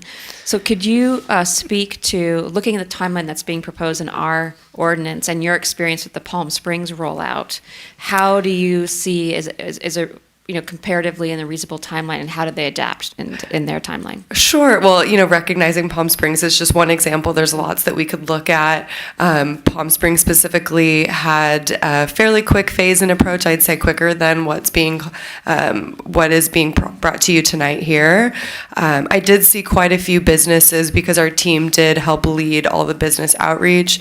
We did see quite a few businesses want to just jump to that last date because they felt it would be easier to make all the changes necessary and just do it that way rather than going with the phased-in approach. Although businesses appreciated that, we found that in practice a lot of businesses just hopped to the last date. But as far as the actual timeline goes, they had less time to implement their policy. Okay, so they had less time than our proposal, and they overall business community were able to adapt. And how did that affect the business community there from your experience, and how did they adapt to it? Yeah, I would say this was a community where we did quite a bit of outreach, and as we've discussed, that's so important for the education to understand what is compliant. Yeah. I think we found similarly there that you had a business community that really does want to do the right thing and wants to participate, and they understand that customers are looking for these products and want to support businesses that do have those items. Mm-hmm. It's just confusing. So the more that we could go in, sometimes we visited a business up to 3 times to let them know we were there to support them, and we would identify all the products in store and give them suggestions and even do price comparisons to help them determine what those swaps were. So I'd say the support for the businesses was key for our success in that community. Okay, I'm sorry, one more follow-up question, it's okay. And this proposal is for a rollout based on, a tiered rollout based on the number of seats. So in other communities, have other communities rolled out that way? And if so, how did that roll out for them? And Amber can probably add to this as well, but what I am seeing more common is there not being the phased-in approach for seats, and it being a one-size-fits-all. If you are serving for dine-in, that you are required as a business to have those reusables in place. So I'm sure we could come up with some examples of how that's actually worked in practicality. We know it takes time. But yeah, I think that the phased-in approach here had the intention of being able to do that outreach and that enforcement over time, given the number of businesses that you have. Right. Yeah. Okay. Thank you. Thank you. Councilmember, yeah. On the same topic, when was it implemented in Palm Springs by any chance? That would have been December of 2020. Okay, so that's when it went into effect. I believe it went into effect January of 2021. Okay, and how long of an outreach did you take to get to all the businesses and educate, and they felt very strongly about the ready to move forward? Yeah, and what was different in Palm Springs specifically with this outreach was that we only had about a month with the businesses before the ordinance kicked in, whereas here we've had a much longer time span, so it's a little different there. In Palm Springs, we did have 6 months of outreach with the businesses, and I believe about 300 businesses were visited multiple times during that time frame. And those businesses were visited by yourself or also the city staff or a combination of both? The city awarded 2 consulting companies to split the large assignment of how many businesses there were. So it's a little different approach from what we have done here. Yes, Somewhat. I would say that at least in Palm Springs, the businesses did not have as much notice that this was coming. So sometimes we noticed that it was the first time that they were hearing of the ordinance when we were doing that first touch point of outreach. So I think what Burbank has done an amazing job doing is letting the businesses know through the last recommendation to go back and get that stakeholder engagement that now we've had almost a year to at least, start these conversations and let people know it's coming potentially, where that wasn't the case in Palm Springs. Thank you. So, yeah. Yeah, council member. Sorry, if I, does Palm Springs have their own recycle center? I do not believe so. And they allow 1 in 5 as well? I would need to get back to you with the current update, as that was a few years ago now. So I know that their programs may have changed. How many years ago was that? The program kicked in January of 2021. Oh, I see. Yes. Oh, I see. So- So it started in 2020. Yes. So I wouldn't want to give you wrong information about what's currently accepted. Ms. Duran, Mr. Berkman, do you want to weigh in? Absolutely. I just wanted to state that SB 54 did an assessment to determine what was recyclable and what was compostable based on the population, right? And so they found that number 5s are recyclable. They don't distinguish between black number 5. That's something we've added to the comments because they're still in the implement or the creation phase of their regulations. But number 1 is well known to be recyclable as well. Yeah. Okay. Yeah. One more question in regards to your outreach, and we mentioned the city of Glendale, and I am aware that they're currently doing outreach to their businesses. So can you talk a little bit, since there are neighboring cities, how far have you gotten with the outreach? And again, is it similar to what we're doing here in Burbank? It's similar to what was done in Burbank maybe 6 months ago. So we're sort of now in Glendale in the stakeholder engagement phase and wanting to get more feedback from the business community on how the ordinance could potentially impact their operations. They did move forward with their polystyrene ordinance, so we are doing a lot of education just on that, which that topic does seem to be pretty well received by businesses in both cities, that it seems like it's pretty common now that businesses are wanting to phase away from using that material. We kind of all recognize the impact that that's had on our local beaches. So that is a lot of the education we're doing in Glendale is coming up with compliant product swaps for that expanded polystyrene, and then getting to understand what motivates businesses to want to participate in a program like this, and then what are the challenges. So I think we are seeing similarities with the stakeholder feedback. We've visited a similar number of businesses. So for Burbank, we actually went into 150 businesses in person in their stores to let them know about what was going on and to get their input on the survey. And we're doing similar outreach in Glendale as far as the scope of size. Mm-hmm. Okay, I got a couple questions. Thank you very much. I think I'm good now. I'll call you back up if I need you. Mr. City Attorney, no one on the dais was here in 2019, although one of our council members was city clerk, of course. Could you remind us what was the council direction in 2019? Not that we're bound by it, but just for the historical understanding. Yeah, so I looked this up on the city's Granicus website. July 23rd, 2019 was the item considered by city council. It wasn't a draft ordinance. It was a question as to whether the city wanted an ordinance. The city council made 2 motions. They adopted 2 motions. The first one was for the city to develop a plan for city facilities and city events to prohibit the use of expanded polystyrene. And so it was the development of a plan. The second motion, which was a 5-0 vote, was to approve reviewing various options for a policy to ban expanded polystyrene to increase diversion from the landfill and diminish environmental impact. Per prior January 2018 council request, hire a consultant and provide outreach and develop a proposed policy. And then council also approved a budget appropriation of $250,000 to start the work. So there wasn't a decision on a ban. It was the question whether to proceed. And the council did decide to proceed, start a policy, hire a consultant in July of 2019. Thank you. I've reviewed the meeting as well, and that's my understanding as well. Yeah, Councilmember. And if I'm not mistaken, wasn't also there was a vote to not allow plastic bottles to be used by during city events and during meetings and city facilities? That's not reflected in the motion. There were a number of items and different options discussed in the staff report. I know that has been a policy that the city has had for several years now.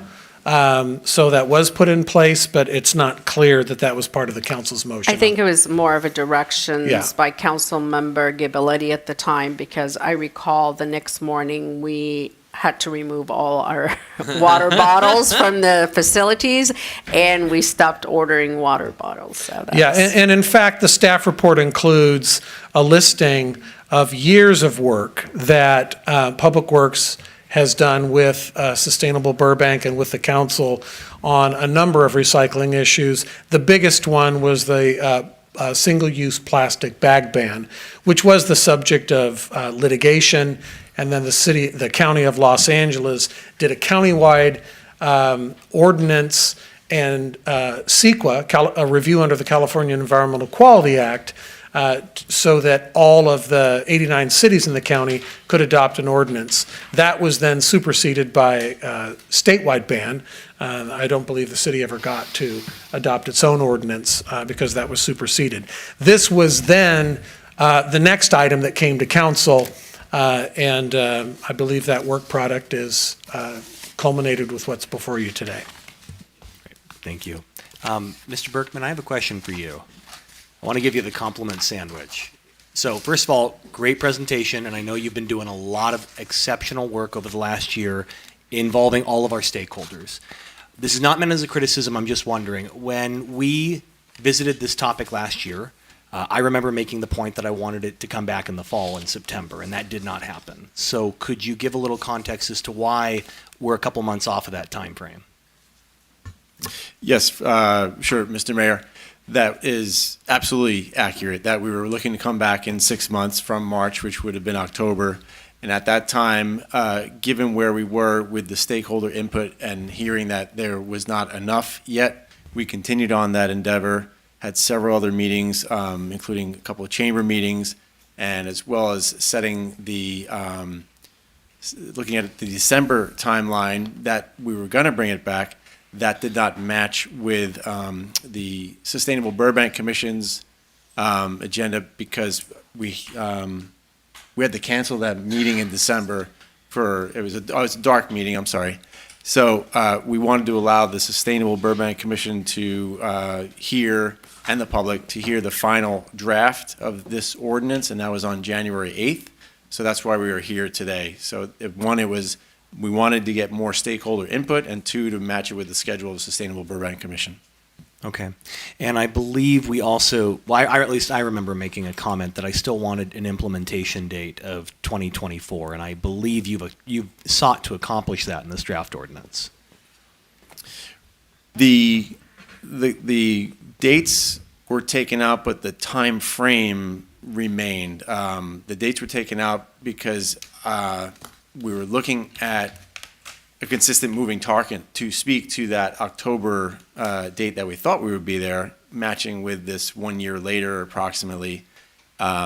This latest draft has the, you notice, the 1 month, the 6 month, the 12 month, and the 36 month timeline from adoption rather than naming a date, but it accomplishes to us the same effectiveness and balance of all the stakeholder input we heard for proper implementation that we could start with adoption.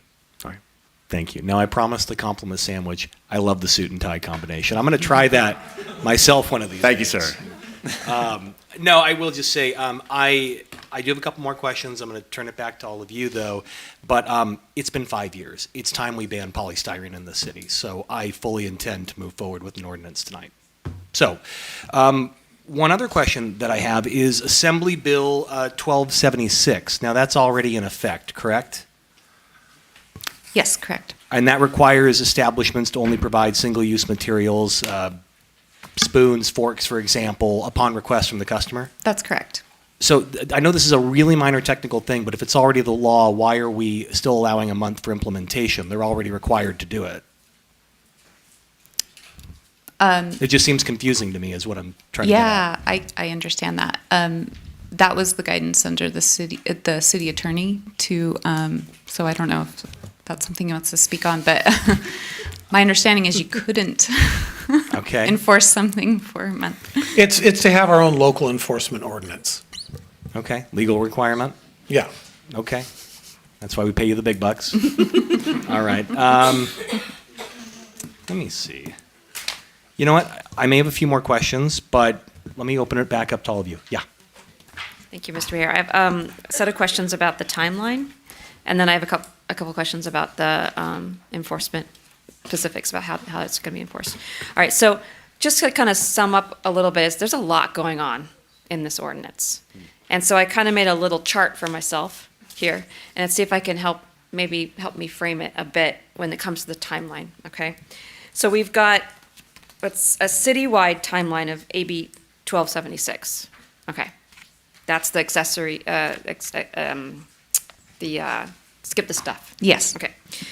Then we have the city timeline for what we as a city will do with the plastic bottles and how we're going to implement that. That's another timeline. Okay. Then we have the takeout containers of polystyrene and what's allowed for takeout timeline. That's for all the restaurants. That's right. Right. Okay. And then we have a dine-in timeline that is split into two, depending on whether you're 31 plus or 30 under, and that's for the restaurants for the dine-in. So there's actually 4 separate kind of sections. Am I capturing it pretty clearly? Yes, and I would just add to that, there's also retail sales involved in that, so. Retail sales in which part? For expanded polystyrene packaging. Okay. And also for, basically you can't go into a grocery store and purchase items that you couldn't get from your to-go restaurants as well. Got it. Okay. All right. So, if you could kind of if you take a moment to walk me through a bit. Imagine I'm a restaurant that has 31 plus seats. Right. What would my timeline in the next year look like on all of this put together? How would that look for? Yeah. And so, as I was saying, since we found that replacing one material with another is not exactly a silver bullet, I think that we would focus first on the reusables for dine-in, because that would, if they potentially had problems with doing that, that's where we anticipate more of the waivers coming into play. That's where we anticipate more of the issues of the delay. Just because if they do have, like most might say, we're fine, we're ready to tackle that. But if they are expressing that is a challenge for them, I anticipate the challenge to be larger than just finding the right product. As far as, so for me, I would want to start our enforcement with talking about what the most important thing of this ordinance is, instead of sitting there and worrying about the 12 different products that they have for to go, for instance. And then we would tackle that next, and it would be based on, again, what has the most reasonable alternatives. Now, adding, that's stating that if we kept it as is with recyclable plastics being allowed, there is plenty of alternatives, because most of them won't have to change much of their products. So I'm pretty confident we'd be able to get them into compliance pretty easily with that. Okay. And then how would you work in the polystyrene education and the AB 1276 timeline, and how would all that stack up so that the restaurants aren't one week, one thing, next week, next thing, just to help them through the process of that year timeline, how that looks like for them. Yeah. And to be clear, 1276 has been in play since 2023. And so, they may have already received some education on that, and you might see it at some restaurants already.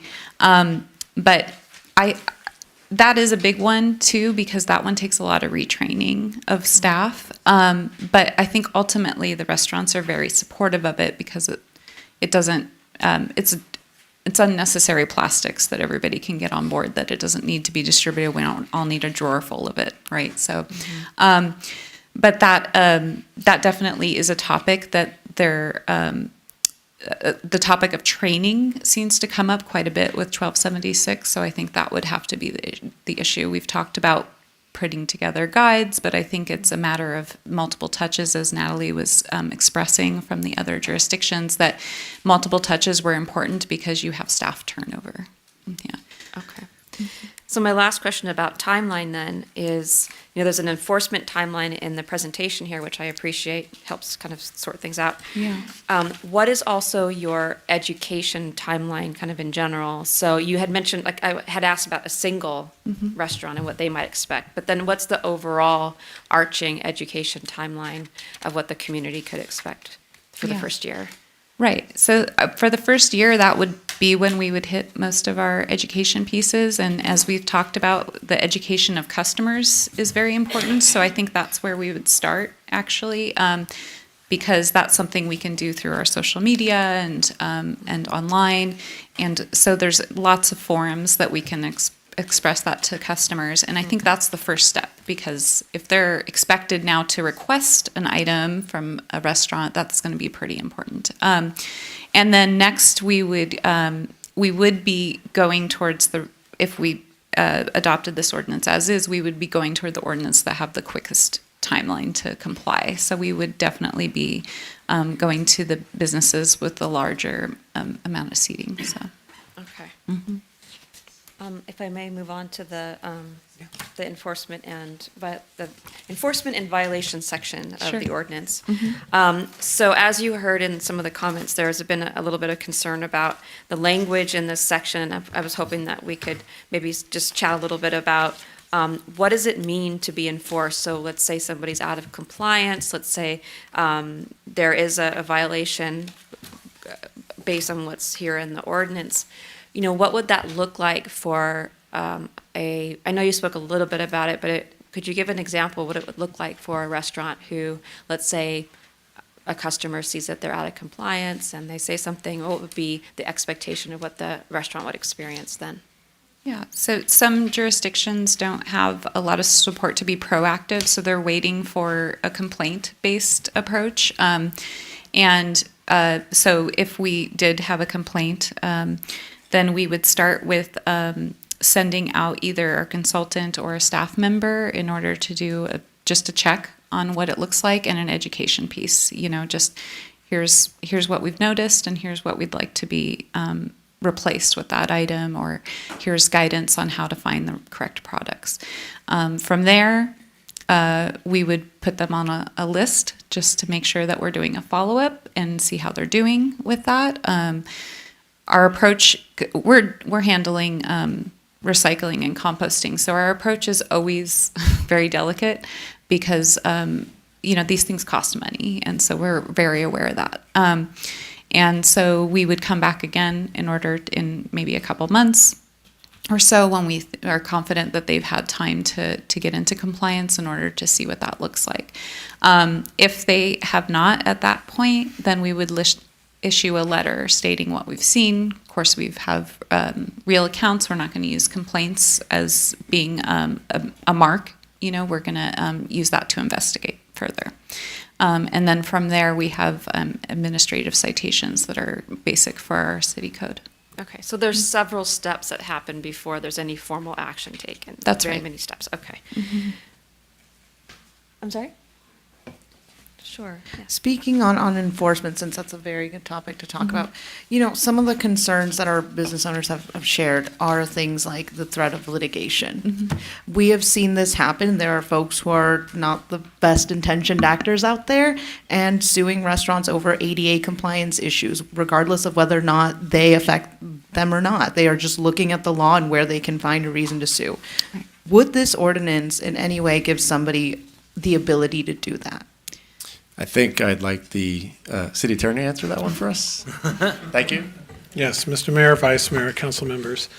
So this ordinance does not give a private right of action for a third party to sue under this ordinance. If the city weren't enforcing, someone could allege that the city's failing to carry out its duty. It's possible that in some larger context, someone could bring an unfair competition. Someone, if it's cheaper to not comply with the ordinance, that's a separate business and professions code where that becomes like an unfair competition. You're able to outcompete because it costs you less to violate the law. That's a very popular area in labor compliance and also in environmental compliance. The laws have changed over time. Government agencies and the AG actually used to use unfair competition. So that's not part of our ordinances, but that's just state law. And my office doesn't get involved unless all of the things Ms. Duran talked about aren't complied with. So to the point, just to direct the public to the lovely explanation she gave is actually part of section 4-2-410 on attachment 1 exhibit A, page 8. She spoke a lot about the extension of the public outreach to individual restaurant outreach. That's not specifically in here, but that's an approach to compliance. The warning, though, is hard-coded into this ordinance. They wouldn't get a citation right away. It says the city will issue a warning letter to the business operator and provide 60 days to correct the violation before issuing an administrative citation. The administrative citation process itself is a de-escalation. The city doesn't immediately bring a lawsuit. A violation of any ordinance the city adopts is punishable by a misdemeanor. That's our prosecutors. This enforcement provision doesn't start with the prosecutors. It starts with an administrative citation, but before the citation, a warning, which would only be given after we've tried to tell them how they can comply. So that is in 4-2-410 sub A is the warning provision. The violations and the potential litigations, that's down in 4-2-412. And again, my office doesn't go out and just start initiating litigation. We are a resource to the departments to help ensure compliance. And so it would only be if the other tools had failed. Thank you. I just wanted to make sure that nobody can use this as a tool to wrongfully go against one of the restaurants. Again, this is not about punishing. Councilmember, if I could just make one quick comment back to you. Correct me if I'm wrong, Mr. McDougall. I think the only exception to that would be subdivision D under violations. And this should come as, this is common sense to anyone. Don't submit falsified documents to government agencies. That's already criminalized by Penal Code Section 72 and 115. I do that every single day. Yeah, so perjury would, again, though, it would be in the context of a larger enforcement action. Real quick, you prosecute that every single day. You don't forge documents every single day, right? Okay, all right. I was just making sure. I catch the people that do. Yeah, okay, great. Yeah, okay. So may I, D actually does not apply to someone who's violating the policy. It's an individual who's falsifying information and records. Example would be, give us an example of why would the restaurant or what situation would they give you false records? So for instance, so we have a compliance. Public Works staff goes out and they say, hey, we've heard complaints. We just want to make sure you're complying. And they show a ton of receipts to show that they've bought only type 5, type 1. But every single container that they see leaving the restaurant is non-reusable, non-recyclable, expanded polystyrene, and they're actually providing someone else's receipts. Or they're using a vendor who's saying, sure, I gotcha, you'll comply. And they give them the receipts, but they don't give them the conforming materials. You know, that would be something that Public Works would present to our office. And then in addition to being a potential misdemeanor for intentionally violating the ordinance, you also have a falsification of the records. Now, as a misdemeanor in the courts across the street compared to DUIs and domestic violence, a recycling ordinance case is, the law is going to look for what's the potential alternative diversion, and it's going to be and obey all laws and comply with the ordinance. They're not likely going to do time, but they will have to hire an attorney to represent them in court. So again, those aren't effective strategies. The goal is compliance, and ultimately these days a judge is going to say, do you agree to comply? And they'll say yes. They'll say, okay, you're on a diversion for 180 days, and if you comply, they'll dismiss the charges. That is a huge amount of time from us, from our office, from the judge. In fact, well, if it ends up being just a municipal code violation, it actually goes to Glendale. So it becomes a bigger hassle. But for the most part, it's compliance. And our first, the policy of the office is, the first thing is to see if there's not a diversion offer or option where they, again, correct their behavior. A misdemeanor violation for not complying with a recycling ordinance is, it's not something that's really efficient use of the public's time.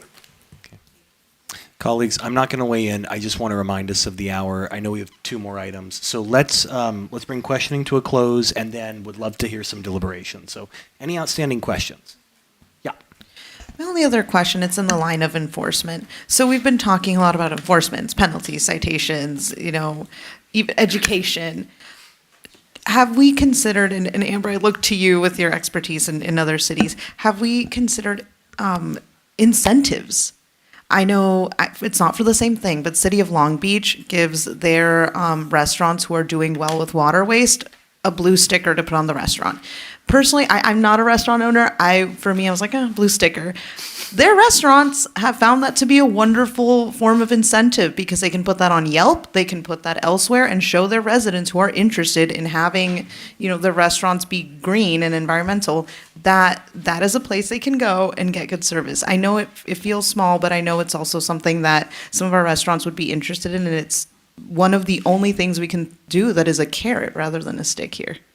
Absolutely. Yeah. And I agree with that. And I want to say that a lot of people have brought that up, is can't we showcase those that have done this already? And I absolutely agree. It's kind of like train the trainer, right? So you can kind of use them to showcase how it can be done. That's absolutely something that we can do. And I think that we'll find that there's a lot that can I also want to I want to say first that Yelp already offers an option for sustainability amenities, and that includes reusable dishes, and that also includes compostable serviceware. And so I think a lot of businesses are being motivated by that that feature on Yelp now, and I think that we could do a better job too. And I think free advertising is what a lot of these restaurants would benefit from if we were able to put together something on that. Yeah. Thank you. Thank you, Mr. Mayor.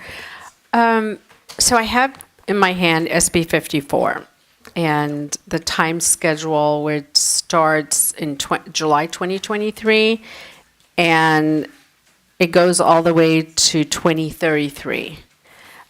And I was wondering if you can just help us understand the timeline, because it looks like we're allowing 10 years, according to SB 54, to complete and accomplish the complete recycling program through the state. I believe this is who put it out.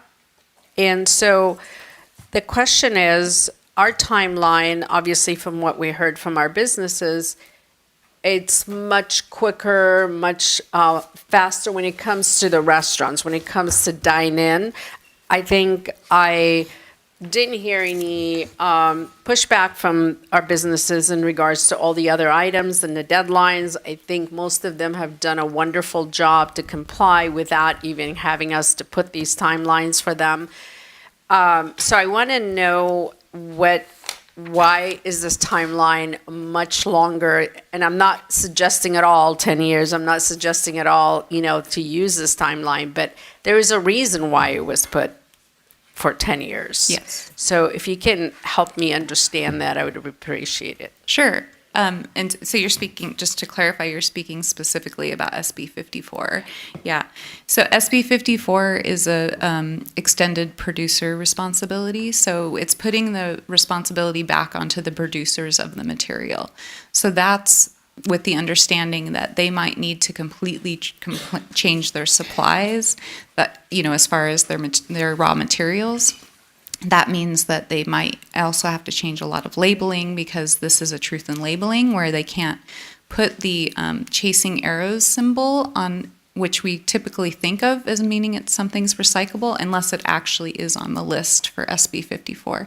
So to be clear, SB 54 has already come out with their study to decide what is and isn't recyclable.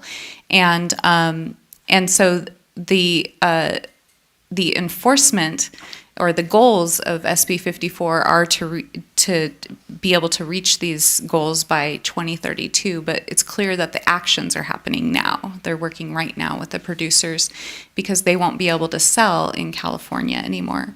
And I also want to point out that 54 is much larger than what we're seeing at restaurants, because we're talking about every food packaged item in a grocery store will also be affected by this. So it will change the way we even have a grocery store anymore. So that is a huge undertaking. And so that means that any, plastic bag your cereal comes in, and then the box itself, right? So there's just so much plastic shrink wrap that has to be considered of what would be the alternative. So that is why it has a longer timeline. It's just more extensive. It's reaching to all these different foodware products. Thank you. Just taking notes. One last small question, Mr. Mayor. Thank you. For the city's timeline for our water bottles, my question is, why are we waiting 6 months to not purchase anymore? What's the thought process behind that? And is it possible to say, starting as soon as this thing goes into effect, we're not buying any more water bottles? Yeah, so as was stated, we have an internal policy where they're not being purchased. So we've already established that, but the gap in that is our contractors. So being that we have and city, sponsored events. So that is just a matter of being able to implement into the contracts so that, so that we have secured that. Okay, thank you. Any other questions? Okay, I got one last one. We talked about AB 1200 earlier. That's regulating PFAS. There's no enforcement mechanism under state law. Does our ordinance include an enforcement mechanism? If it doesn't, could it?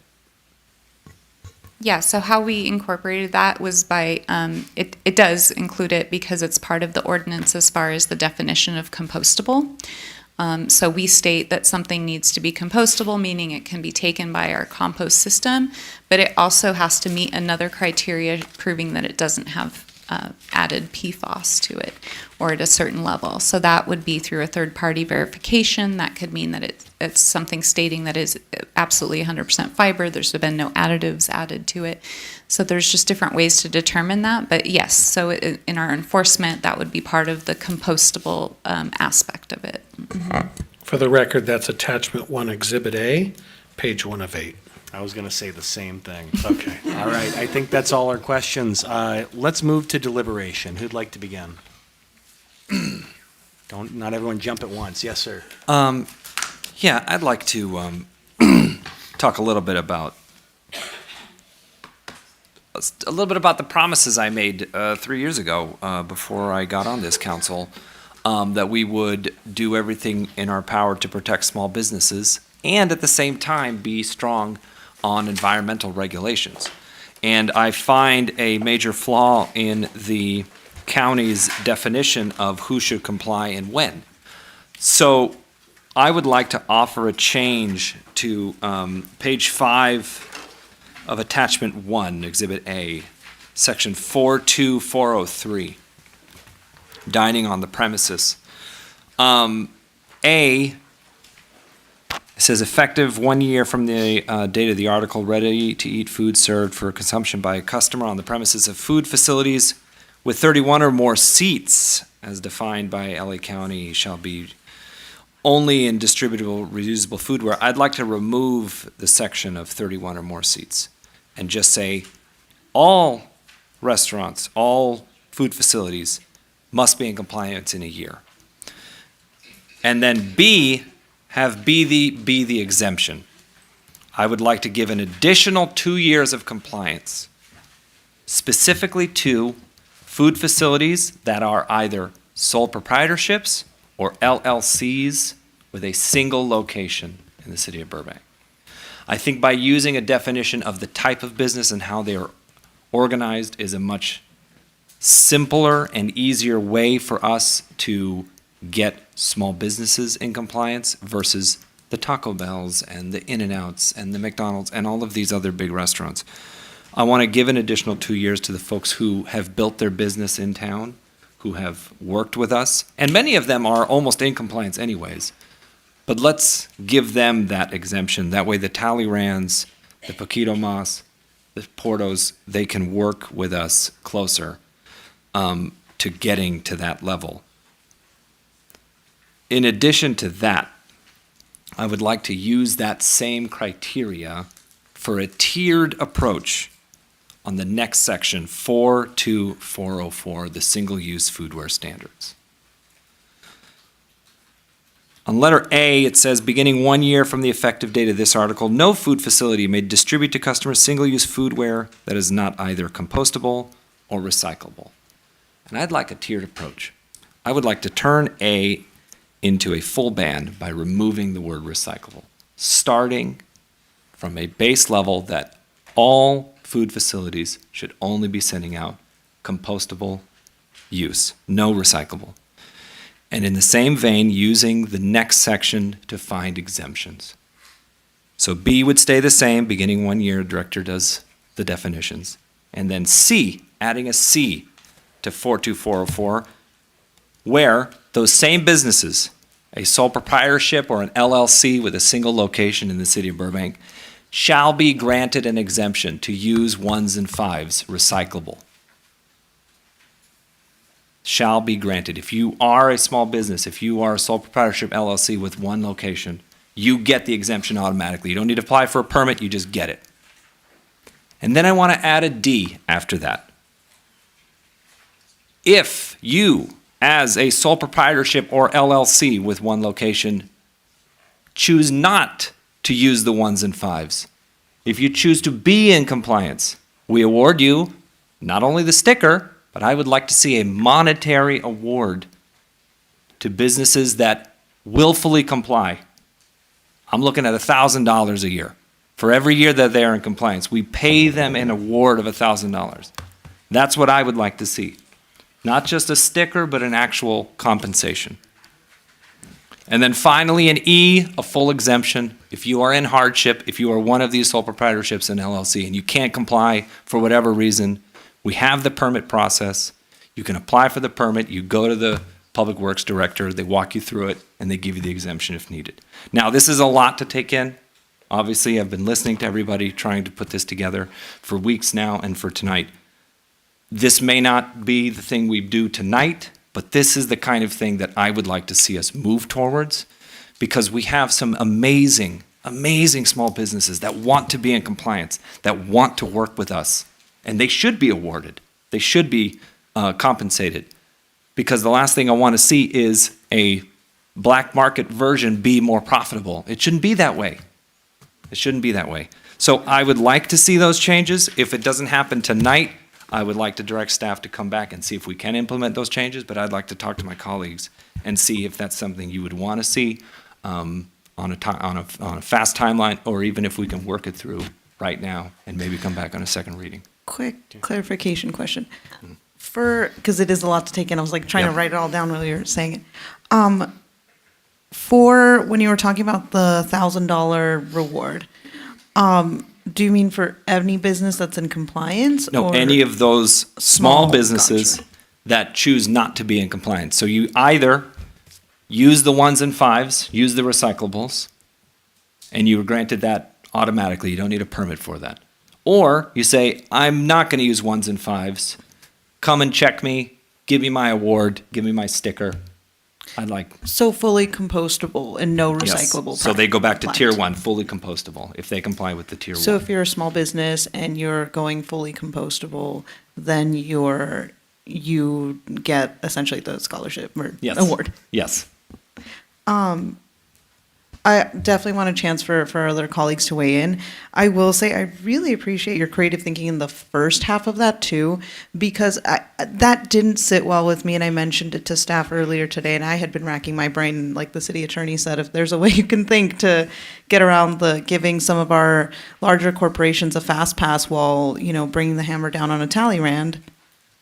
And that feels like a way to do that. I mean, the folks who are here right now are small businesses. It is not, not that I'm throwing any one business under the bus, but Taco Bell's not here tonight. Right. Our businesses of that size, right? We have our mom and pops who have dedicated their entire lives to working in this community and being a part of this community in many ways. And that's who I feel should get get the support that they clearly need. They are expressing specific needs to us here. So I do like the different categorization. It's a lot better with me, I will say. And for me, starting from full compliance and the strictest, and then finding the exemptions down rather than separating people out, I think works easier. So I want to bring our other colleagues into this. I do want to just mention, I really appreciate the creativity. I'm telling you, show and tell just energizes people. You get to touch everything. Here's the only thing I do want to point out. What you're proposing would be an unfunded program that we would have to tackle separately in the budget item. So to have everyone on the same page, even if we did what you're saying, we have to go through the budget process to include that. Not speaking for or against it. Councilmember, yeah. Thank you. Definitely creative, trying to follow all the different steps. And here's some concerns, and then I want to throw out what my own creative ways, which is a lot simpler. So that administratively, I don't know how staff would be able to handle all the different businesses, corporation versus small business versus large business.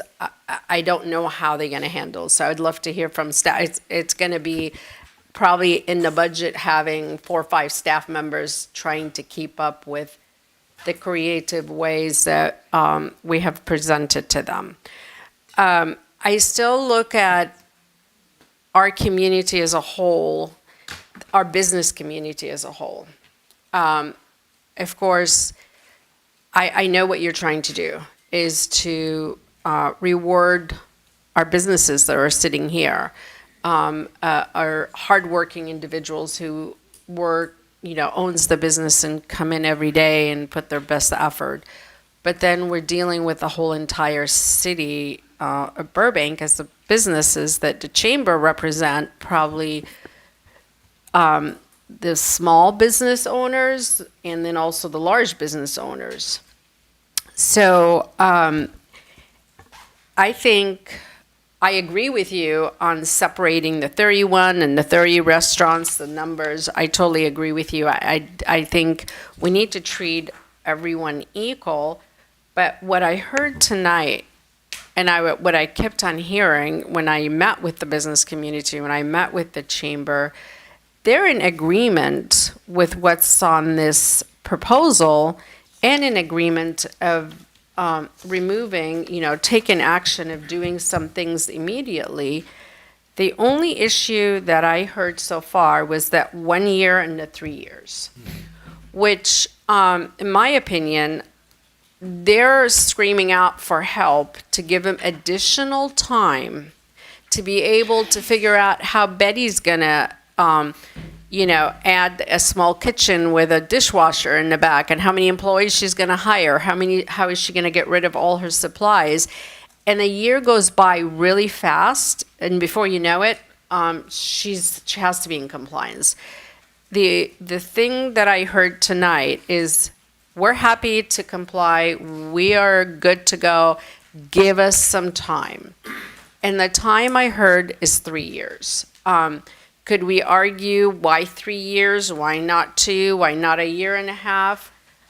We can definitely discuss this, but I didn't hear any complaints about anything else in the ordinance. Yes, with the exception of the violation, and also with the exception of the appeal, which I can also throw out a proposal to add additional language in the ordinance to include our code section for appeal, and the city attorney, I know, is 2-11501, which talks about the appeal, and if my colleagues are okay with it, we can throw in that section within the ordinance, so it gives them a sense of knowing they have the right to appeal. So I know they have been working really hard, and staff has done a marvelous job, from where we were March of last year till we are today. Complete different presentation, different approach, a lot more education. I know the Sustainable Commission has also done a great job in studying it, talking to our business community. But I look at our business community as a whole, small business, big business. I look at everyone because those are the businesses that bring revenue to the city.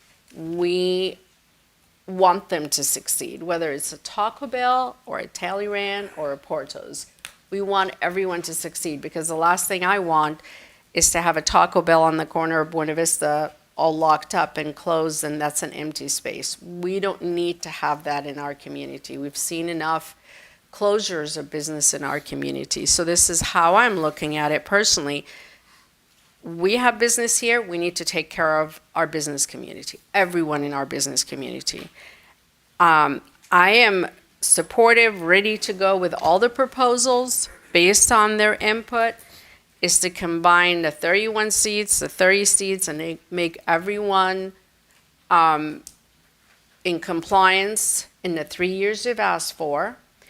Everything on here should be good to go, because I didn't hear any objection from everything that's on the timeline. I cannot put additional burden on the business community for 1 year. They've gone through the pandemic, and we've been hearing from them over and over. I know back in 2019, when maybe the city council thought about building a policy and approving this, business was thriving back in 2019. The gas was $3.25. We didn't have inflation. Our minimum wage was like, $11, $12, and now it's going up to $16. So there is a hardship on them right now that we need to acknowledge, and we don't want them to close. We don't want them to leave. And I think I can see from my colleagues, from all your questions and concerns, that we all care deeply about our business community, and we want them to succeed. So it's a matter of, do we implement it today and give them 1 year, or do we allow them the 3 years to succeed, and also allow staff to have the opportunity to look at what's new in the market? God, that goodie bag that we had, it's confusing as heck. And thank you, honestly, thank you, Mr. Mayor, that you had us touch it, feel it, and know the difference, because you could tell in the room that we were a little bit reluctant and confused when we had questions. That was a good exercise. So that would allow the laws to settle. It allows, I think, Vice Mayor Perez, you asked about what the City of LA, the environmental report they're working on, and the answer was, is coming at the end of this year. so that allow us also to know what else is going to be on that environmental report. Well, we'll see if they get it done. But Well, really quick, they may not get it done. Who knows, right? really quick, I make a motion to go past 11 p.m. Yes, thank you. Motion, second?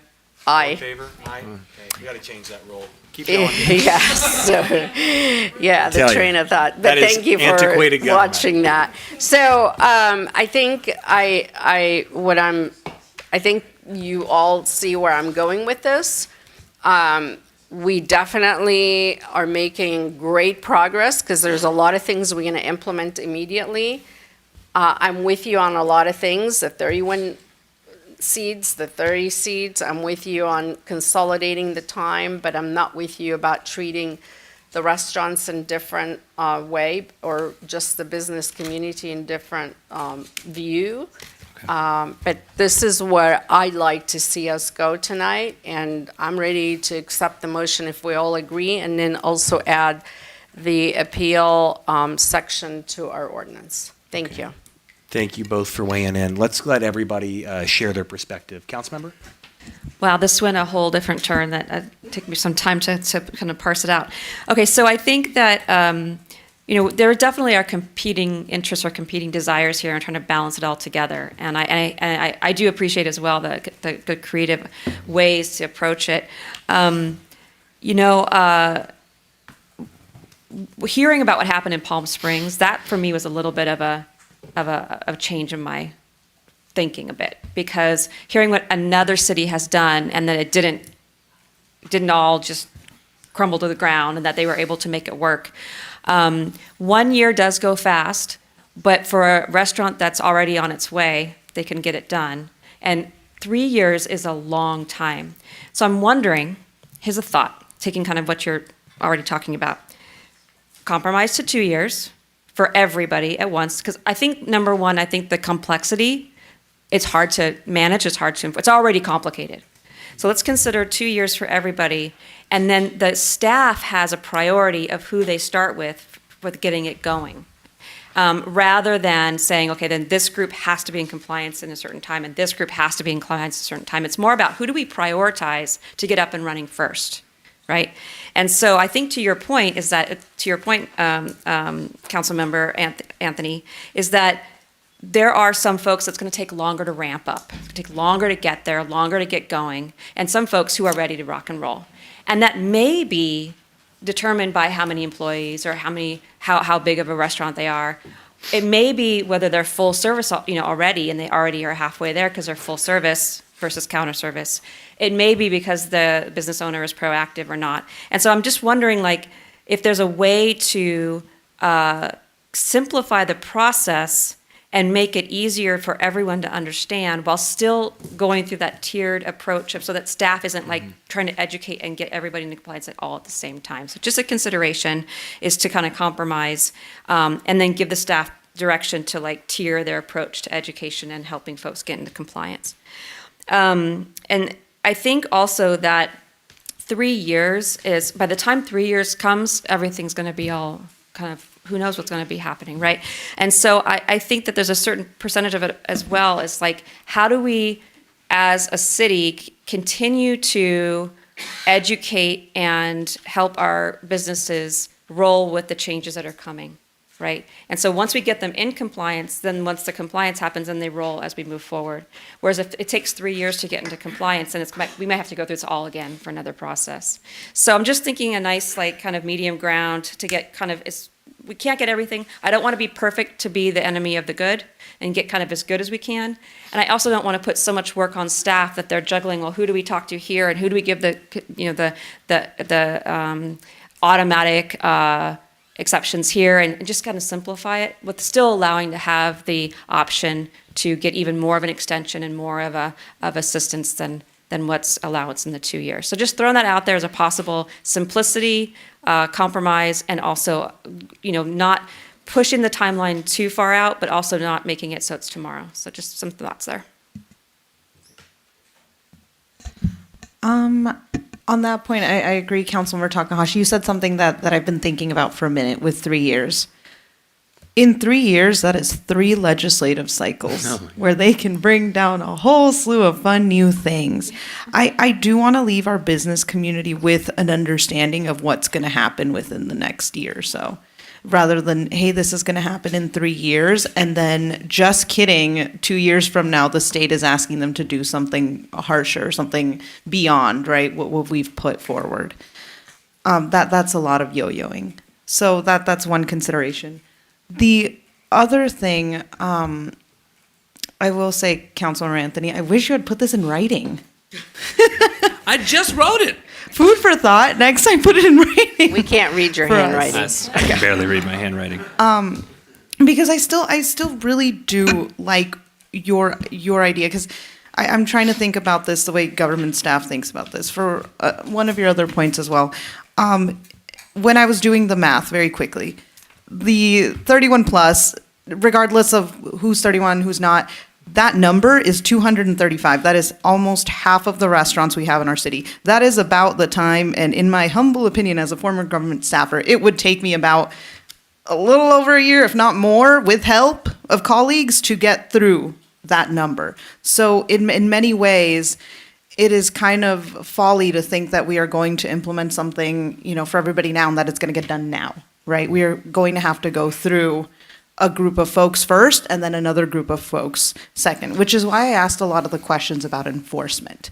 Because what I don't want to happen is, because we as staff have not gotten to Poquito Mas, there's a complaint filed and now they have, to deal with that. I'd like to make sure that we get to the education with them first, and that it comes out of, having this dialogue of education first before we get to a complaint or something like that. So that is a concern I have. That being said, I still really like your idea. I do. I can walk you through the thinking of it. It divides. It divides it in a way that I think is fair, right? Councilman Mullins, I like your consideration for all businesses. I don't think some of the larger businesses are dealing with some of the things that our folks have brought to us today.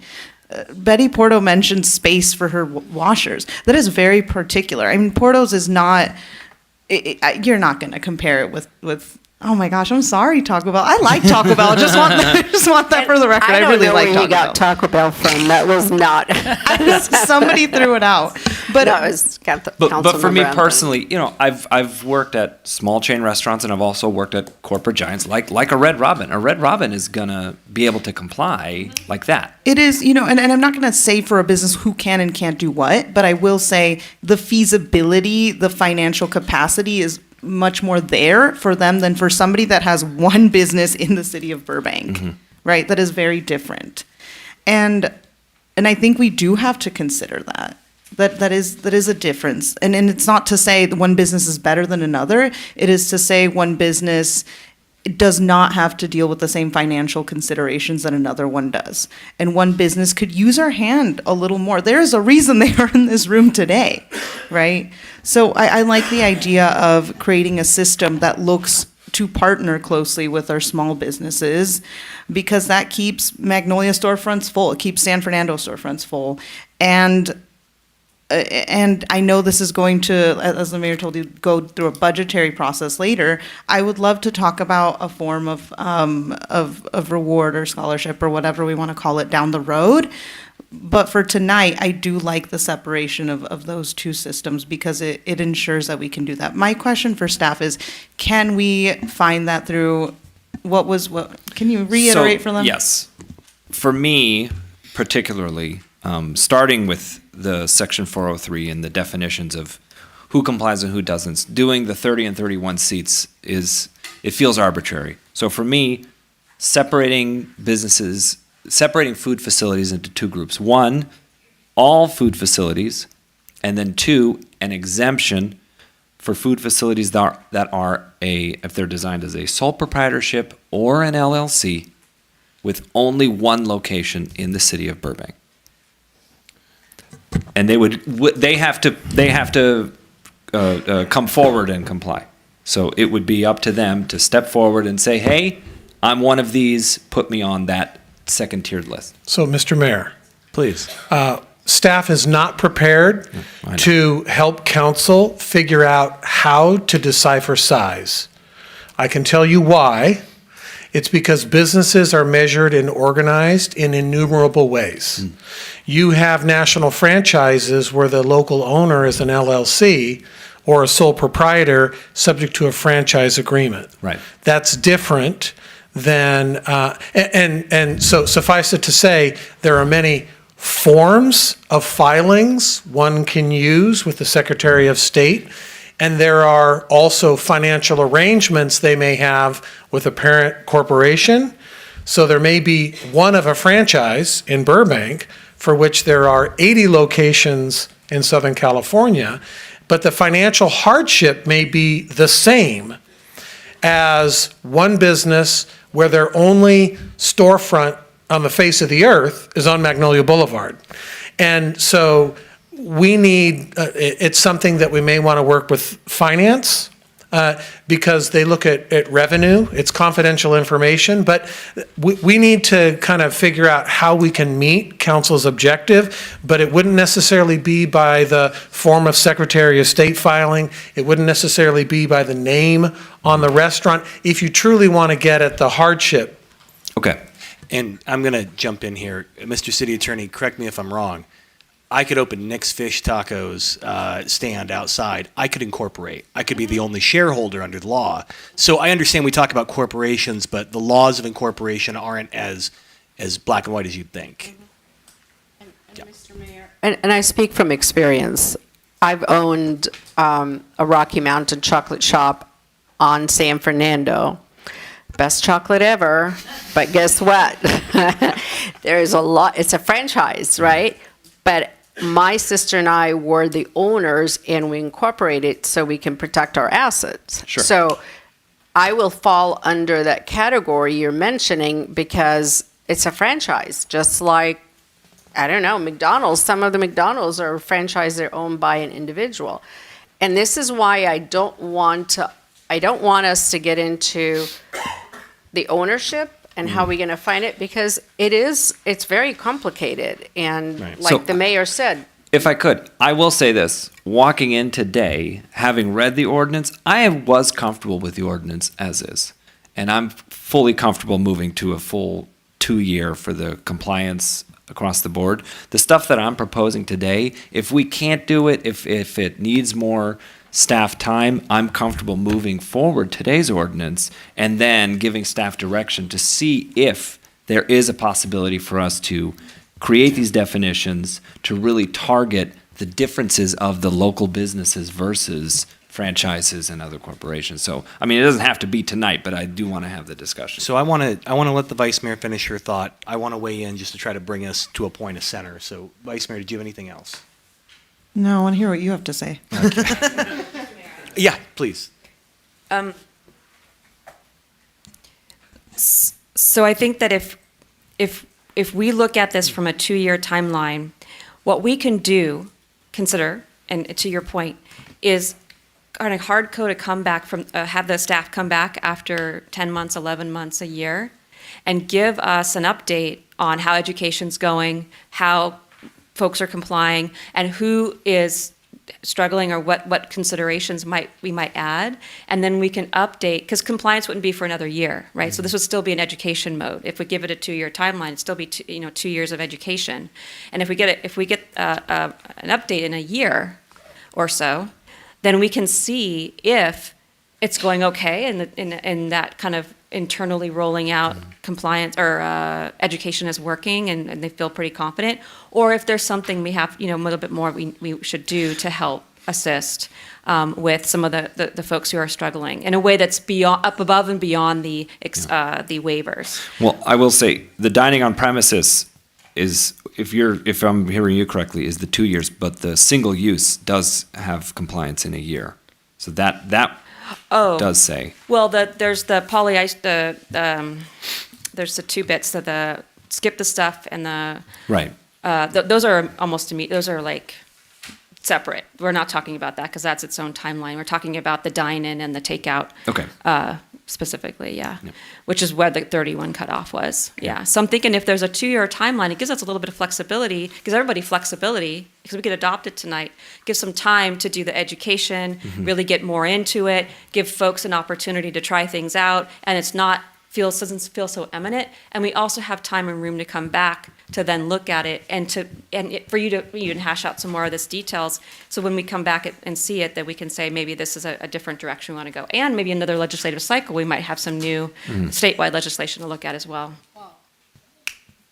You can almost guarantee we will have some changes. I mean, that's a guarantee. Even in a year since we started our conversation back in March, there's been some changes, which to the better. So that's what we're all hoping for, that we can all, be able to deal with this. Coming back in a year is always great to have an update on what the laws are saying, what challenges have we ran into, and then reevaluating if we're on the right path or not.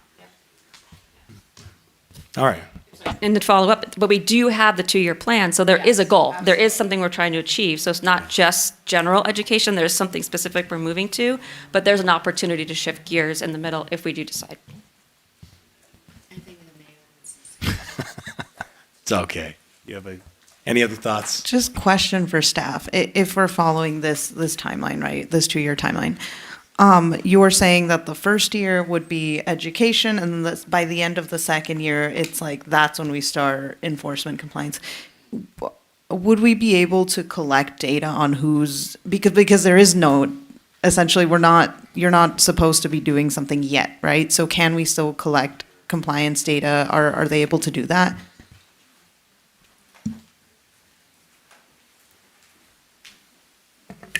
Honorable Mayor, council members, through our site visits that we plan on doing, outreach and education, and regular visits to the restaurants, we could get that data, we believe.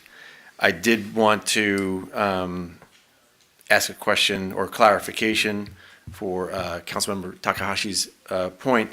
If I'm looking at, let's say, we're talking about the staff report on page 5, there are 3 dates at the last 3 bullets, the 1 year from effective date, and then that's for the ready-to-eat food served and consumption by a consumer on premises, 31 or more seats shall be reusable.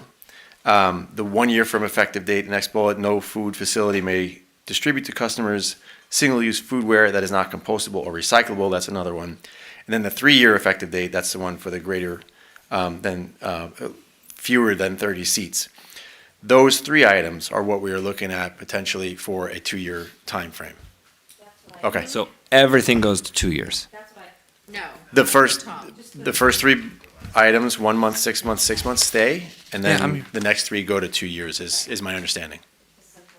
Okay. And if you issued a blue B seal of approval, they could at least tell you how many of those they issued for early compliance. Mr. Berkman, sorry, you just sat down. Would that timeline work for staff? Would that be a rollout that would be feasible and, yeah? It's the same, yeah. Okay. All right, I'm going to jump in. So I think that there are some points of agreement. I hear everyone on this dais say that it doesn't make any dang sense to distinguish based on the number of seats in a restaurant, and I agree with that. I know LA County did it. Doesn't make it right. Appreciate the creativity from staff. It kind of seems like we've fallen into the same trap there with your idea, council member. We want to distinguish between the bigger players that clearly have the resources to comply from those who need a little bit more time. But in the same way, we can't really base it on seat capacity, ownership structure, and the reason that people choose to incorporate versus have an LLC. That's not really a good metric either. I think if there's anything we've agreed on tonight, I think what we do needs to apply uniformly to businesses across the city. At least, and the other thing we have to separate here is the difference between the implementation and the rollout and enforcement, because those can be different timelines. In terms of implementation, I don't see the reason to delay. Now, there's a difference. You can have a delayed enforcement mechanism. You can say we're not going to enforce the ordinance for, say, a year, 18 months, whatever, but we should go to our business community and say, this is now the law in the books, and we're here to partner with you to educate. We want you to get on board and to eliminate your polystyrene, to eliminate your plastics. I think there's still some difference of opinion about the exact time frame, but I just wanted to point out, I think we have to separate implementation from enforcement. I don't love the whole 1, 2, or 3 year idea, because it's going to be some random date in February of 2026. To me, I just like to work with fixed dates, July 1, 2025, for example. It doesn't need to be that, but it's easier to understand and remember. It's the beginning of the fiscal year. Everyone knows about it. I don't see why we couldn't, just speaking for myself, I don't see why we couldn't have a polystyrene ban in effect July 1 of this year and put single-use plastics the following year. And here's why. I know there's a lot of concern about we want 2 years, 3 years, 5 years, 10 years. The reality is that the hardship process exists for a reason. We saw a lot of very fun things in the bag that Mr. Ram brought tonight. Some of those do not have, some of them don't really have a good replacement, right? There isn't a compostable material yet that exists for that serves the purpose. That's the reason why you have the hardship waiver. That is why it's granted. I get staff's concern about workload and processing that, and maybe that should be a conversation we have in the budgetary process. But make no mistake, if a business wants to do the right thing and says, I don't have the materials to comply with the ordinance, they're going to get the waiver, in my view. So I bring all that up to say what I'd like the conversation to go to next is, are we comfortable with the hardship waiver? I think that's issue number one. Do we feel that it needs any further clarity or guidance? That should be the first thing. Second, I haven't seen us touch on your issue, council member, of, I think we all agree that compostables, okay. I haven't heard a consensus tonight about recyclable plastics. I think we need to have that conversation. I'm wary of recyclable plastics because our understanding of them is still emerging, and there's still, what's the term, Mr. Ann? No added PFAS? There's still PFAS. Yeah. Yes, and that's winding up in our bloodstreams and our water supplies. So that, and it's also confusing for our business community. So personally, I think we need to get rid of plastics, period. But I think the compostables that are waterproof also have the PFAS today. Yeah. So, Totally. so if agree. we're eliminating alternatives, that could be tricky. Sure. Well, this brings me back to my original argument. Even if I agree with you. I agree with you that there should be a full ban on plastics. But there are certain businesses that will never be able to comply. And not simply going straight to a hardship waiver, because that's basically what it's going to be. It's banned for everybody except for hardship waiver, then you get whatever you want. And so I think trying to find a tiered system that works. I mean, LA County went with 30 and 31. I think we can find something that may not be the exact metric of a small business versus a big business. But I think taking the time in the next year to allow staff to come up with some number. Maybe it's you don't get to be a franchise, or maybe it's you do $1 million in sales. Maybe it's you have 15 or fewer employees. Something in that metric to create that tier so that we can do a full plastics ban and then have that approach of, well, can you comply? Can you do a hardship waiver? I think if we do it as one size fits all, we're falling into the same trap that county had, where they're just picking an arbitrary number and it's not really a benefit to anybody. But I agree with you there. I think getting to zero or as close to zero, is the best way to do it. And if it's simply full ban and then you apply for the waiver and you get the waiver and that's it, and that's the 2 tiers, I mean, yeah. So sorry, but could I just clarify that? Please. Only number 2 plastics have PFAS in them, usually from the contents that are inside of them, and they're not used for foodware. So PFAS is used as a liquid barrier in compostable serviceware. And then another thing I wanted to clarify is that LA County did not state anything about the seats for their ordinance. They only stated that those that needed to be in compliance were those that were full-service restaurants. It's just to clarify. We're the first city to propose some sort of distinguish. What were they using the seats for then? Where did that come from? So I don't know why they do that. But It's just data collection. It's part of their health department inspections. Yeah. Well, we were the first city to propose it. Doesn't sound like we're going to do it. Appreciate it, Mr. Rand. Okay. Thank you. All right, so. Mr. Mayor? Yeah, please. I can. I just want to, first of all, Councilmember Anthony, valiant effort. I really appreciated your idea and where you were coming from. Mm-hmm. And I, too, was frustrated with that and trying to find a solution. From staff's faces and from some of what they shared, I don't know that we're going to find a possible system to separate at this time. I want to echo what Mr. Berkman has said, that this is an ongoing effort and that this is something, listen, 5 years from now, it may become that, there's no PFAS and compostable anything and we're all good and we just can have a new ordinance. There's new technology happening every day. But today as it stands, I do want to give our Sustainability Commission, who has been working very hard on this, and our business community, who is sitting on pins and needles, an answer, right? And if that answer is we don't have, I want to be cautious of saying, let's wait another year and find the magical tiered system if it doesn't exist right now. I feel you. I'm also frustrated. Oh, yeah. No, we're going to do something tonight.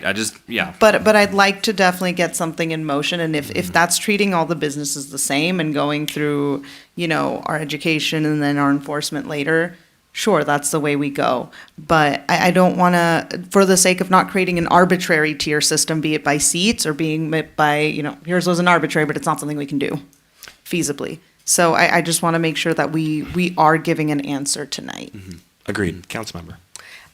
So, to address the mayor's concerns about we need to do something tonight, everybody's saying the same thing.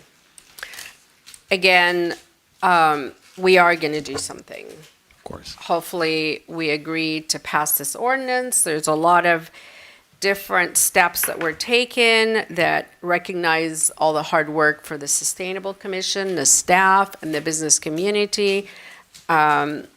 And I am in agreement. I know we talked about 3 years because this is what I'm hearing back from the business community, the Chamber of Commerce, because they feel this is enough time for them to be able to work with the compliance that they have to go through without having to run here for a waiver. My concern is, Mr. Mayor, if we say we're going to implement it now, you come in and file for a waiver, I'm going to see the 400 or 560 restaurants coming in here all wanting to apply for a waiver because they're going to panic and we want to just be on the books that we're filing a waiver. So why create an administrative nightmare for staff and for them to panic them?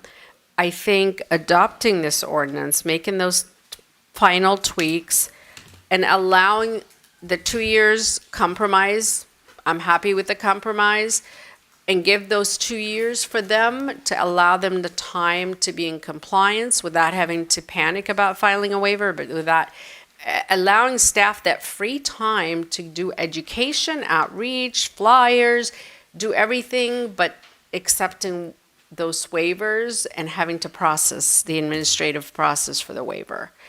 So I'm hearing some consensus, maybe there's some reluctance, but I'm happy with the compromise for 2 years. I apologize to the business community that we are not recommending the full 3 years, but I like compromise if we can get this moving. All right, I just want to say for the record, I agree. I think we're near consensus.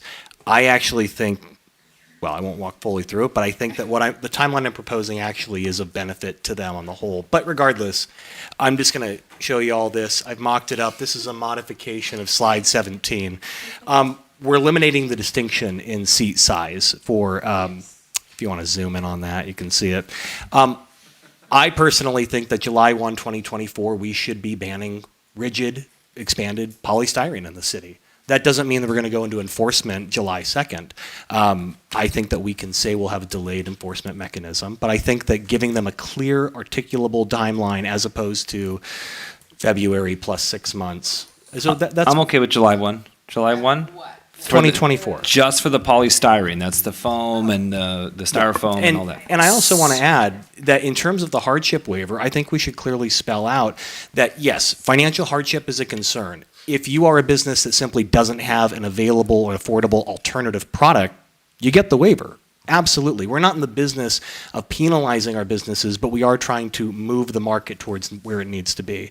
I also felt that, you going to July 1st of 25 for all businesses to go to, and it sounds like we've reached a consensus, recyclable plastic, it seems like that's where the council wants to go, or compostable is being acceptable. So 18 months instead of 2 years. It's almost 18 months. So it actually gives those who had 31 or more seats more time than they would have had originally. But I still think it just, to me, July 1 of 25, it's a clear date. And the last thing I'll say, and I'm not tied to it, if the council really wants 2 years, I'll go with it. But this is not a surprise to anyone. We've been talking about this for over a year. We've been talking about it since 2019. And this is not about an us versus them thing, as so many speakers have said. We want to do it together, and I think we need to take the fear and the anxiety out of it. We're not the big bad government coming to shut down businesses. What we are trying to do is say, under our ordinance, we're going to require you to do this, and we're going to help you get there. And I would love to talk about something in our budget processes as a financial incentive and assistance line to our business community. I think we can do both. So that's my proposal. We'll go where the majority wants. Really quick, I do like the tied date idea, like having a set date.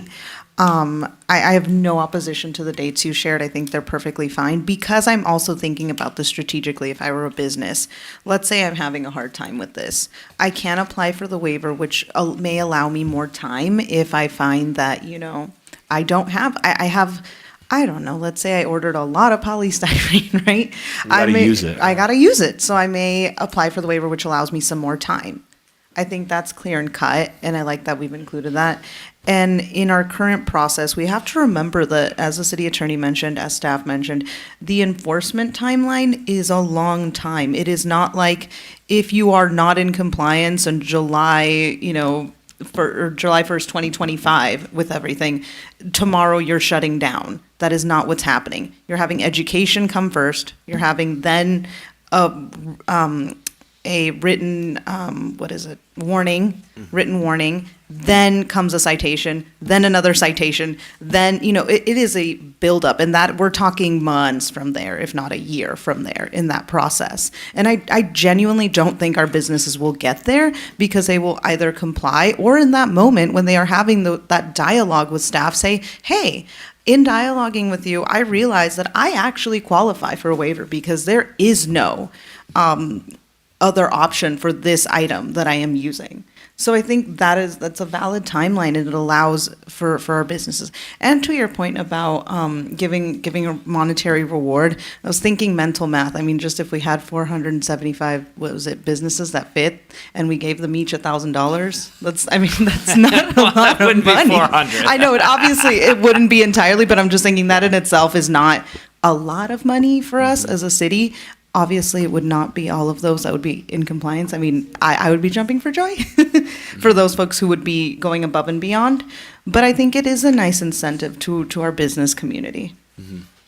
So, Mr. Yes. Mayor, I know the date certain is a good idea, but going from the 2 years to July 2025, I want to propose with date certain January 2026. So it's even less than the full 2 years, but at least starting the beginning of January 2026, which is still allows them till the end of the year, going through the holidays, because there's a lot of things that go during the holiday times. And so I want to see if we can compromise even further to that. Sure. And that will be date certain. Let's let our colleagues weigh in. Councilmember Takahashi, I was going to ask for clarification just to make sure I understand Yeah. what proposal is, I think I know where you're going with it too.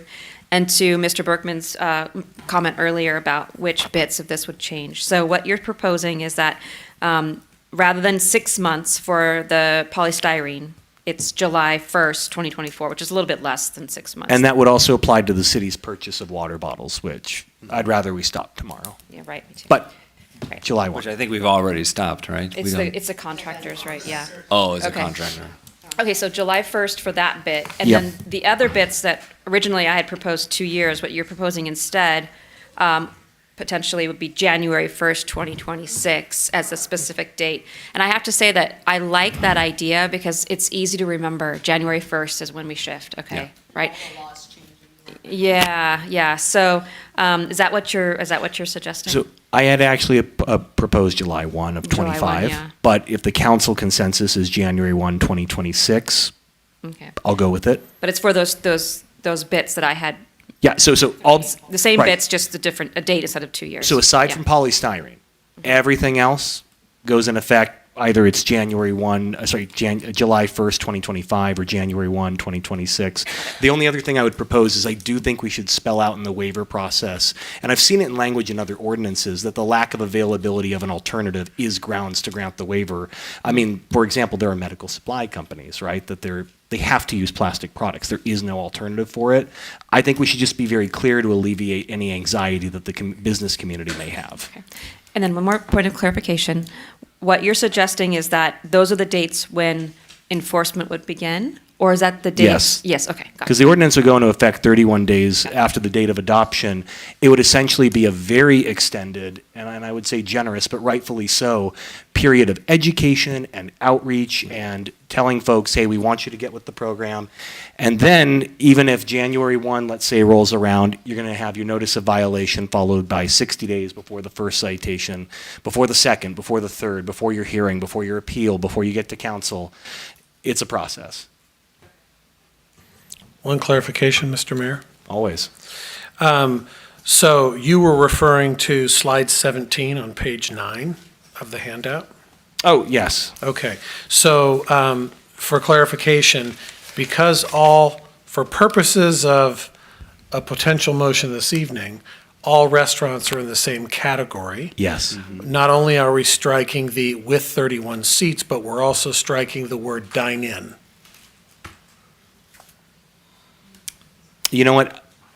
That was my thought, but I don't think we discussed that. I think Okay. I want to just get consensus from that on the council. And so then the 3-year line would be stricken entirely because everything's falling within the either Yes. July 1 or January 1. Yes. Okay. Yes, and I think, to be fair, the ordinance as written only contemplated dine-in, correct? Yes. So then maybe the easiest way to say is it would be for dine-in, and then everything else as you said, yes. Okay.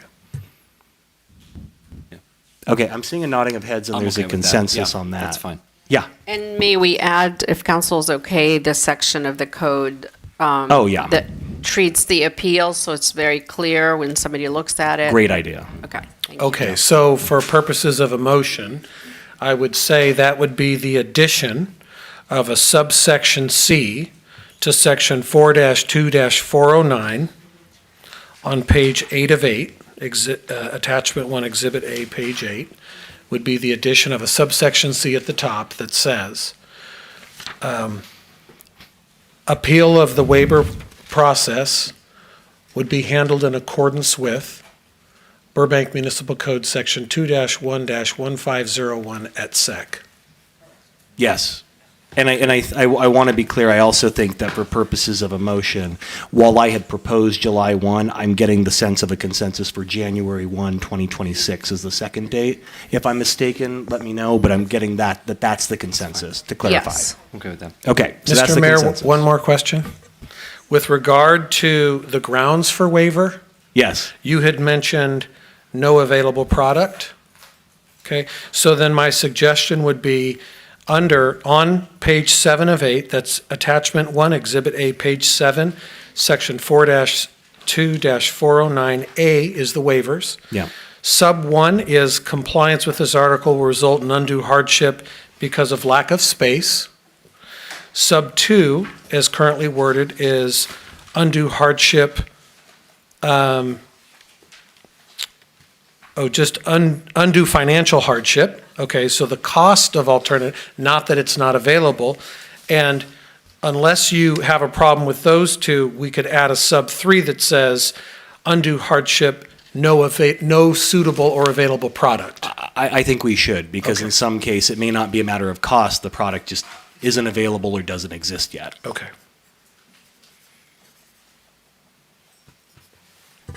Okay. Thank you. I think we got consensus. Someone can make a motion, or further discussion by all means. Okay. Okay. Yeah, please. Yeah. Would the city attorney like to read everything we said so I can say I make a motion? Yes. Thank you. My understanding is the current consensus is to introduce the draft ordinance with a hard compliance date for the single-use accessories is at 1 month from adoption. Yes. Okay. The prohibition on expanded and rigid polystyrene to be in place July 1, 2024. Also, the prohibition on city purchase of disposable water bottles for city events and city facilities, July 1, 2024. Yes. The prohibition on all other non-recyclable, non-compostable foodware, January 1, 2026. Prohibition on single-use foodware for dine-in at restaurants, all restaurants, January 1, 2026. The addition of a third ground for a waiver as sub-paragraph 3. Compliance with this article will result in undue hardship due to no available or suitable product. The addition to that same section, 4-2-409 waiver process of an appeal procedure, and that is appeals of the waiver shall be processed in accordance with Burbank Municipal Code Section 2-1-1501 et sec. So move the motion as it was read by the city attorney. Okay, is there a second? I'll second. Any other discussion? Good. All right, call the roll. Councilmember Anthony? Yes. Councilmember Mullins? Yes. Councilmember Takahashi? Yes. Vice Mayor Perez? Yes. Mayor Schultz? Government still works, yes. Thank you. Yes, sir. I'd like to make an additional motion, if I may. I'd like to move that a year from now, we get a report back on compliance with a discussion item on possible tiered levels of restaurants and food services, just for discussion. I'll second. I'll humor you. Okay, motion second. Any other discussion? All right, roll call. Councilmember Anthony? Yes. Councilmember Mullins? Yes. Councilmember Takahashi? Yes. Vice Mayor Perez? Yes. Mayor Schultz? Yes. Thank you. All right. Thanks, guys. There we go. Earning our Recess or? Mr. Mayor, we're at midnight, so, yeah. or close to it. It's fine. 5 minutes? What? Oh, fine. We can take a 5-minute recess. We are going to press on. Okay.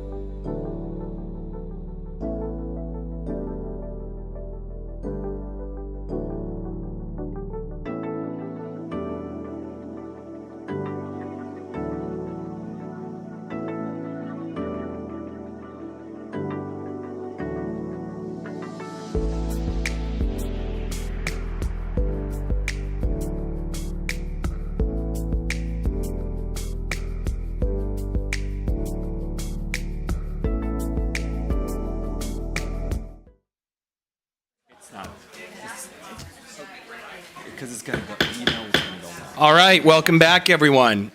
Thank you for staying late. Next up, we have our third report to council, introduction of an ordinance for the prevention of human trafficking. Mr. J. Johal from the City Attorney's Office, please present the report. Yes, good evening, Honorable Mayor, Vice Mayor, Council. Mr. Mayor, if I could interrupt, I know we have two more agenda items. Is it possible we just do the next one and send everybody else home for the later agenda item? It's getting pretty late, and it might end up being a big item. I understand, and I will say for the record that I know off the record that was asked of me. I'm prepared to press on as late as we need tonight because a lot of people have been waiting, and I'm happy to earn my paycheck from the taxpayers. However, this is the decision of council. If you want to make a motion and I'm outvoted, I'm very comfortable with that. All right, I'd like to move that we remove the final item, That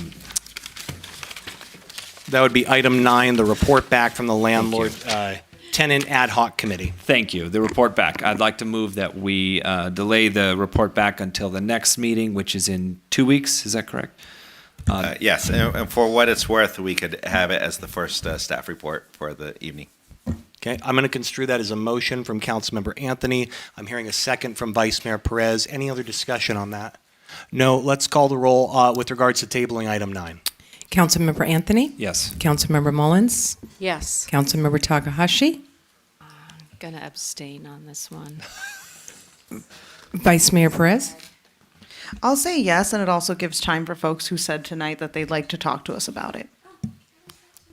And Mayor Schultz? No, item passes. We go back to item 8. Please present the report. I would just remind the council, if you're going to talk with people, that you just follow the Brown Act and not commit. Yeah, thank you.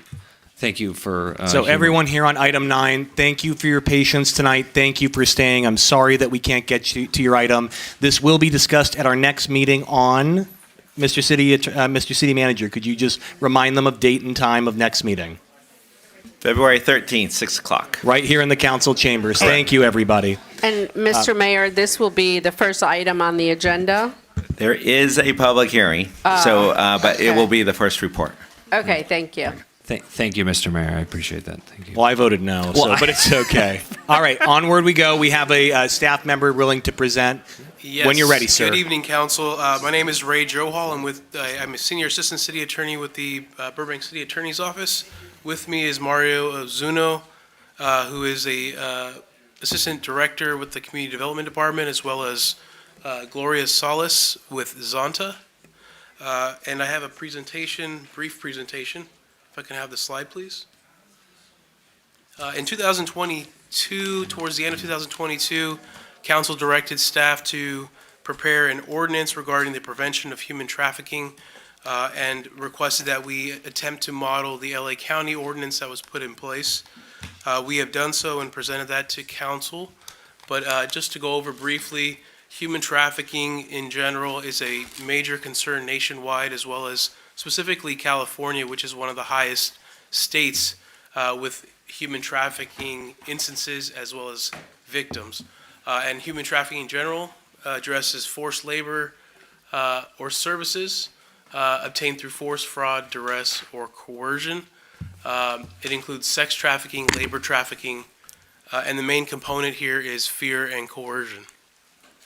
Myth versus reality, human trafficking is not just a criminal organization, although it is the second biggest criminal organization nationwide, but it also can be done through small businesses as well as family members who traffic individuals for purposes of labor as well as sex trafficking. Recruitment happens throughout the community at employment agencies, trains, bus stops, parties, schools, meet and greets, etc. Statistically speaking, some of the most recent stats that we've been able to compile in 2023, U.S. alone had 115,324 trafficked victims that were identified. California alone had 2,122 victims identified, ranked number 1 in the United States. 1,334 cases with identified 1,023 sex trafficking victims and 131 labor trafficking victims. Nationally speaking, data was pulled in 2021 as the most recent statistical analysis, and you can see from the slides the adults, minors, females, and males, as well as foreign nationals, take up a majority of these statistical victims as well as situations. And that's the first slide was labor trafficking, and the second slide relates to sex trafficking, which you can see is the number of situations is much higher, which shows the prevalence of that throughout the nation. So we were addressed with this ordinance because Civil Code Section 52.6 was implemented by California in 2013, requiring specific notice requirements for qualified businesses throughout the community. And it required a posting of signage in specific languages. For purposes of Burbank, the code requires that it be in English, Spanish, and in our case, the Armenian language. And here in this slide, you can see the standard language that is included by the Department of Justice for purposes of the signage requirement. California Civil Code 52.6 also was amended later on, a few years later, to address a training requirement that requires a 20-minute training that is also available online and is required by businesses to give to employees for the recognition of signs and of human trafficking, as well as acts of human trafficking. 52.6 addresses a very limited amount of businesses, 14 total qualifying businesses.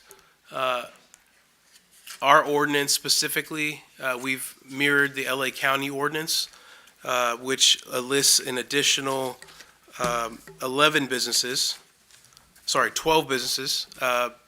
types of businesses, because LA County has a task force that included 4 regional groups of volunteers, law enforcement, who've done significant research in terms of human trafficking and have identified additional qualifying businesses or criteria for businesses that should qualify, where there's a higher frequency of visitors by higher frequency of trafficking by community members, as well as a higher frequency of cases where there have been identified victims of human trafficking. So the goal here in Burbank is to include those businesses because we want to be able to provide awareness, outreach, as well as support for individuals who are suffering from human trafficking.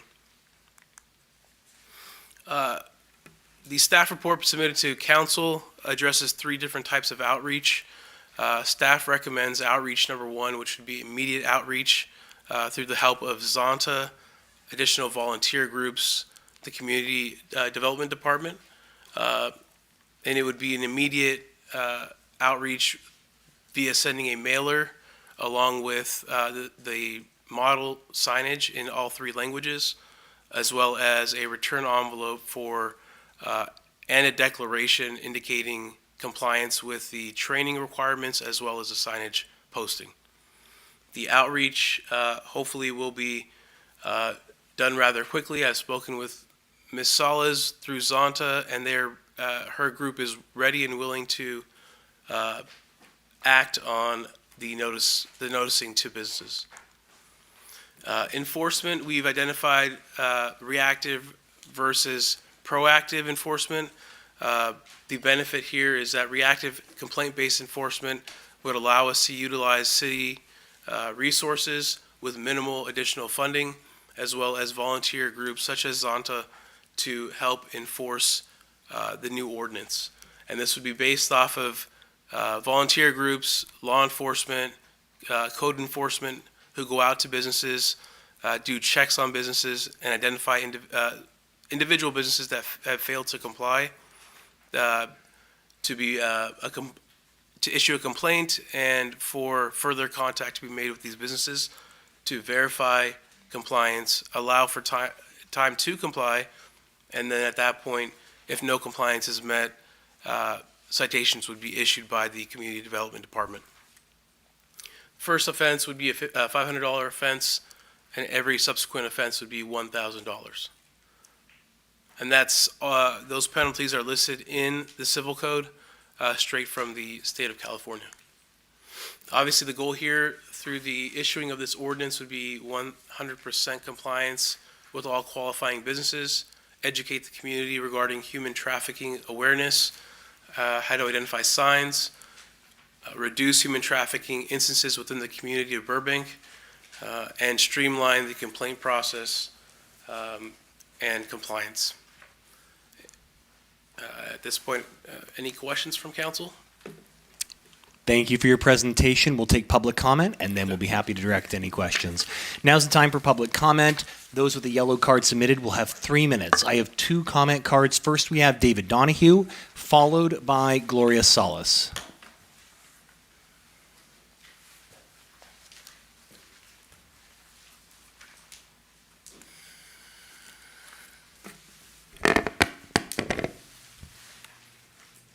My understanding is the time starts when I start speaking. If you could reset the clock, please. Thank you. Honorable Mayor, Vice Mayor David Donahue, the issue about human trafficking is really important, and I really applaud the city for taking a look at this issue. The onus that it falls onto that this focuses on is for the businesses. And I believe, and I don't have the document in front of me talking about the number of man hours it's going to take to look at it and the many weeks that it's going to take. It's a very big job, and I'm happy that it's getting done. The issue that I would look to you, Mayor, as a prosecutor, someone who's familiar with enforcement, and the enforcement component of this I think is lacking, and that's the reason I'm making comment.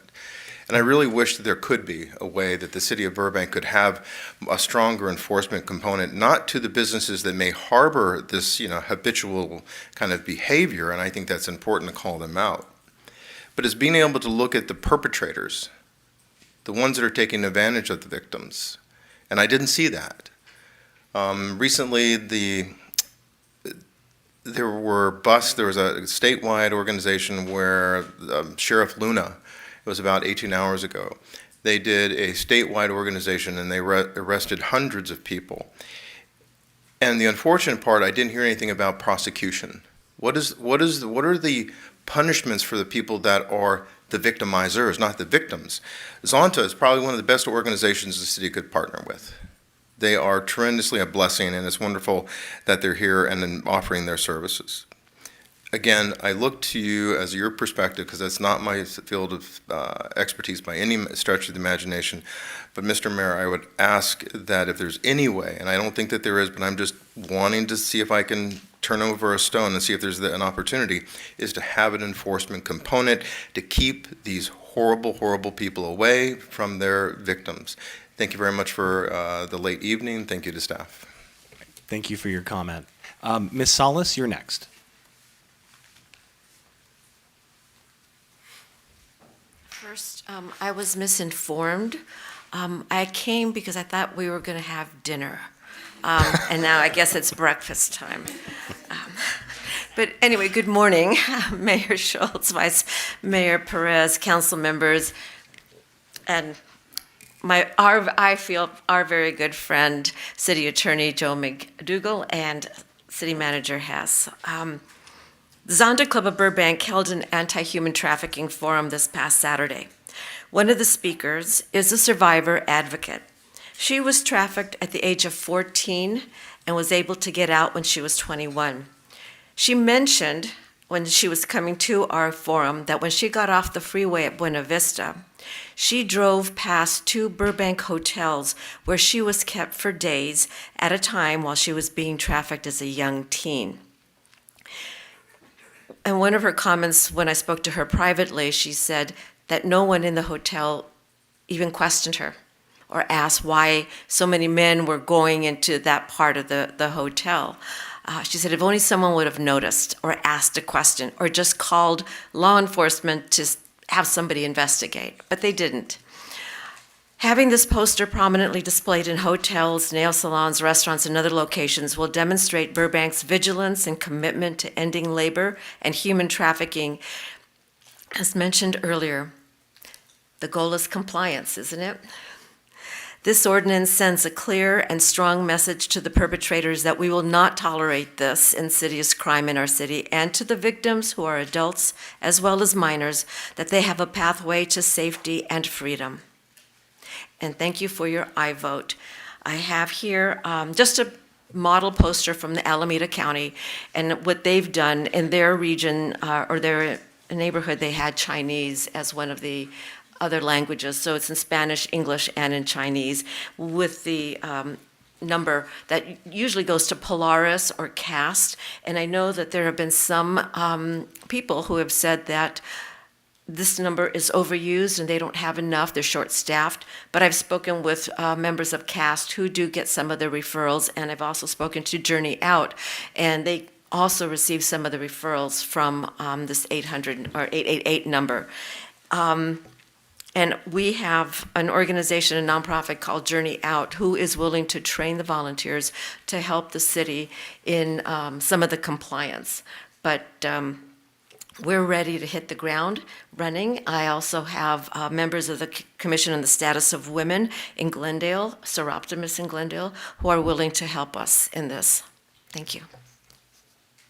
All right. Thank you very much for your comment. I don't see any other public comment cards. So first of all, does staff have any brief response to the public comment? I'm gonna start, and then I'm gonna turn it over to Mr. Johal. For Mr. Donahue, I just want to clarify for council, this ordinance is being adopted pursuant to Civil Code, Section 52.6. It addresses a posting requirement of signage approved by the Attorney General, Department of Justice, for commercial businesses to post in the window.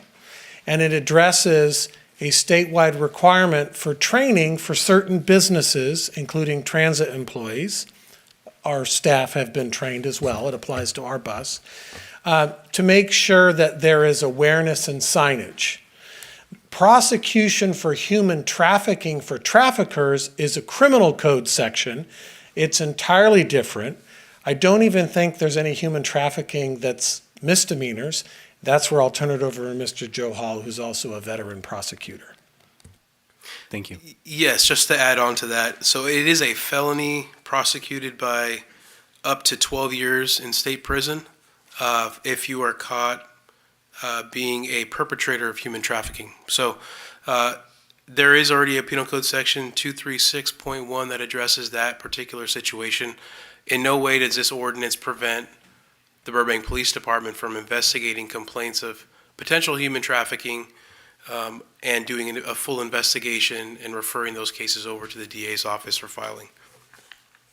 Thank you. The one additional clarification is this ordinance that Mr. Johal has presented to you this evening provides that any business, to Mrs. Solis's point, that permits human trafficking to occur can be sued by the city for allowing a public nuisance, which means we can abate them allowing it to happen. They don't even have to be the traffickers. It could just be that, so, which is why we want them to have the training and of course the education, but we could abate their business as a nuisance, particularly like motels and other establishments. Thank you all for the responses, and thank you to the commenters. I'll comment shortly. Council member. Yes, thank you, Mr. Mayor. So, Mr. McDougall, just to clarify, state law says certain professions need training and certain businesses need signage. This ordinance expands the number of the types of businesses that need signage. Does it also expand the type of employees and jobs that need training? So first, this ordinance, like the last ordinance that you heard, this statute also includes an enabling clause permitting us to adopt our own local ordinance to enforce. So rather than the AG enforcing a statewide law, this ordinance permits us to enforce our local law. Okay. Then it expands the businesses which must post, and I'll defer to Mr. Johal whether it actually expands the businesses who must also train. So it does expand the list of businesses that would have to post as well as train their employees. Okay. So anybody listed in, I believe it's under section C of the ordinance, would need to both post and train their employees. And the training is a 20-minute training. And for clarification purposes, there was a typo in the ordinance, section...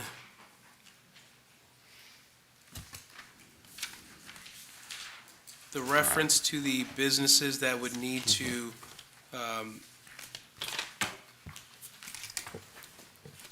Section 5-3-1701F, paragraph A, page A1-4 of the staff report. yes, that first section would be a business or other establishment that operates a facility described in section C, not D, for clarification. Thank you both. Councilmember, any other questions? Yeah, traffic doesn't have a K, but then trafficking does have a K, so that just always throws me off. Never mind. I rescind the Yes, It's Councilmember. getting late. Training, is it done online? Do they have a person going in there training them? How is it done? So the Department of Justice has a link that they can access online. It's a PowerPoint presentation. They have a video as well to help aid with that. Any other questions? Okay, anyone over here? Or comments or feedback? I guess just a simple clarifying question. In the staff report, we have 3 options to choose from. Would all of those options be about the same cost?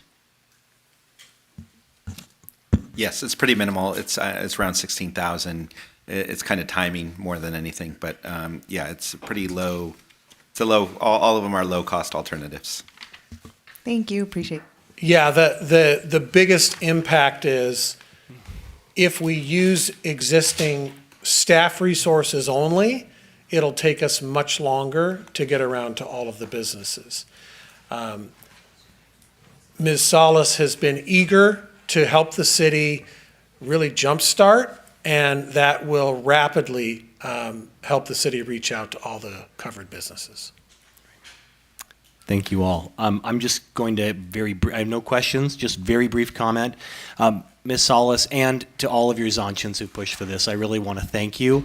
This has been a long time coming. I know it's been a lot of effort, and it's just a testament to any resident that wants to make a difference in our community really can. And I think these are one of those success stories I really like to highlight. So thank you for bringing that to us. And to Mr. Donahue, excellent point. And I would just say, look, there are a few crimes that I don't have a stomach for. Human trafficking is one of them. I agree that penalties need to be harsh for those who are profiting off of the trafficking and behind it. As you heard from our staff, it's not within the purview of this ordinance, but certainly you as a voter going to the ballot box, picking your district attorney, talking about those writing the laws, that's absolutely a question that you should ask. Revisions to the penal code rest in the hands of the legislature, but appreciate your passion on that. With that, I would just say that I'd be in favor of introducing the ordinance with option 1. Seems like the most cost-effective, best way to do it, so I'll entertain a motion. So moved. I'll second then. If I can just say, I've known Gloria for a long time, and you have been working hard on this since I have known you. It has been a passion of yours, and I have no doubt that Zonta can handle the task at hand. I just want to say congratulations. Did it. Anyone else? Congrats again, Gloria. Let's call the roll. Councilmember Anthony? Yes. Councilmember Mullins? Yes. Councilmember Takahashi? Yes. Vice Mayor Perez? Absolutely. Mayor Schultz? It's been a long time coming. Yes. Thank you. All right. Well, I'll see you at the Talleyrand at breakfast, probably. It's I know it's early. Okay. So now we will hear council comment, including reporting on council committee assignments, attendance in conferences, regional meetings, and community events. I'm going to go in a different order this time. Don't worry, Councilmember Mullins. Councilmember Takahashi, would you mind leading us off?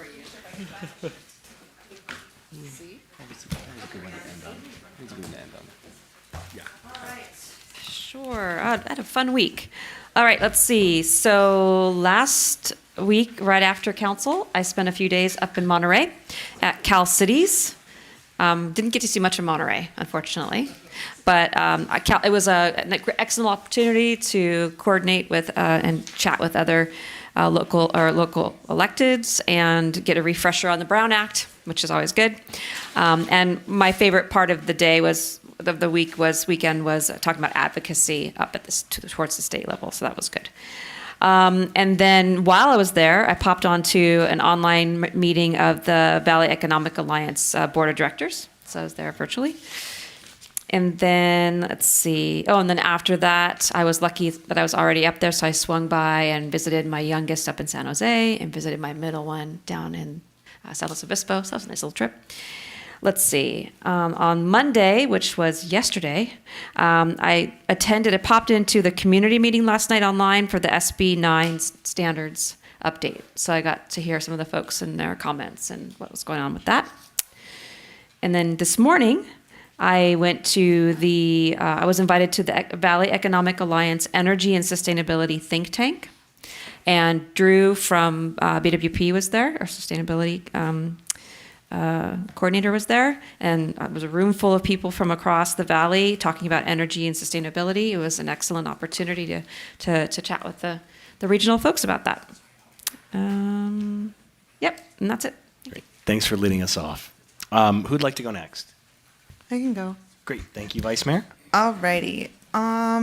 On Wednesday, January 24th, along with the mayor, I joined our Burbank Airport commissioners for our first meeting. We discussed a lot of the items that we'll be covering throughout the rest of the year, and I'm looking forward to working with everybody.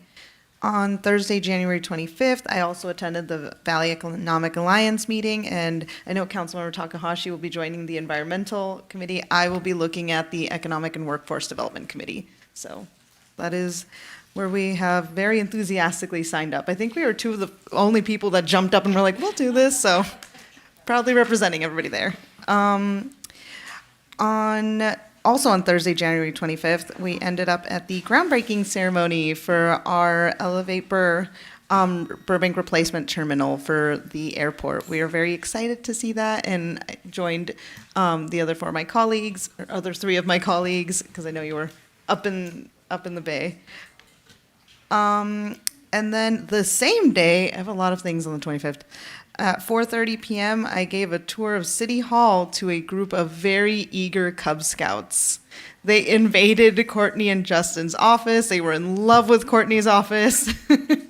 And they had nothing but wonderful things to say. They were very enthusiastic. And then we came in here and had a lively debate about the environment and sustainability and things that young people are very interested to see in the future. I will also add they are one of the few of our Cub Scout groups that has a female Cub Scout in the mix, and she had some very, very intelligent points to add to the conversation, two of which are items that I'm going to end up following with our city staff on because they were very genuine questions that our adult residents ask. So congratulations to her and the whole troop. And then at 6 p.m., I attended the Infrastructure Oversight Board with the mayor at 6 p.m. I already said that. On Friday, January 26th, I met with a stakeholder, one of our landlords in the community, who had asked about, attending the roundtable discussion, was unable to do so. So again, extending that invitation to anybody that would like a one-on-one meeting. And then that is all for me this week, actually. It was sad I was not able to make it to the Human Trafficking Forum. All right, thank you. Who's next? I'll go. So January 24th, I had the Senior Citizen Board meeting. On January 25th, the groundbreaking ceremony at the airport. It was, like you said, beautiful ceremony. It was a lot of fun. Then I had a meeting in the same day in the afternoon with Mary O'Hare to tour the media district, the specific project 4100 Riverside Drive. Met with community folks there to talk about the project. And then on Friday, excuse me, Friday the 25th, What? All right. I'll just read yours. Friday the 20th. No, okay. Mine is very short. Yesterday, Councilmember Mullins and myself met with staff to discuss the Domestic Violence Task Force and its direction and goals. So that'll be coming back, and we'll talk more about that when we have the regular meeting.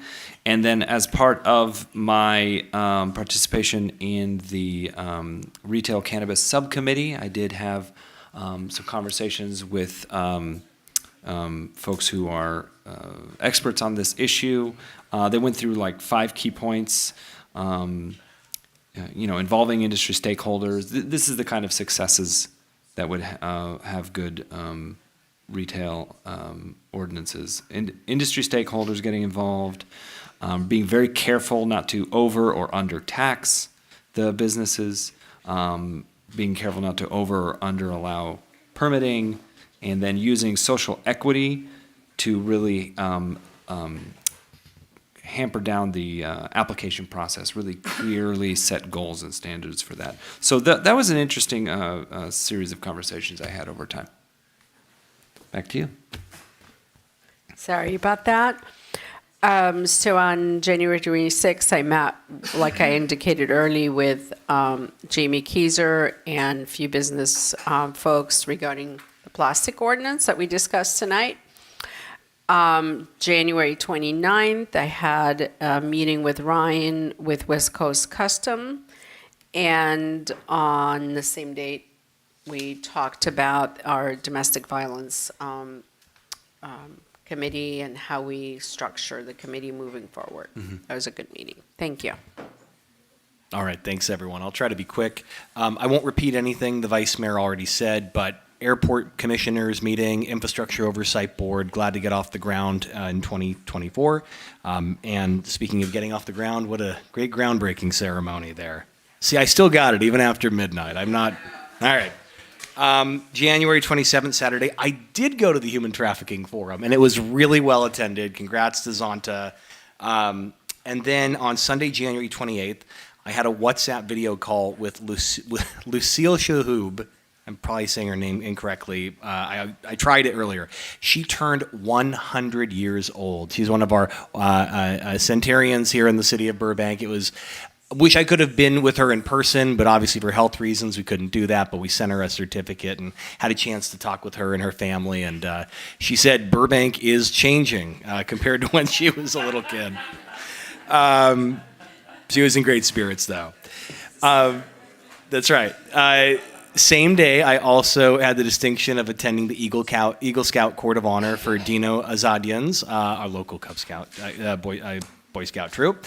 Monday the 29th, I had a meeting with John Boari about our strategic economic development plan that will be coming back to the council.